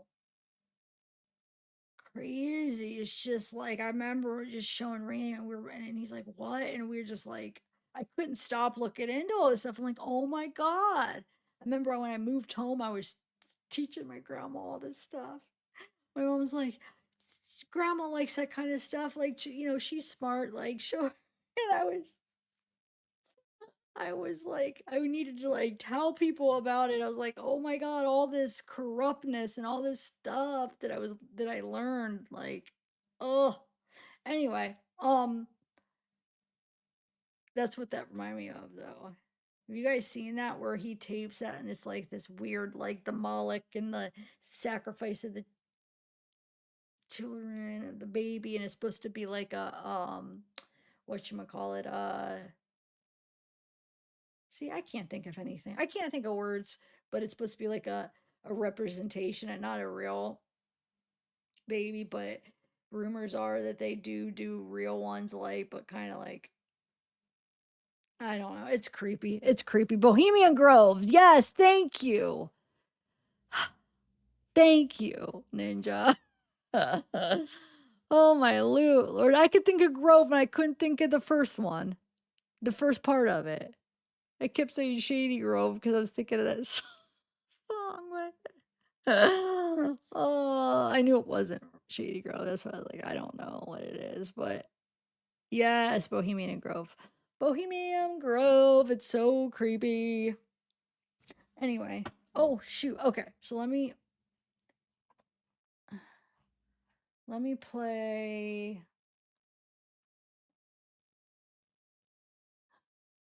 What's the wait?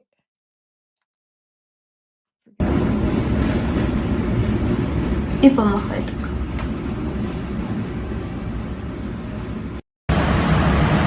That one was labeled Jeffrey Epstein victim, so it's probably maybe labeled that in the files. Maybe this one is just his passport, so I'm not sure who took this. Was it him or the law enforcement? It says the bearer was convicted of a SO against a minor and is covered SO pursuant. So I mean, he had to register, when that one charge. Here, let me turn this down. His first charge. And then his passport. Took his passport.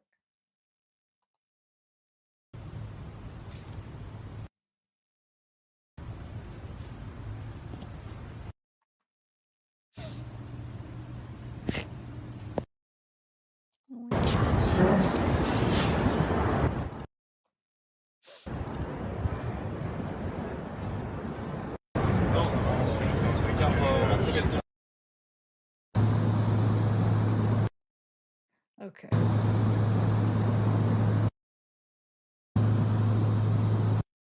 Oh, this is kind of Tell me, what are the interesting. odds This is that interesting.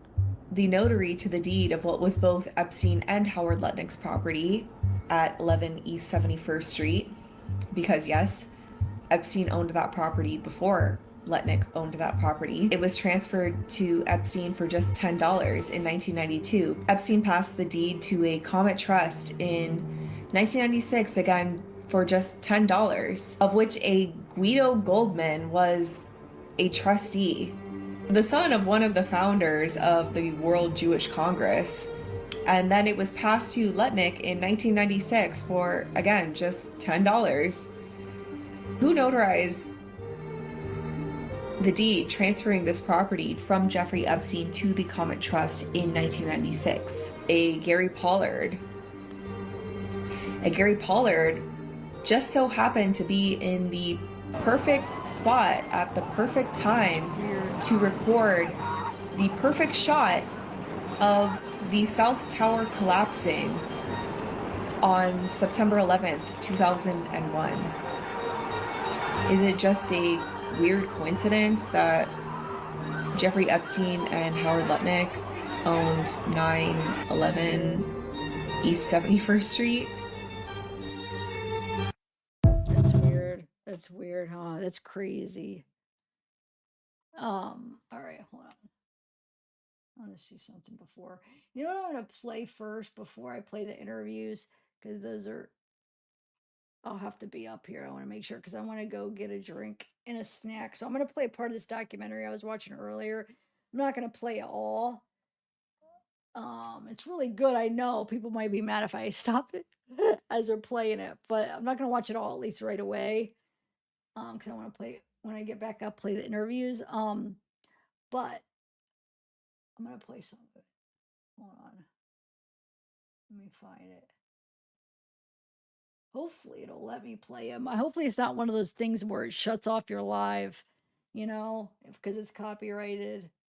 And so, some of them are copyrighted in a way where if you're playing them and you're live, it'll shut it down and you have to stop playing it.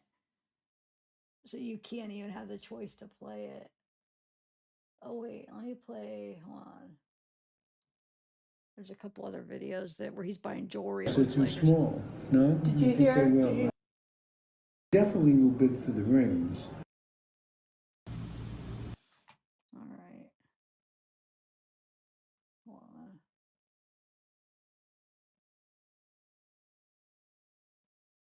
You can watch some of his interviews. I don't know. A lot of people probably have seen him, but there's a grainy gay parade in New York that he must have put videoed.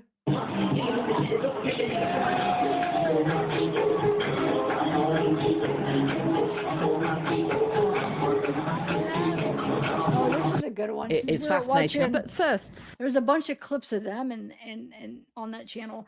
So this is about Ghislaine. Because remember we were watching her jail cell. We watched some of it last night. So Sam, you have clients in Bryan prison alongside Ghislaine Maxwell. Now, I know that all the prisoners have been told they cannot talk about her, but I know you've talked to some of their relatives. What are you hearing from people in the same jail as Ghislaine Maxwell about how things have changed since she's come in as basically a trophy prisoner?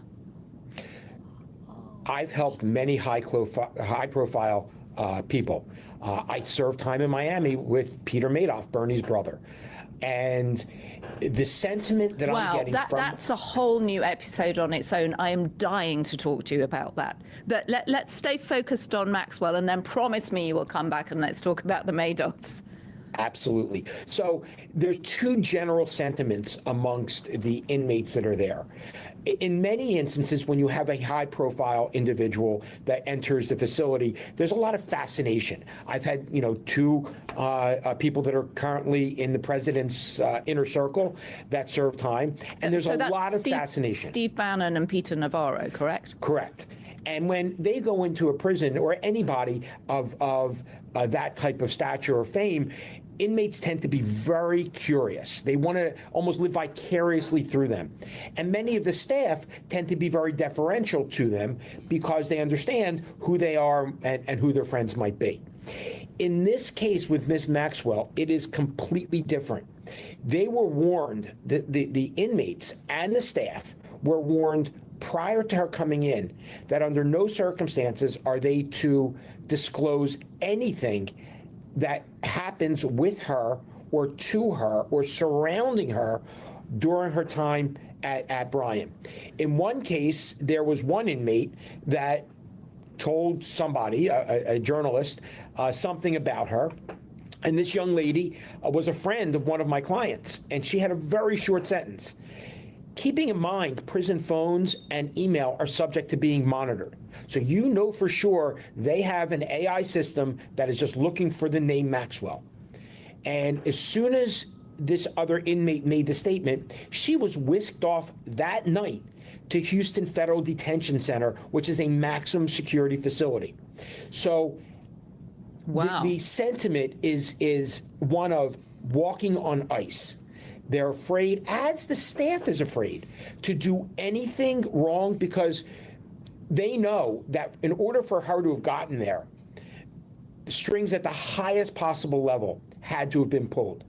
And they see, and we can talk about some of the things that they're experiencing while she's there, from her visits to how her meals are being handled, and they're truly walking on eggshells. The other sentiment, which I find fascinating, is the inmates, feel that she is being treated more like a guest in a hotel than an inmate in a federal prison. So she's been treated as a sort of celebrity prisoner, basically.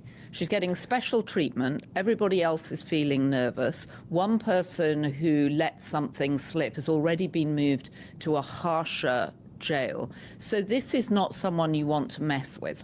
This is, at least from my clients, they're steering clear of her. They want to stay as far away from her, and they're actually afraid to socialize with her because you never know, especially in a prison environment, what could happen, not just between the inmate and Ms. Maxwell, but between the inmate that's socializing with her and other inmates.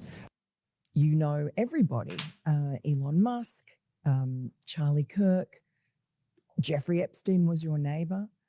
I would be remiss if I didn't ask you about him, East 71st Street. He was your neighbor for 10 years. How well did you know him? All right. So we are in number 11 and he lives in number 9. Right. So we renovate, we buy our house, and our house is pigeons and mice. Right. Okay. That's it. It was derelict. Right. So we rebuild our house. We move in 2005. Okay. Jeffrey Epstein is arrested in like 08, I think, or something like that. Right. So knock on the door. His assistant on like a Saturday says, Mr. Epstein, your neighbor would like to invite you over for coffee. So my wife and I go next door. We walk the 7 steps, yes, right, to the next house for coffee. We share a wall. Right. Right. So it's in New York City. So he invites us in. We have coffee in this, and he says, do you want a tour? We said, great. Interesting. He's got a really big house. Every room you went into? He's got, well, I'll tell you. So his house is like super big, really wide. And so he gives me a tour in the living room, big living room. And then across from it is double doors. I assume it's the dining room. Yeah. And he opens the doors and there's a massage table in the middle of the room. Ooh. And candles all around and stuff. So I ask very insightful, cutting questions. I say to him, massage table in the middle of your house? How often do you have a massage? And he says, every day. And then he gets weirdly close to me. Ooh. And he says, and the right kind of massage. Ooh. Now, my wife is standing here. So she looks at me and I look at her and we say, I'm sorry, we have to go. And we left. And in the 6 or 8 steps it takes to get from his house to my house, my wife and I decided that I will never be in the room with that disgusting person ever again. Really? So I was never in the room with him socially, for business, or for even philanthropy. If that guy was there, I wasn't going because he's gross. Oh. And so I look back at it as a gift. Yes. He gave me a gift. Yes. Of avoid. And so, yeah, So that's he my was- story. A one and absolutely done. Right. So I mean, that's an incredible story that you could pick up that he was a pervert. It's gross. The guy's gross. Right with my wife. And like, he's gross. The guy's gross. This was not, the deep nuance of Howard Lutnick. This guy's gross. Right. So how come Bill Gates and all these other people could hang around him and not see what you saw? Or did they see it and ignore it? Or no, they participated. Right. That's what his MO was, get a massage, get a massage. And what happened in that massage room, I assume was on video. This guy was the greatest blackmailer ever. Blackmailed people. That's how he had money. So what happened to those videos? Why is there now such a dearth of information when, Donald Trump's people are running the FBI and the DOJ? I assume way back when they traded those videos in exchange for him getting that 18-month sentence, which allowed him to have visits and be out of jail. I mean, he's a serial sex offender. How could he get 18 months and be able to go to his office during the day and have visitors and stuff? It must have been a trade. So my assumption, I have no knowledge, but my assumption is there was a trade for the videos because there were people on those videos. And have you talked to Donald Trump about this and shared your theory? No, I mean, he knows the story. Right. But my story, that, I was one and done with the guy. He knows that story, but that's it. He would have been interested in that story.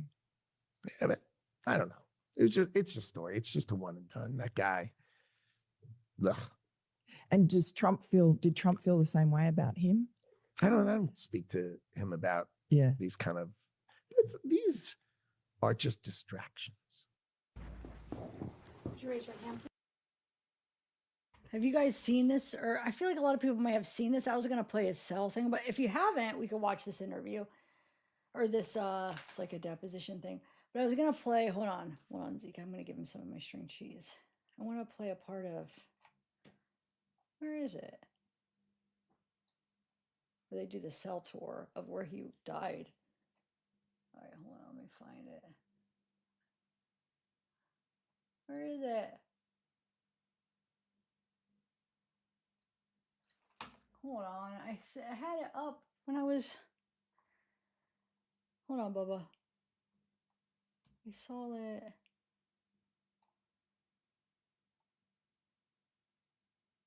Hold on, baby.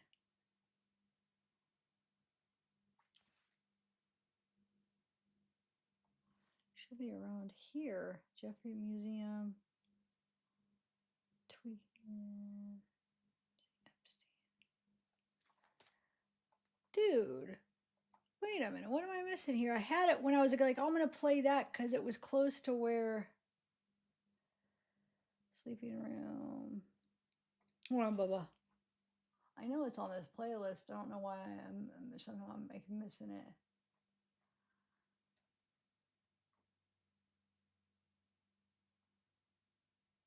Or hold on. Oh, here it is. Okay.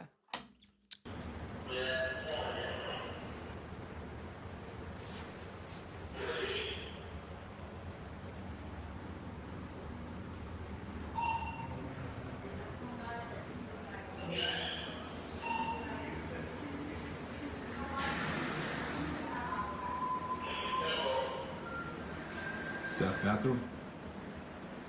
holding. Real quick, I was trying to figure out why is this not operating anymore, this prison?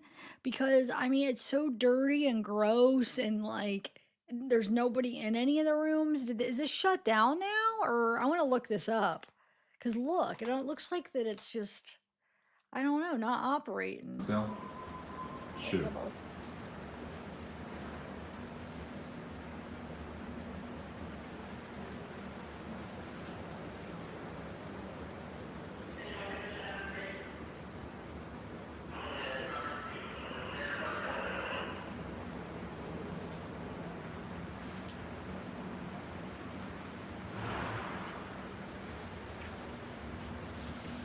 Entrance. Camera. Camera.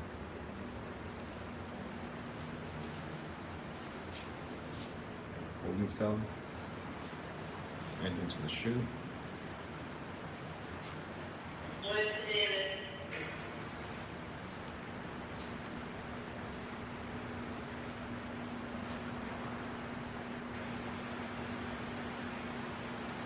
Officer station.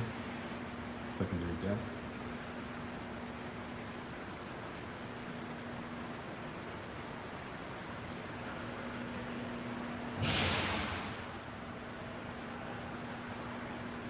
Main camera. G tier on top, H tier on the bottom. That cage is the law library. What's the law library?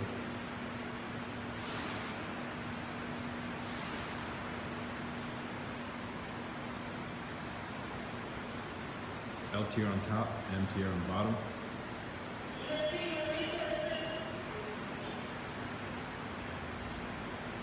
That's I, K over there.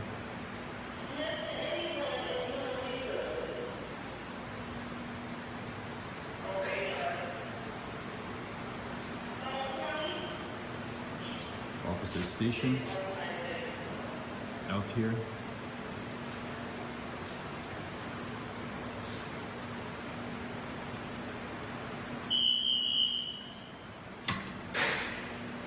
Epstein was in the cell with the light on. Direct view.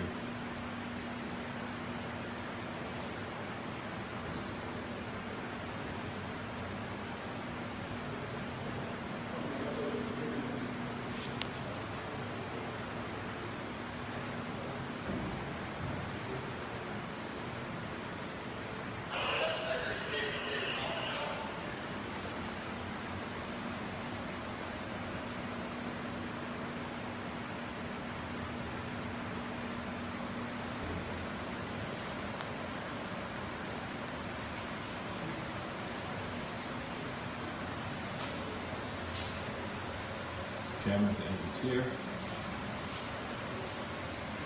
Epstein's cell. Shower area for the ship.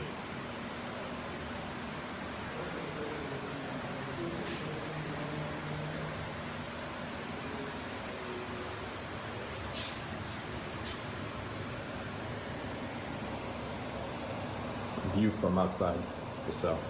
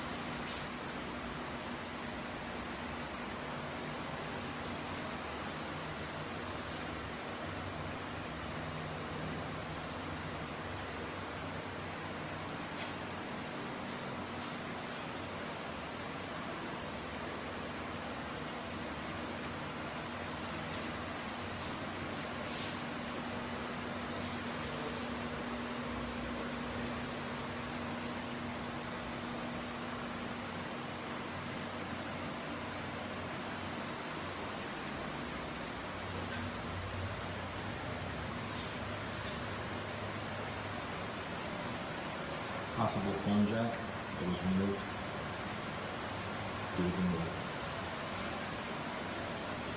Phone jack, phone jack.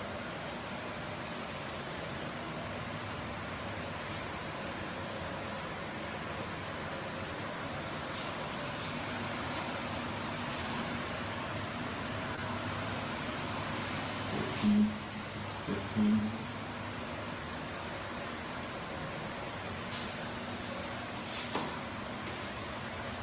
16.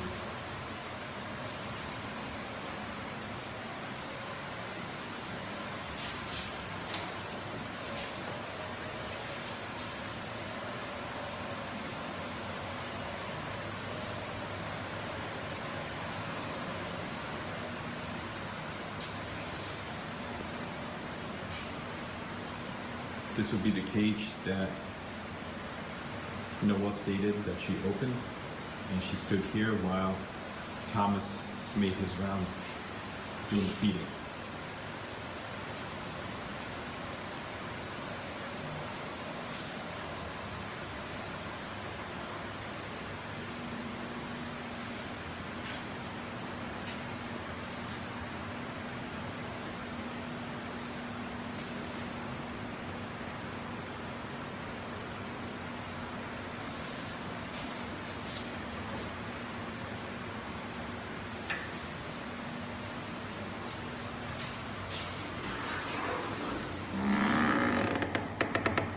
Epstein's view would have been directly off the shoe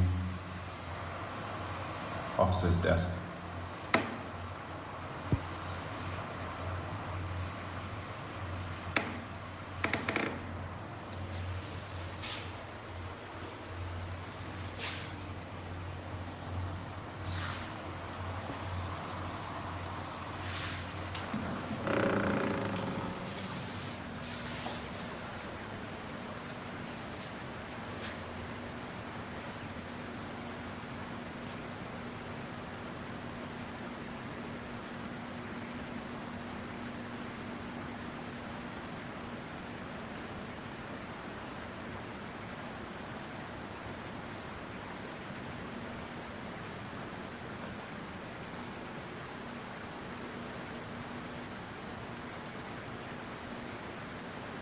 G tier, H tier, law library, I, K.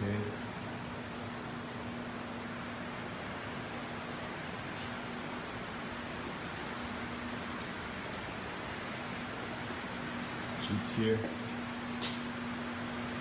turn south up there.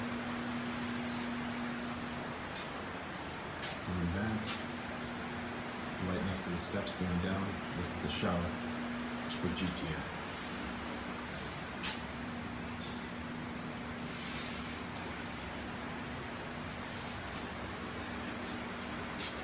Shower.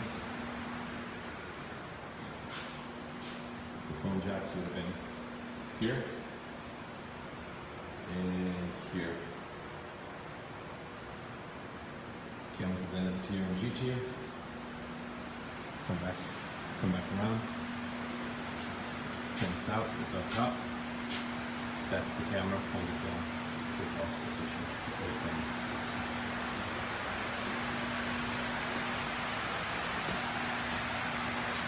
Shoot counselor.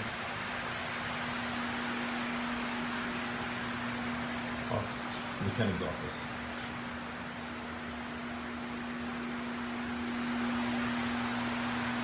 Turn south.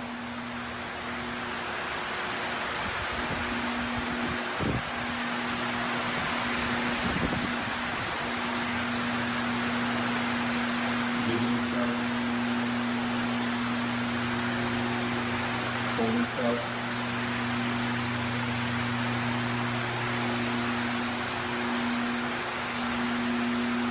Turn south cells.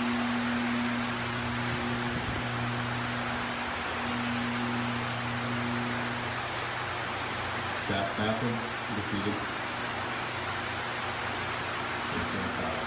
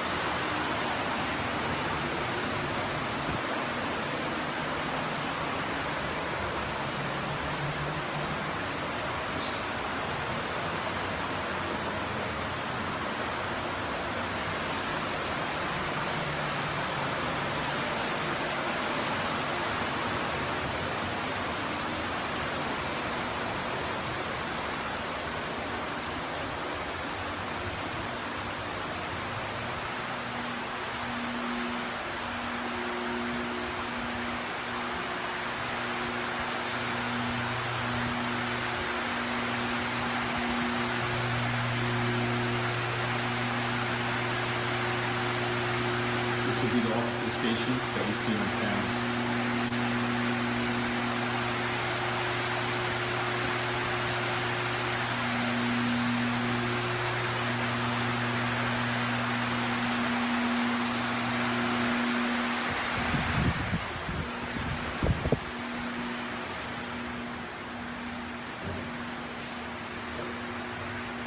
View from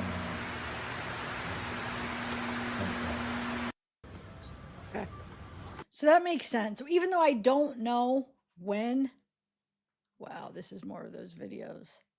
Even though I don't know when, excuse me. Beh, e non trovi che era un must questo? Con la luna poi? I don't know when that video was taken of the cell, of the jail that Jeffrey was in. It's not operating anymore. It stopped operating in 2021. And my guess that video was after, right? Because it looked like it wasn't operating anymore. Like they were cleaning it out. But it says the prison where Jeffrey died, the Metropolitan Correctional Center, MCC in New York City, is not currently operating. The facility has been inactive and closed since August 2021. Following 2021 or significant security failures and poor conditions, including those highlighted by Epstein 2019 self-delete. So it's not anymore. If it was at the time of that recording, man, it was disgusting. Like even the desk where the workers worked, it was like horrible, but I think it looks like they were trying to empty it out, right? Okay. So I'm going to try to play some of this documentary, and I might even get ready for bed while it's playing, because it's one of those ones that it's so interesting. I just keep it playing. It's really good. Well, there was two actually. Hold on. Let me see. I want to play the one. Give me a minute. Let me see here.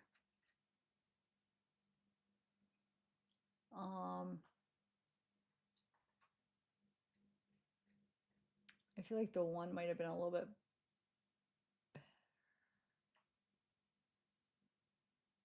Hold on, let me see what this one is. It's a question of I don't know if this is the one.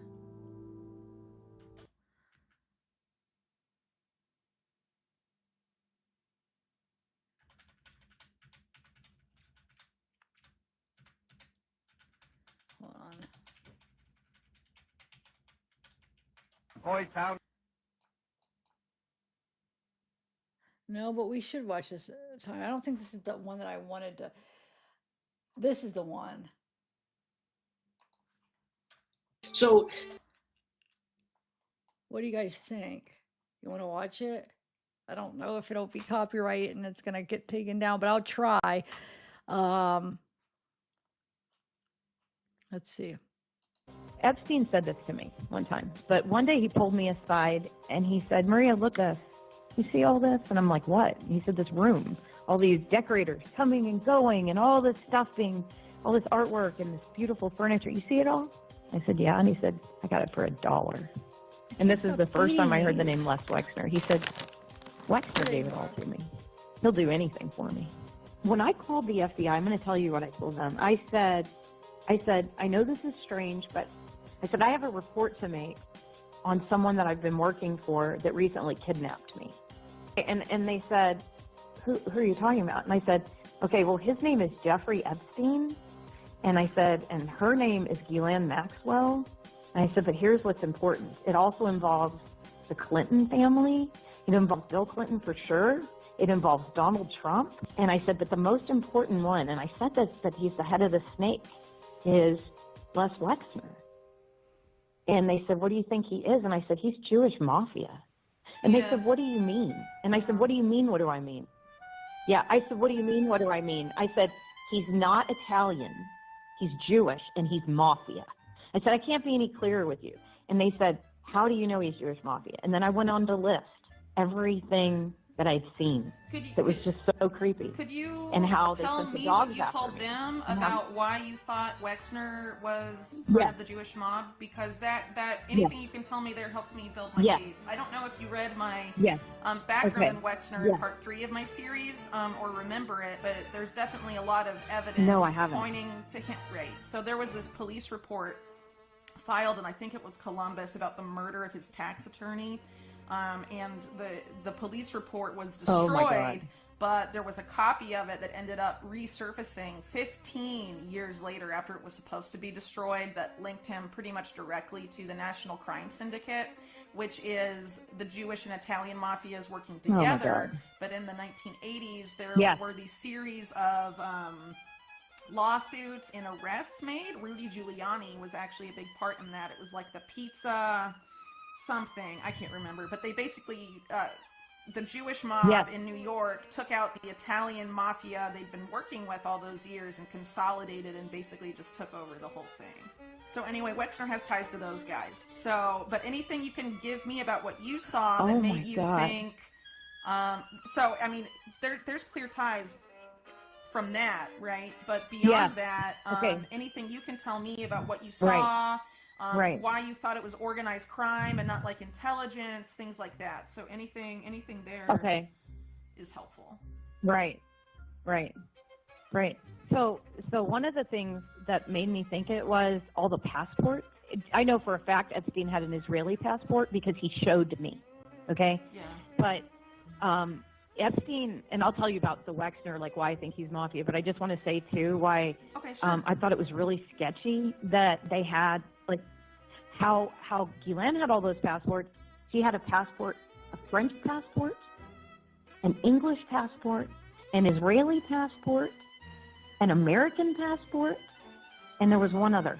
And then it made me really mad that when the FBI raided the safe, I know what was in that safe. And it's not a regular safe, it's a whole room, just so you know. So when people say a safe, they think, oh, it's the safe. It's Wexner had one too. It's a whole room you walk into. And in that safe, he had a lot of photographs of children, and I know for a fact pictures of my sisters are in there because one of the people from his freaking office had told me they were in his briefcase, and he kept his briefcase in that safe. He also kept everything in there because he told me he kept it for Wexner, everything. And when I asked why they recorded everything all the time, I said, is Wexner really paranoid? And he said, yeah, that's one. Epstein said, yeah, that's one way of saying it. He keeps everything. He records it all. He said, I record everything, and I keep it for Wexner in the safe. So the first house I go to has pinhole cameras. Jeffrey's showing me. He's really proud of them. Second house I go to has pinhole cameras. He says, Wexner gave me this house for $1. Wexner gave me this for $1. Then I go to the apartment. They had pinhole cameras in the Victoria's Secret dressing room. And just to fast forward, when I was in Wexner's house, there were cameras there were pinhole cameras throughout that thing. And Jeffrey again is like, oh, look at all the pinhole cameras. And Ghislaine says, you need to be careful. We can see everything. When I would go to the restroom or take a shower or anything, Ghislaine would call me, and from the speaker, and this is in New York, sometimes in London, in different places, she would say, get out of the loo, get off the toilet. She would start screaming at me. And I was on the toilet. And I'm like, what's happening? So then later Jeffrey's like, oh yeah, everything's being fed to Abigail. They're watching everything. They literally watched my every move, Whitney. Who does that? My point is, who has cameras everywhere? Sharpshooters, Doberman, mafia. That's why I said mafia. I'm like, I don't know anyone who lives like this. There were little pinhole cameras in that first mansion that Annie met Jeffrey in, and in the second mansion that he gave Jeffrey for $1. They were in the building that his brother owned on 66th Street. There were pinhole cameras in all these buildings that Wexner, yes, Okay. all the buildings that Wexner had owned. Well, so here's where they were in the building that Wexner owned. They were in the Victoria's Secret stalls. Even though I had this driver's license, and Jeffrey had given me his SUV to use while I was there, but I couldn't go outside because, Whitney, there were sharpshooters, and no one discusses this, actual freaking sharpshooters everywhere. And anyway, the weirdest part about being at Wexner's was it wasn't the basement, because they had a basement. It was like below that, and there was a sauna in that room, like a huge sauna, and then they had like a vault, and then they had a door to an underground tunnel. And the only way I knew it was an underground tunnel was because their maid told me. I said, what is this door? Because I used to keep everything down there. And she said, oh, that's the tunnel that leads to the main house. I'm like, well, that's weird. Why would they do that? And she said, oh, you don't know? And I said, no. And she said, there's a giant 10,000 square foot floor that raises up when someone goes through that tunnel. And then they can enter the room secretly, go in, and then no one ever sees them. The floor raises up. She said it's 10,000 square feet. I mean, here's the thing. I lived there for 3 months, and I never once saw him. I saw Abigail on her horses, go out to get her horses. I could just see her and go out, but I never once saw him. And that's why I called him, like, the Wizard of Oz, because he was controlling everything, but no one ever saw the guy. Okay, so Wexner set up, just so you know, nobody talks about this, but Whitney, before that first house, the house that Wexner gave to Jeffrey for $1, it's like the mansion that he raped all the children in. Before that house, there was another one. Yeah, Wexner gave him that one, and that thing was incredible. That's where Annie actually met him. I brought her over there. But that house, that mansion then was later given to Ghislaine recently. She sold it to give it to, or the townhouse, whatever, and that's how she settled with Virginia. She sold that. Oh my God, that woman. And she also had an apartment she took me to. So then she shows me all this stuff on the mantle. She takes me to the mantle. I'd never been in this apartment. It's on the Upper East Side. It was like probably 3,000 square feet. Really nice apartment. Like, I didn't have any friends that lived that well, but it wasn't like, showy like her other places. But she shows me on the mantle, and I'm like, oh, what's this? And she said, these are things my father took from the British Museum. And she's like, they're ancient relics. And I'm like, did she just say that? See, I could never repeat things to people because I think I was lying or something. And I'm like, what do you mean he took them? And she's like, he took them. He liked them. And she's like, this is an ancient Peruvian relic, and she's showing me this stuff that was 22 karat gold that had been taken from graves, but out of the British Museum. I'm like, this is not good. And then she showed me all the royals. Like, she had about like 12 photo albums of growing up with the royals. Everyone thinks that they met at Oxford. No, they did not. Yeah, I'm lying about that. Yeah. She showed me pictures. Yeah. Well, yeah. I talked about, I did an article where I brought up some scrubbed news reports talking about Ghislaine and Andrew way before they said they officially met. And I also heard from someone that Epstein was in London a lot in the 80s and that he had met Prince Andrew at some point during his time in London in the 80s. And he was apparently dating Ghislaine in the 80s, even though they claim they met in the early 90s and all this stuff. So I know they're all lying. So trying to figure out how much they knew. I mean, any of that information is really helpful. So. Right. And she grew up with the royals. Like, she showed me all the photo albums. Well, she also knew Fergie, like, a long, long time ago, because I saw pictures of her super young with Fergie before she was ever married to Prince Andrew. And, I mean, it was weird. It's like somehow she knew a lot of these people. Now, she knew Prince Andrew when they were definitely like, I mean, she looked maybe 20 in some of these pictures, or maybe younger than that even, with Prince Andrew. And so I can date some of it by telling you that some of the photographs where they're all super young, they were making fun. I'm not kidding you. The pictures of Diana when she was just dating the prince, and Diana's in the corner crying in some of these pictures, and Ghislaine's like, look there, we made her cry. Isn't that funny? We hated Diana. That's what she said. And I was like, oh my God, that's horrible. I just don't think I have as many supporters in that environment than I did. Yeah. You mean within the royal household? They see me as a threat of some kind. Ghislaine answers to Wexner. I know that for a fact. So you think she answers more to that's how I knew he was Wexner the head of than this like, I don't know, like Israeli intelligence where her dad worked, right? do you think she's more like under Wexner than? Right. No, I know she's Israeli. Yeah. Well, Wexner is Israeli intelligence, 100%. And I believe that. I mean, there's no way it was just a sign. It was a sign that she would be under him. And I know that's where she got all of her funding to do this scam with Epstein. I know that. Well, the thing that's so gross is that the FBI is complicit. You're the only one who cares about how it all began. That's what's so important. That's where it is. I mean, source, that's where the real Israel. story is. I mean, that's how you find out how Yes. extensive it is. That's the story. Yeah, exactly. Exactly. Yeah, and it's all out of Israel. I'm going to tell you what Ghislaine told me about her dad. Because, see, I knew her right after he died. Like, I think he'd only died, like, 2 years before. He died in 91. She was constantly grieving for him, right? She was constantly still in grief. And Epstein, okay, so she would tell the story that her dad had Epstein protecting her. And I'm like, wait, what? This is weird. So she would say that Epstein was kind of assigned to her to take care of her because her dad, like right before her dad passed away. Take me back to the 1980s, because Ari Ben-Menashe says that's when Ghislaine was smitten by Jeffrey Epstein, and Robert Maxwell brings her in, and then him in, Jeffrey Epstein in, to introduce him to Ari Ben-Menashe and says, we want this guy to work for us doing Iran-Contra. Can you confirm any of those details?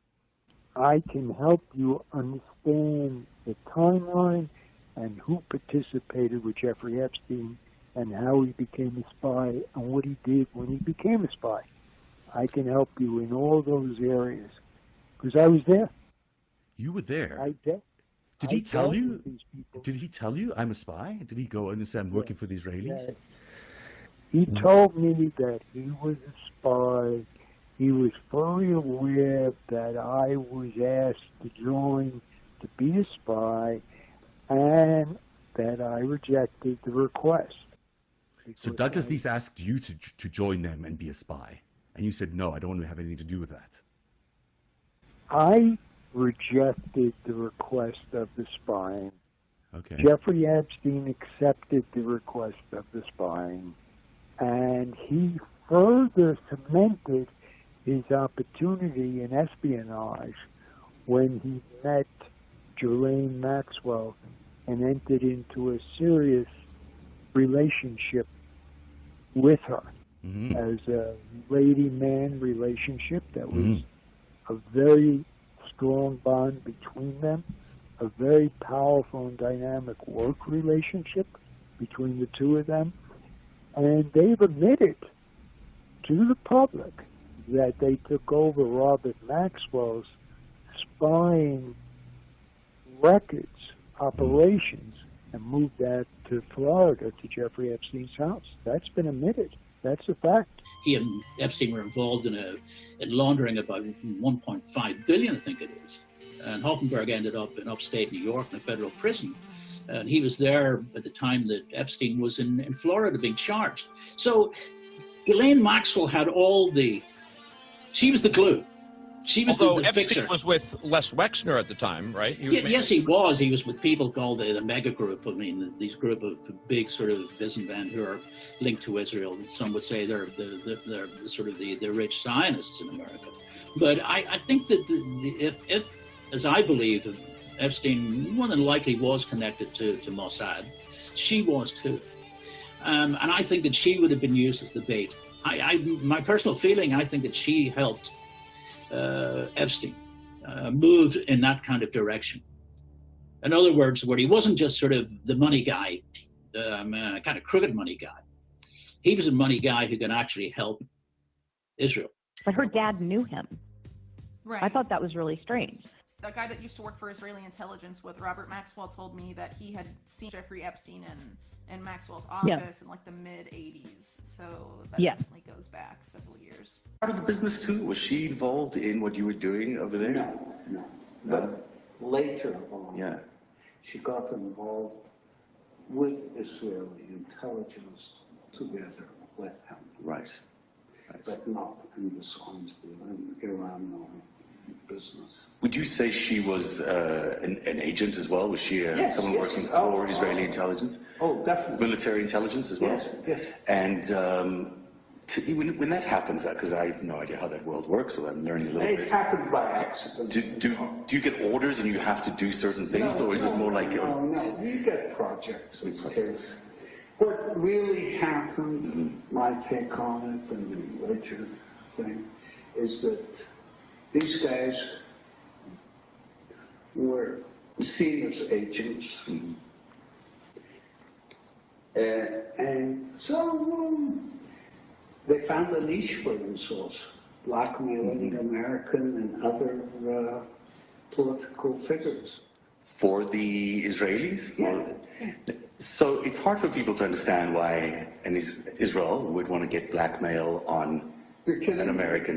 I'm asking a question that I can answer it quite probably, but for most people it's hard for them to think about Israel as being blackmailing their leaders in the United States. It's a very... It was quite their MO. En dan de Mossad en Clinton. Begin 97 ontdekt de FBI dat de Mossad een spion heeft in het Witte Huis. Iemand op een hoge positie met de codenaam Mega.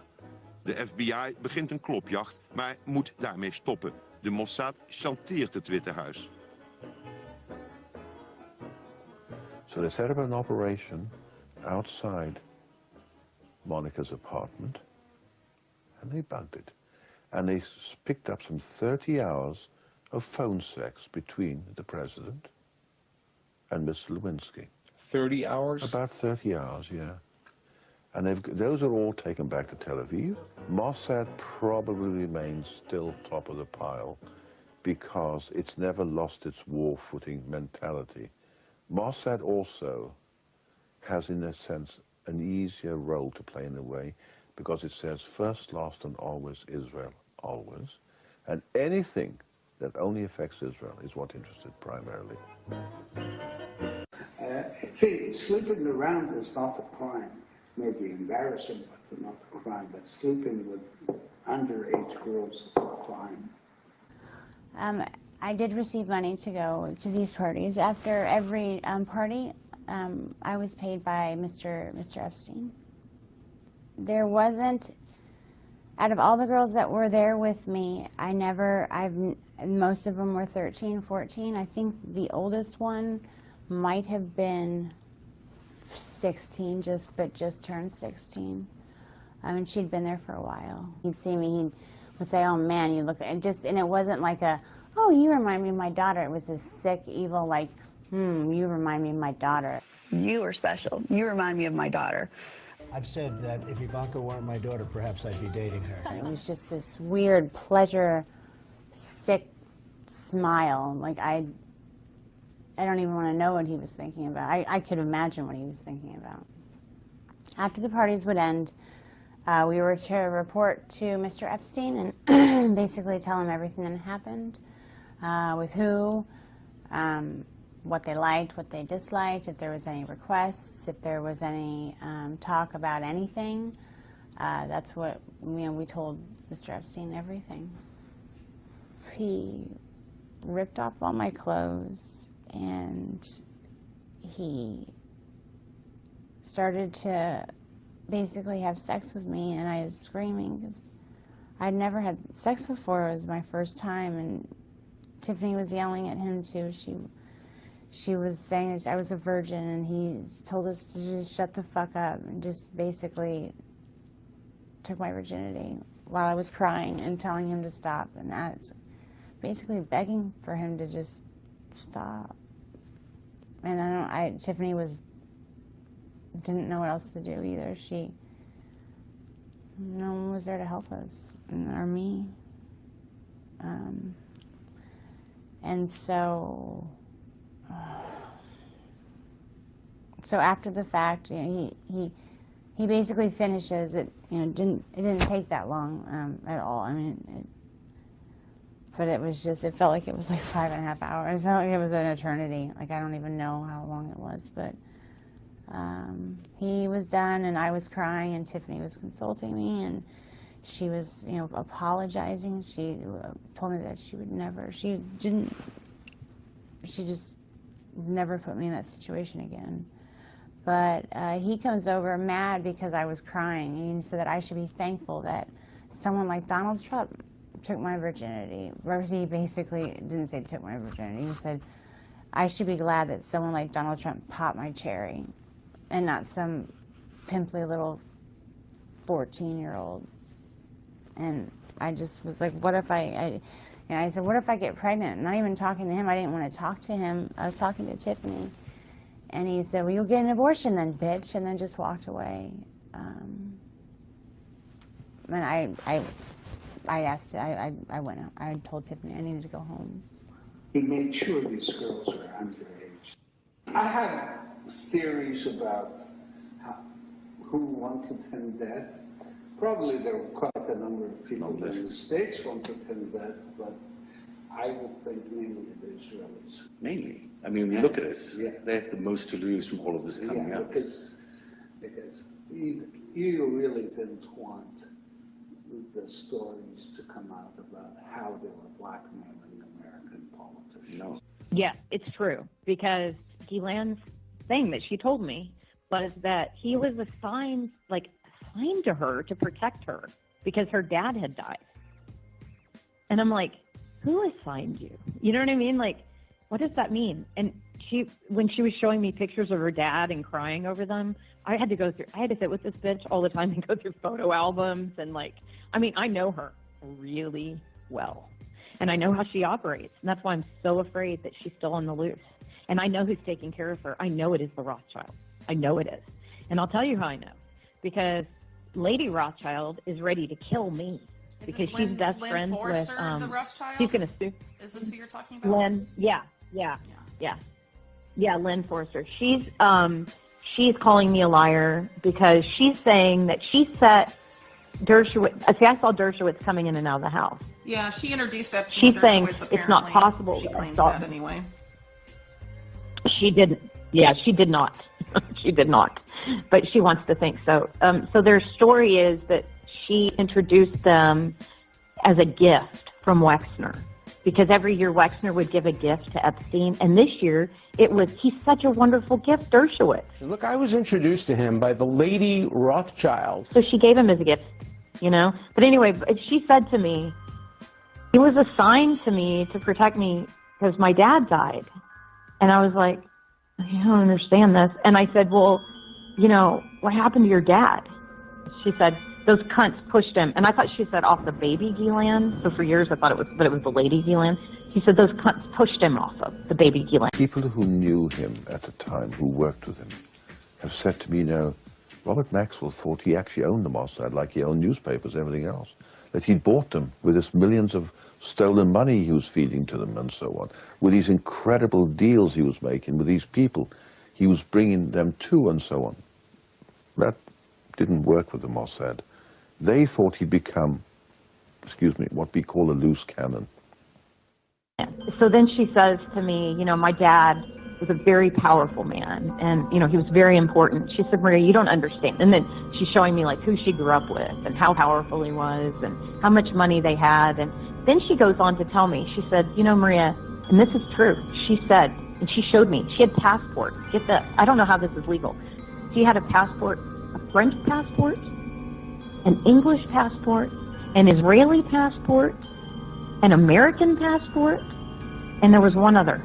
I'm trying to think of what the other one was. Get your passport to the ocean. So you will have 2 passports. And I was like, I thought you were only allowed to be citizen, like, of 2 countries or something. I didn't know. And she's like, oh, no, because of my dad. I'm a citizen of all these nations. Later, when she was talking to me about something one day, she said that the Rothschilds were the greatest protectors of her family. And she wasn't talking about Lynn Forrester, by the way. She was talking about the other ones. Yeah.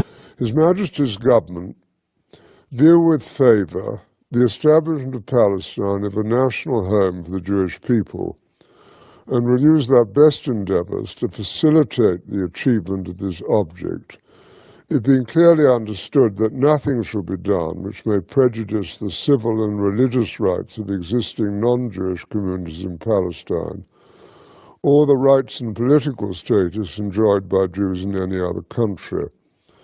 I should be grateful if you would bring this declaration to the knowledge of the Zionist Federation. Yours, Arthur Balfour.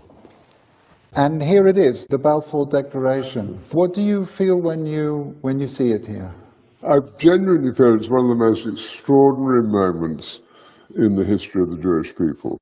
If you think it took 3,000 years to get to this, and then you say, how did this miracle happen? It's the most incredible piece of opportunism. The people that are in her, yeah.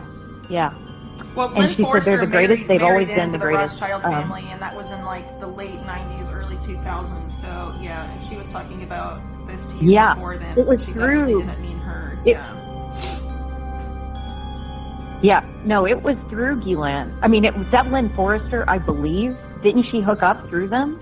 She I met the Rothschilds Evelyn de through Rothschild, who's her husband, through Henry Kissinger, I believe, a Bilderberg. Yeah. Oh, through Kissinger. Okay. Yeah, of course. Clinton has a very warm friendship with none other than Lynn Forrester de Rothschild. You know Lynn of the infamous Rothschild banking family.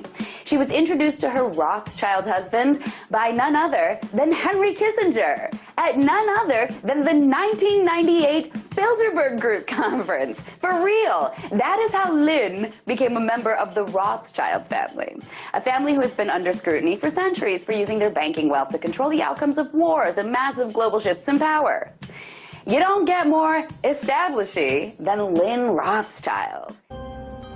The other thing about Wexner is, I'm sure you know this, but this is something I noticed when Jim and I drove through, Ohio. As soon as you cross into Ohio from Kentucky or wherever, you get the first building you see is the Abigail Wexner Center for Women.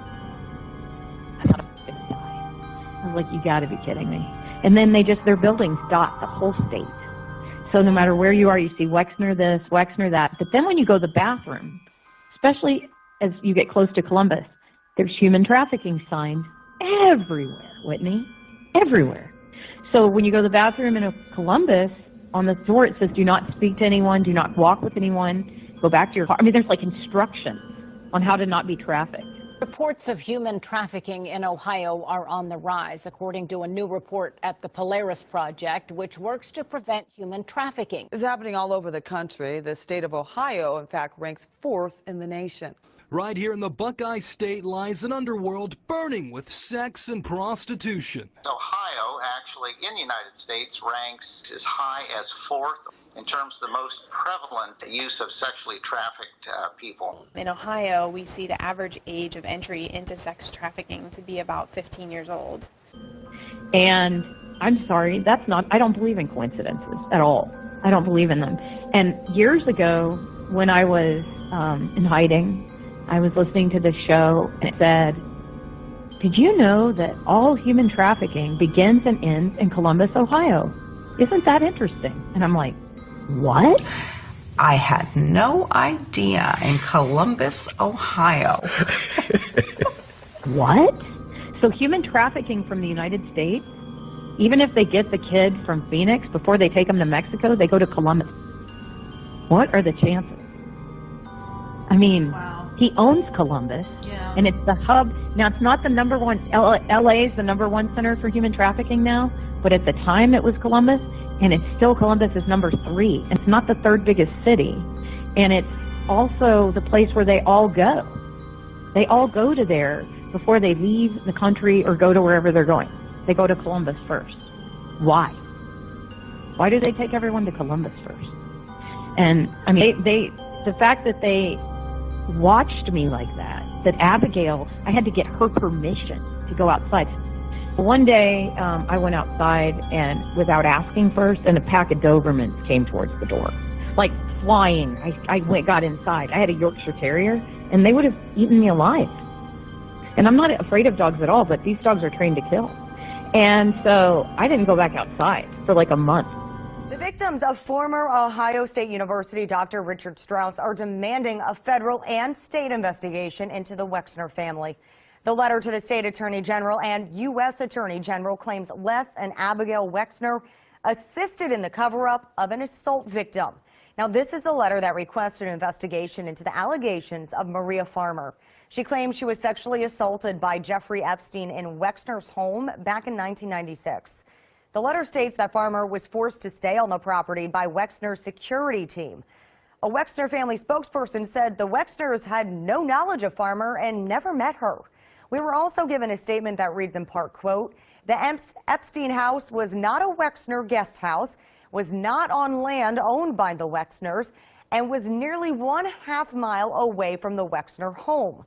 The letter also brings attention to the fact that Abigail Wexner serves on the Ohio State Board of Trustees. The 5 Strauss victims are asking for the investigation because they said the allegations are terrifying and, quote, bear directly on our own fight for justice. Strauss is accused of sexually abusing at least 300 young men.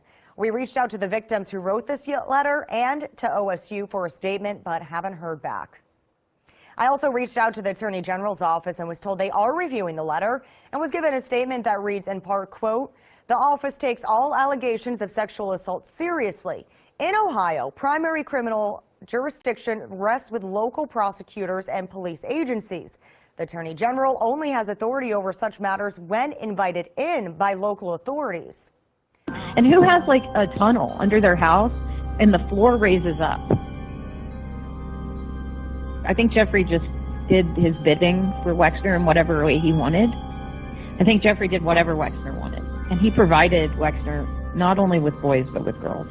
But really quick, you sort of mentioned that you knew that Wexner had some sort of Israel tie and that Ghislaine was working under him. Can you elaborate on that? Do you think he had ties to Israeli intelligence? I would ask Mr. Dershowitz to also address the topic of Zev Shalev at Narrative, the Israeli-born former CBS News executive producer, and Whitney Webb, who have reported that Jeffrey Epstein was being run by Israeli military intelligence as disclosed by Ari Ben-Menashe, and the allegations in the book Robert Maxwell, Israel Super Spy, that Ghislaine Maxwell's father, Robert Maxwell, was a KGB and Israeli intelligence agent who worked with the Red Mafia and Mogilevich to set up money laundering instruments around the world.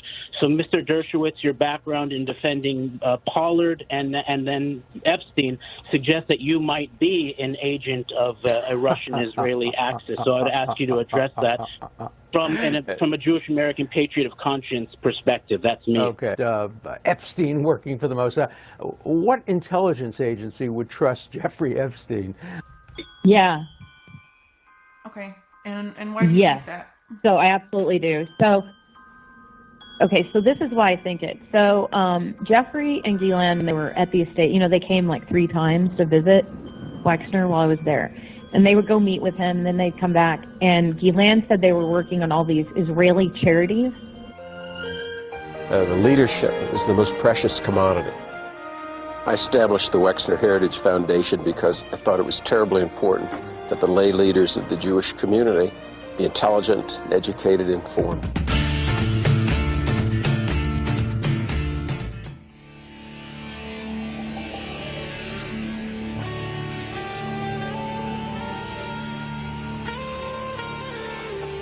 Going to Israel was the highlight of the entire Wexner experience. The key to the future of the Jewish people lies in the creative and thoughtful and respectful interchange between Israel and Jews in the diaspora. For students and for, Jewish people. And I remember thinking, oh, that's weird. And she was like, you don't understand our loyalty to Israel, Maria. You don't understand our loyalty. She's like, unless you're a dual citizen, you just don't get it. She's like, your people could never understand. She would say, my people, your people, the chosen ones, all that bullshit. It's just unfortunate that all the Jewish people I met also happen to be pedophiles that run the world economy, So it gives you like a bad taste in your mouth. Like, ugh. They did a number on all of us. We've all had a hard time with, like, a lot of it because of the abuse, So it's hard to not then go, all these people are like this, when it's not true. Not all of them. Just a huge chunk of elites are like this. I guess all of the elites. I don't know. This is how the elites speak to their, quote, servants. They're I don't know, just like the regular people who aren't Jewish, that aren't allowed to eat at the country clubs. It's a big part of it. The whole time I was there, I lost 20 pounds. I was very small anyway, but I lost 20 pounds because I wasn't allowed to go get food. And when I called Ghislaine and asked why I couldn't eat there, she said, it's a Jewish country club. You're not Jewish. They're not going to serve you. This is how this woman spoke to me. Yeah, this is how these people think, Whitney. They, honest to God, think their DNA is better than everybody else's. I swear to you. It was a theme all the time with them. With Eileen Guggenheim, with, Jeffrey Epstein, with Ghislaine. It was a theme. Jeffrey was a lot less horrible than Ghislaine as far as a human being, like just being around, because she was raping just as many children. So the country club, you weren't allowed to go because it was only for, people of a certain religion Jewish and people. Ethnicity. Okay, so Religious. that's unfortunate. Wow. I mean, they could cut you down, and it was so morally devastating. You just felt useless as a human being when you were told you're nothing because you're not Jewish, you're stupid, you're useless, a useless white girl, a poor little peasant. Just the things that I was called, I was just like, I believed it, because it was like a cult. It's a problem. Yeah, you wouldn't believe the way Jeffrey and Ghislaine spoke about African Americans. It was like, it made my skin crawl. Anybody who was not Jewish, and you're right about this, but the way they spoke about them, it was really horrifying. And it showed me a great deal about how these people truly believe that they're chosen to do something here. I don't know. It's unbelievable to me. And it was every one of them, the way they spoke. And one time I heard Isabel say to her mother, Eileen, Mommy, why do you call Maria a nobody? And she said, honey, Isabel, Maria is not a Jew. She is a nobody. Wow. Well, it is worth So you pointing, can see why for about 20 years. That type of stuff I might actually include just because the Maxwell family has You tied should into include this it. group You that's, should include it. What's it called? Chabad Lubavitch. And group God. openly talks about how only Jews are human and the rest of human beings are like cattle, basically. בעזרת השם זה יחזור. הם ירצו הגויים להיות עבדים שלנו. זהו הרב אליעזר קשתיאל, ראש ישיבת בני דוד בעלי. הכי טוב להיות עבד של יהודים. הם שמחים להיות עבדים, רוצים להיות עבדים. הישיבה הזו מיועדת לבוגרי המכינה הקדם צבאית, המוכרת והיוקרתית בציונות הדתית. רבים מהם מגיעים אליה לאחר שהם מסיימים שירות צבאי. במקום שהוא יהיה סתם מסתובב ברחובות ועושה שטויות ואלימות ומזיק אחד לשני. עכשיו הוא עבד, החיים שלו מתחילים להתנהל. לפי הרב קשתיאל, האדונים הם היהודים, העבדים הם הערבים. החלוקה לא מקרית, זה עניין ביולוגי, בעיות גנטיות. יש מסביבנו עמים כאלה, בעיות גנטיות. תשאל ערבי פשוט, איפה אתה רוצה להיות? הוא רוצה להיות תחת הכיבוש. למה? כי הם לא, יש להם בעיה גנטית, הם לא יודעים לנהל מדינה, הם לא יודעים לעשות כלום. תראה איך הם נראים. והנה התורה כולה, תורת הגזע. בוודאי שיש גזענות, מה אנחנו לא יודעים שיש גזעים שונים בעולם, מה זה סוד זה, מה זה לא נכון, זה נכון, מה לעשות? בעוד יומיים עם ישראל יציין את יום השואה, בין היתר את החלוקה של הנאצים לגזעים, עליונים ונחותים, והנה בגרסה העברית. כן, אנחנו גזענים, אנחנו מאמינים בגזענות. יש גזעים בעולם ויש תכונות גנטיות של עמים, וזה דורש מאיתנו לחשוב איך לעזור להם. יש הבדלים בין גזעים, וזה בדיוק סיבה להשית עזרה. מי שמחה להחליט מי זה מי? אני רואה שאני מגיע להישגים הרבה יותר מרשימים ממנו. Well, this is another thing Ghislaine said. Well, Ghislaine did make it very clear to me that Annie was very lucky to be able to carry a Jewish baby. That was another thing. She said she would have been so lucky. See, they constantly made it very clear to me. You can't eat at the country club because you're not a Jew. You can't, and I mean, it takes people, it's like they get hit with a soccer ball in the gut. I've told every news network, and they go, oh, we can't talk about that. Let me be very frank with you, Amy. we have to say the truth. The Israeli lobby, the Jewish lobby are by far too strong and too aggressive. It's not good for the Jewish community, it's not good for Israel. But the Israeli propaganda and the Jewish propaganda in recent years made it as a systematic method. Whenever anybody dares to raise questions or to criticize Israel, he is immediately and automatically labeled as anti-Semite, and then he has to shut his mouth, because after this, what can he say? Yes, it is legitimate to criticize Israel. Yes, it is legitimate to raise questions, and this does not mean that we are anti-Semites. We are not ready to play this game anymore in which they shut our mouths with those accusations, which in most of the cases are hollow. But I saw the other day a congressman say that nobody should question the relations between the United States and Israel. Excuse me? Nobody should question the relations between Israel and the United States?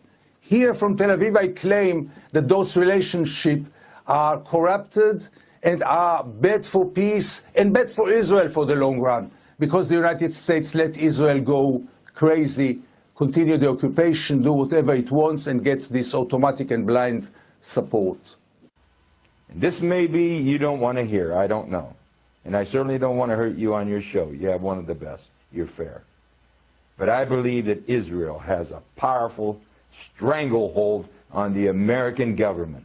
They control both members of the House and the Senate. They have us involved in wars of which we have little or no interest. Our children are coming back in body bags. Our nation is bankrupt over these wars. And if you open your mouth, you get targeted. And if they don't beat you at the poll, they'll put you in prison.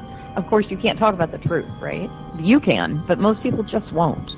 And I think it's a huge part of it, because this is a problem. This elitism is very deep. The thing of it is that Jews shouldn't marry Arabs. Shouldn't marry Arabs. Yeah. Why do you feel strongly about that? Because Jews is a special nation that God gave it to the Jews, and we don't want Jews to get mixed up together with a different nation. על מה? על מה? גם ככה ערבים, מקסימום. אוקיי. בסדר בעברית? פשוט מאוד. צריך להיכנס לשטחים, וכל מחבל שעושה פיגוע צריך להרוג אותו, צריך להרוג את המחבלים, ואז הם יפחדו ולא יעשו לנו בעיות, והכל יהיה בסדר. הם יהיו בכפרים שלהם, אנחנו נחיה פה, לא צריך להיות ביחד, והכל בסדר. And these are the people pushing racism. But I know a lot of Jewish supremacists, they're all elite. And they're all connected, and they're all in big groups, and they are the biggest supremacists I've ever met. I'm there to put terror on people in Palestine. I'm there to police every minute of their life.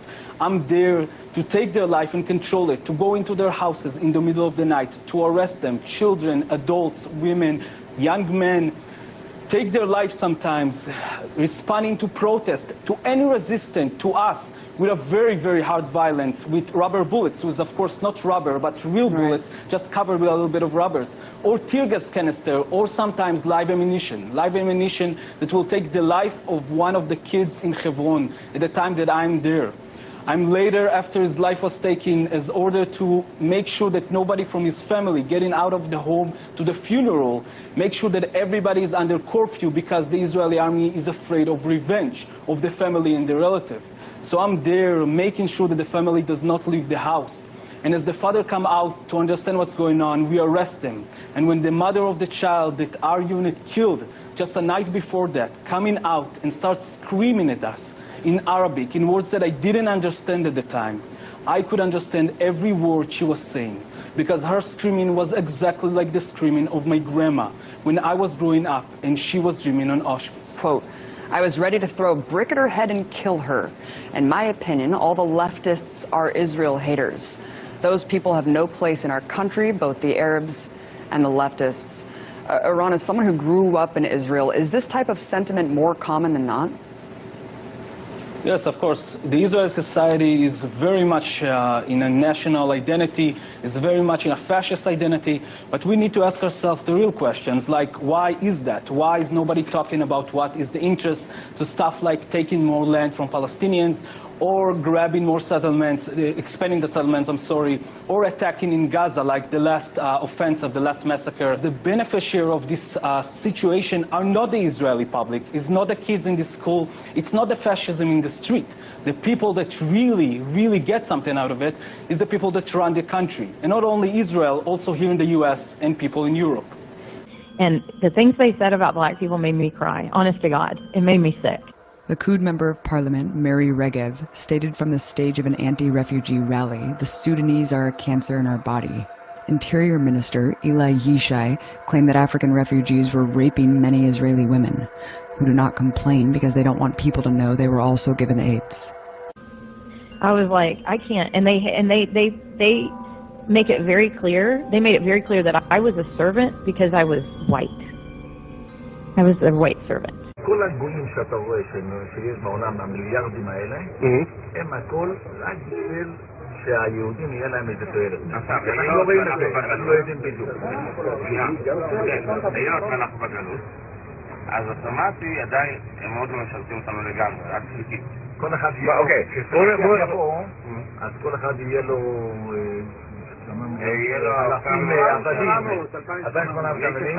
בינתיים המשיח לא כאן, אז איך הם משרתים אותנו? הם בונים לנו רכבים, דירות, בניינים, הם בונים את לנו, משרתים את היהודים. אבל יש גם יהודים שעושים את זה. Yeah, it was made very clear to me. No, you're just a servant. You're white. And I'm just like, let me tell you something. If I walk out of here not, at all racist, it's a freaking miracle, because I'm still, I struggle every day with it. I'm like, oh, I was so abused. It's just, I guess it could have happened from any group, but because they're the ones that happen to control the world, it's hard. It's really hard. Like this specific group, of elite. And the other thing that pisses me off is this whole anti-Semitic BS, because they called Bernie Sanders anti-Semitic. Oh, you know yeah, what I mean? I know. Like, when is it going to end? Sanders is an anti-Semite. I think he tolerates anti-Semitism. It's done over the years. I've interviewed Bernie Sanders many times. I've never heard him make an anti-Semitic comment. And then Alan, he's Jewish.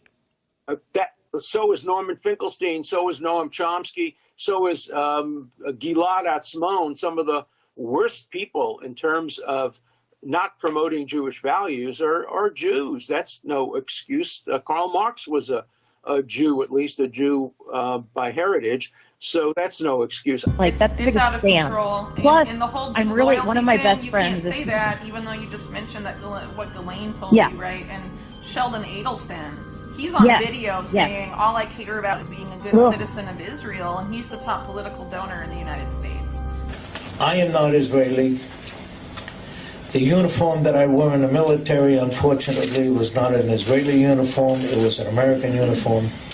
All we care about is being good Zionists, being good citizens of Israel. So the fact that you're not allowed to talk about it, I think, is very troubling, right? So, but anyway, I want to go back to some of what told you about, at least like intelligence stuff, and what you heard about like Israel and Israeli intelligence. Well, let me tell you what she said about her dad. That's right. Yes, she said about her dad's funeral too. She told me, she said he was such an important person for Israel that they gave him a state funeral, and she went on and on and on about his funeral ceremony, and she showed me pictures of like what a big deal it was. And she said they murdered him. That Israel murdered him.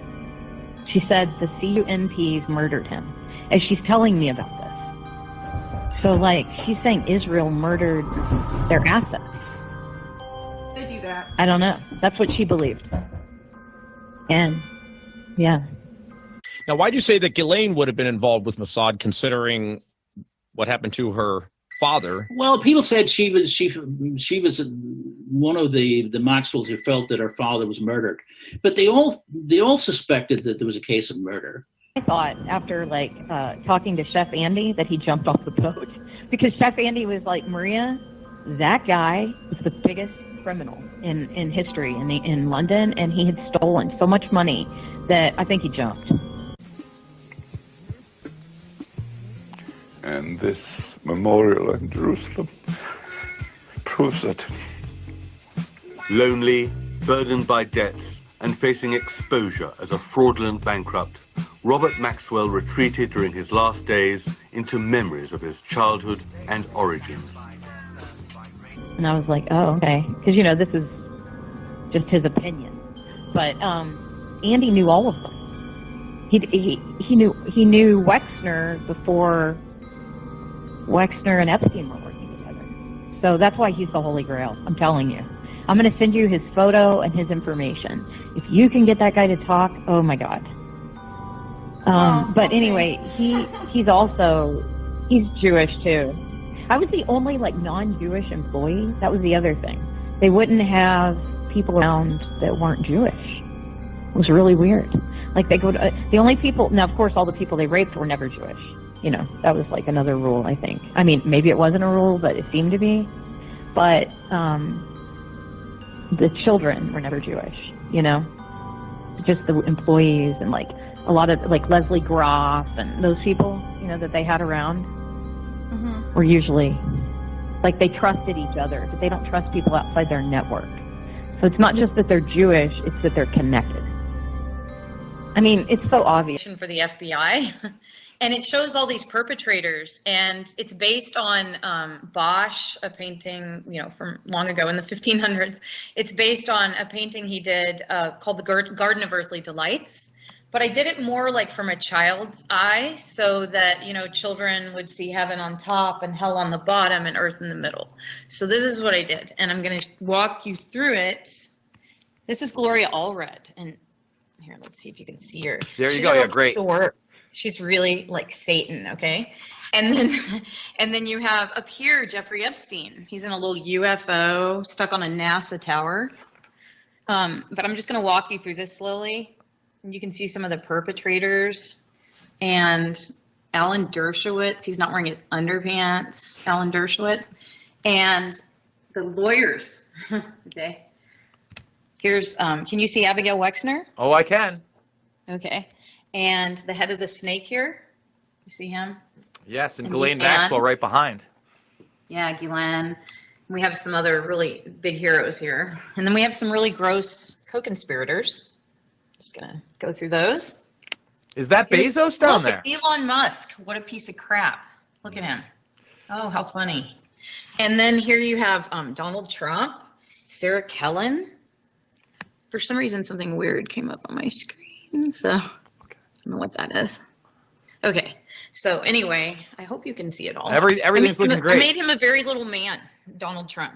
I'm going to tell you why. I met him with Jeffrey Epstein. And this man, Bill Clinton, came to visit Ghislaine Maxwell and Jeffrey Epstein at the estate. This is someone who doesn't count.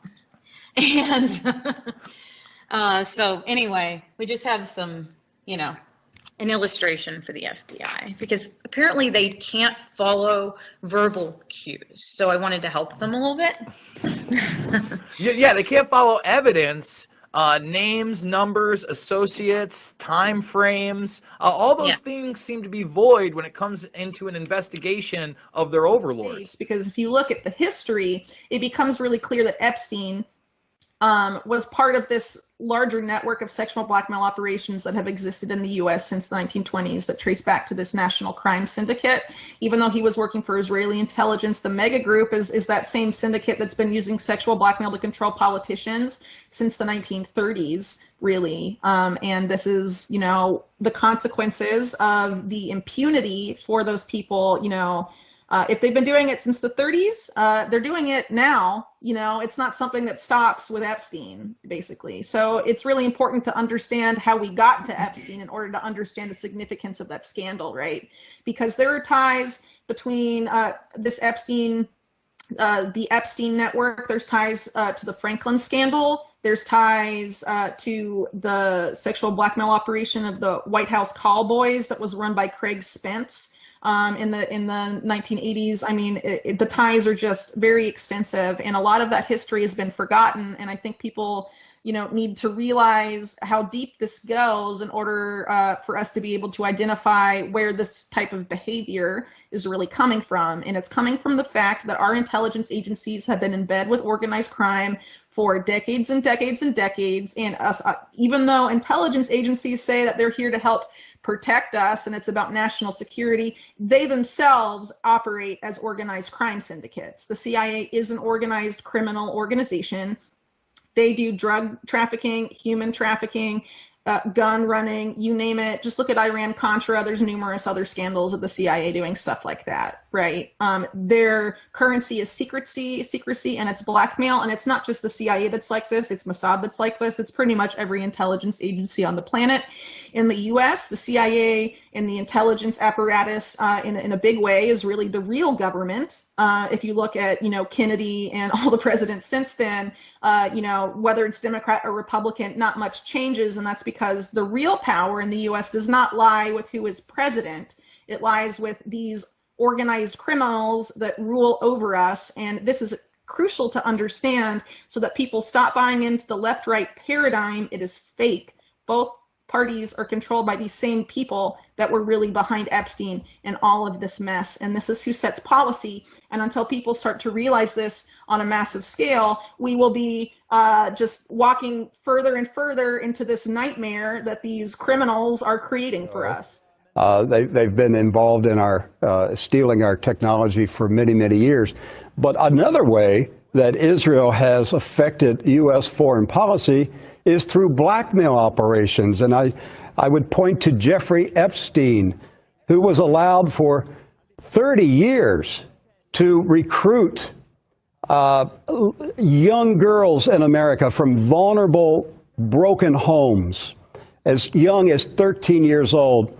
And Mr. Epstein, who I believe was a fake billionaire, I do not believe he was a billionaire. I believe he was an actor, an imposter on behalf of the Israeli Mossad. Mr. Epstein then lured powerful, influential American men into his various mansions so that they could rape the girls. The sexual acts were videotaped, and the videos were sent to Israel for blackmail operations against Americans. If it were proven, what would the U.S. establishment do? Nothing. Nothing. Too many American leaders have been videotaped by Jeffrey Epstein. There's not going to be any action from the American political establishment. The American ruling class is corrupt, and the American people must clean house. Both parties, both political parties in America are controlled by Zionists. There is no choice in America. I can tell you she is still a prostitute. She is selling false stories now for money about me. Do you have any concern calling her a prostitute when she was victimized at such a young age by this wealthy man? She was not victimized. She made her own decisions in life. But at the age of 15, some would say that's a little young and that she was taking... Not really. But it would depend on what was inside the magazine. I don't think Ivanka would do that inside the magazine, although she does have a very nice figure. I've said that if Ivanka weren't my daughter, perhaps I'd be dating her. You know? Stop it! Oh, it's so weird!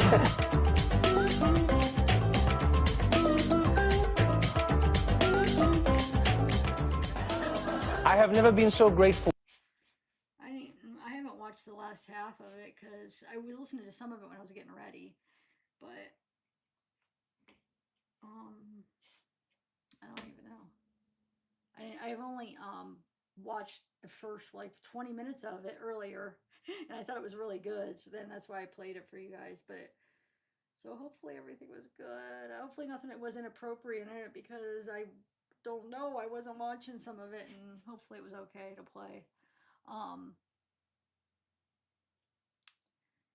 I watched some. I mean, I was listening to it while I was getting ready, but then on and off because then I was going in between channels, all my channels, and seeing what was going on and stuff. But all right, guys, I'm all ready for bed. Bye, everybody. Turn off the lights. Wash my face. All right, Zeke's waiting in bed. Good night, everybody. Bye. Or wait, let me take this down. Hold on.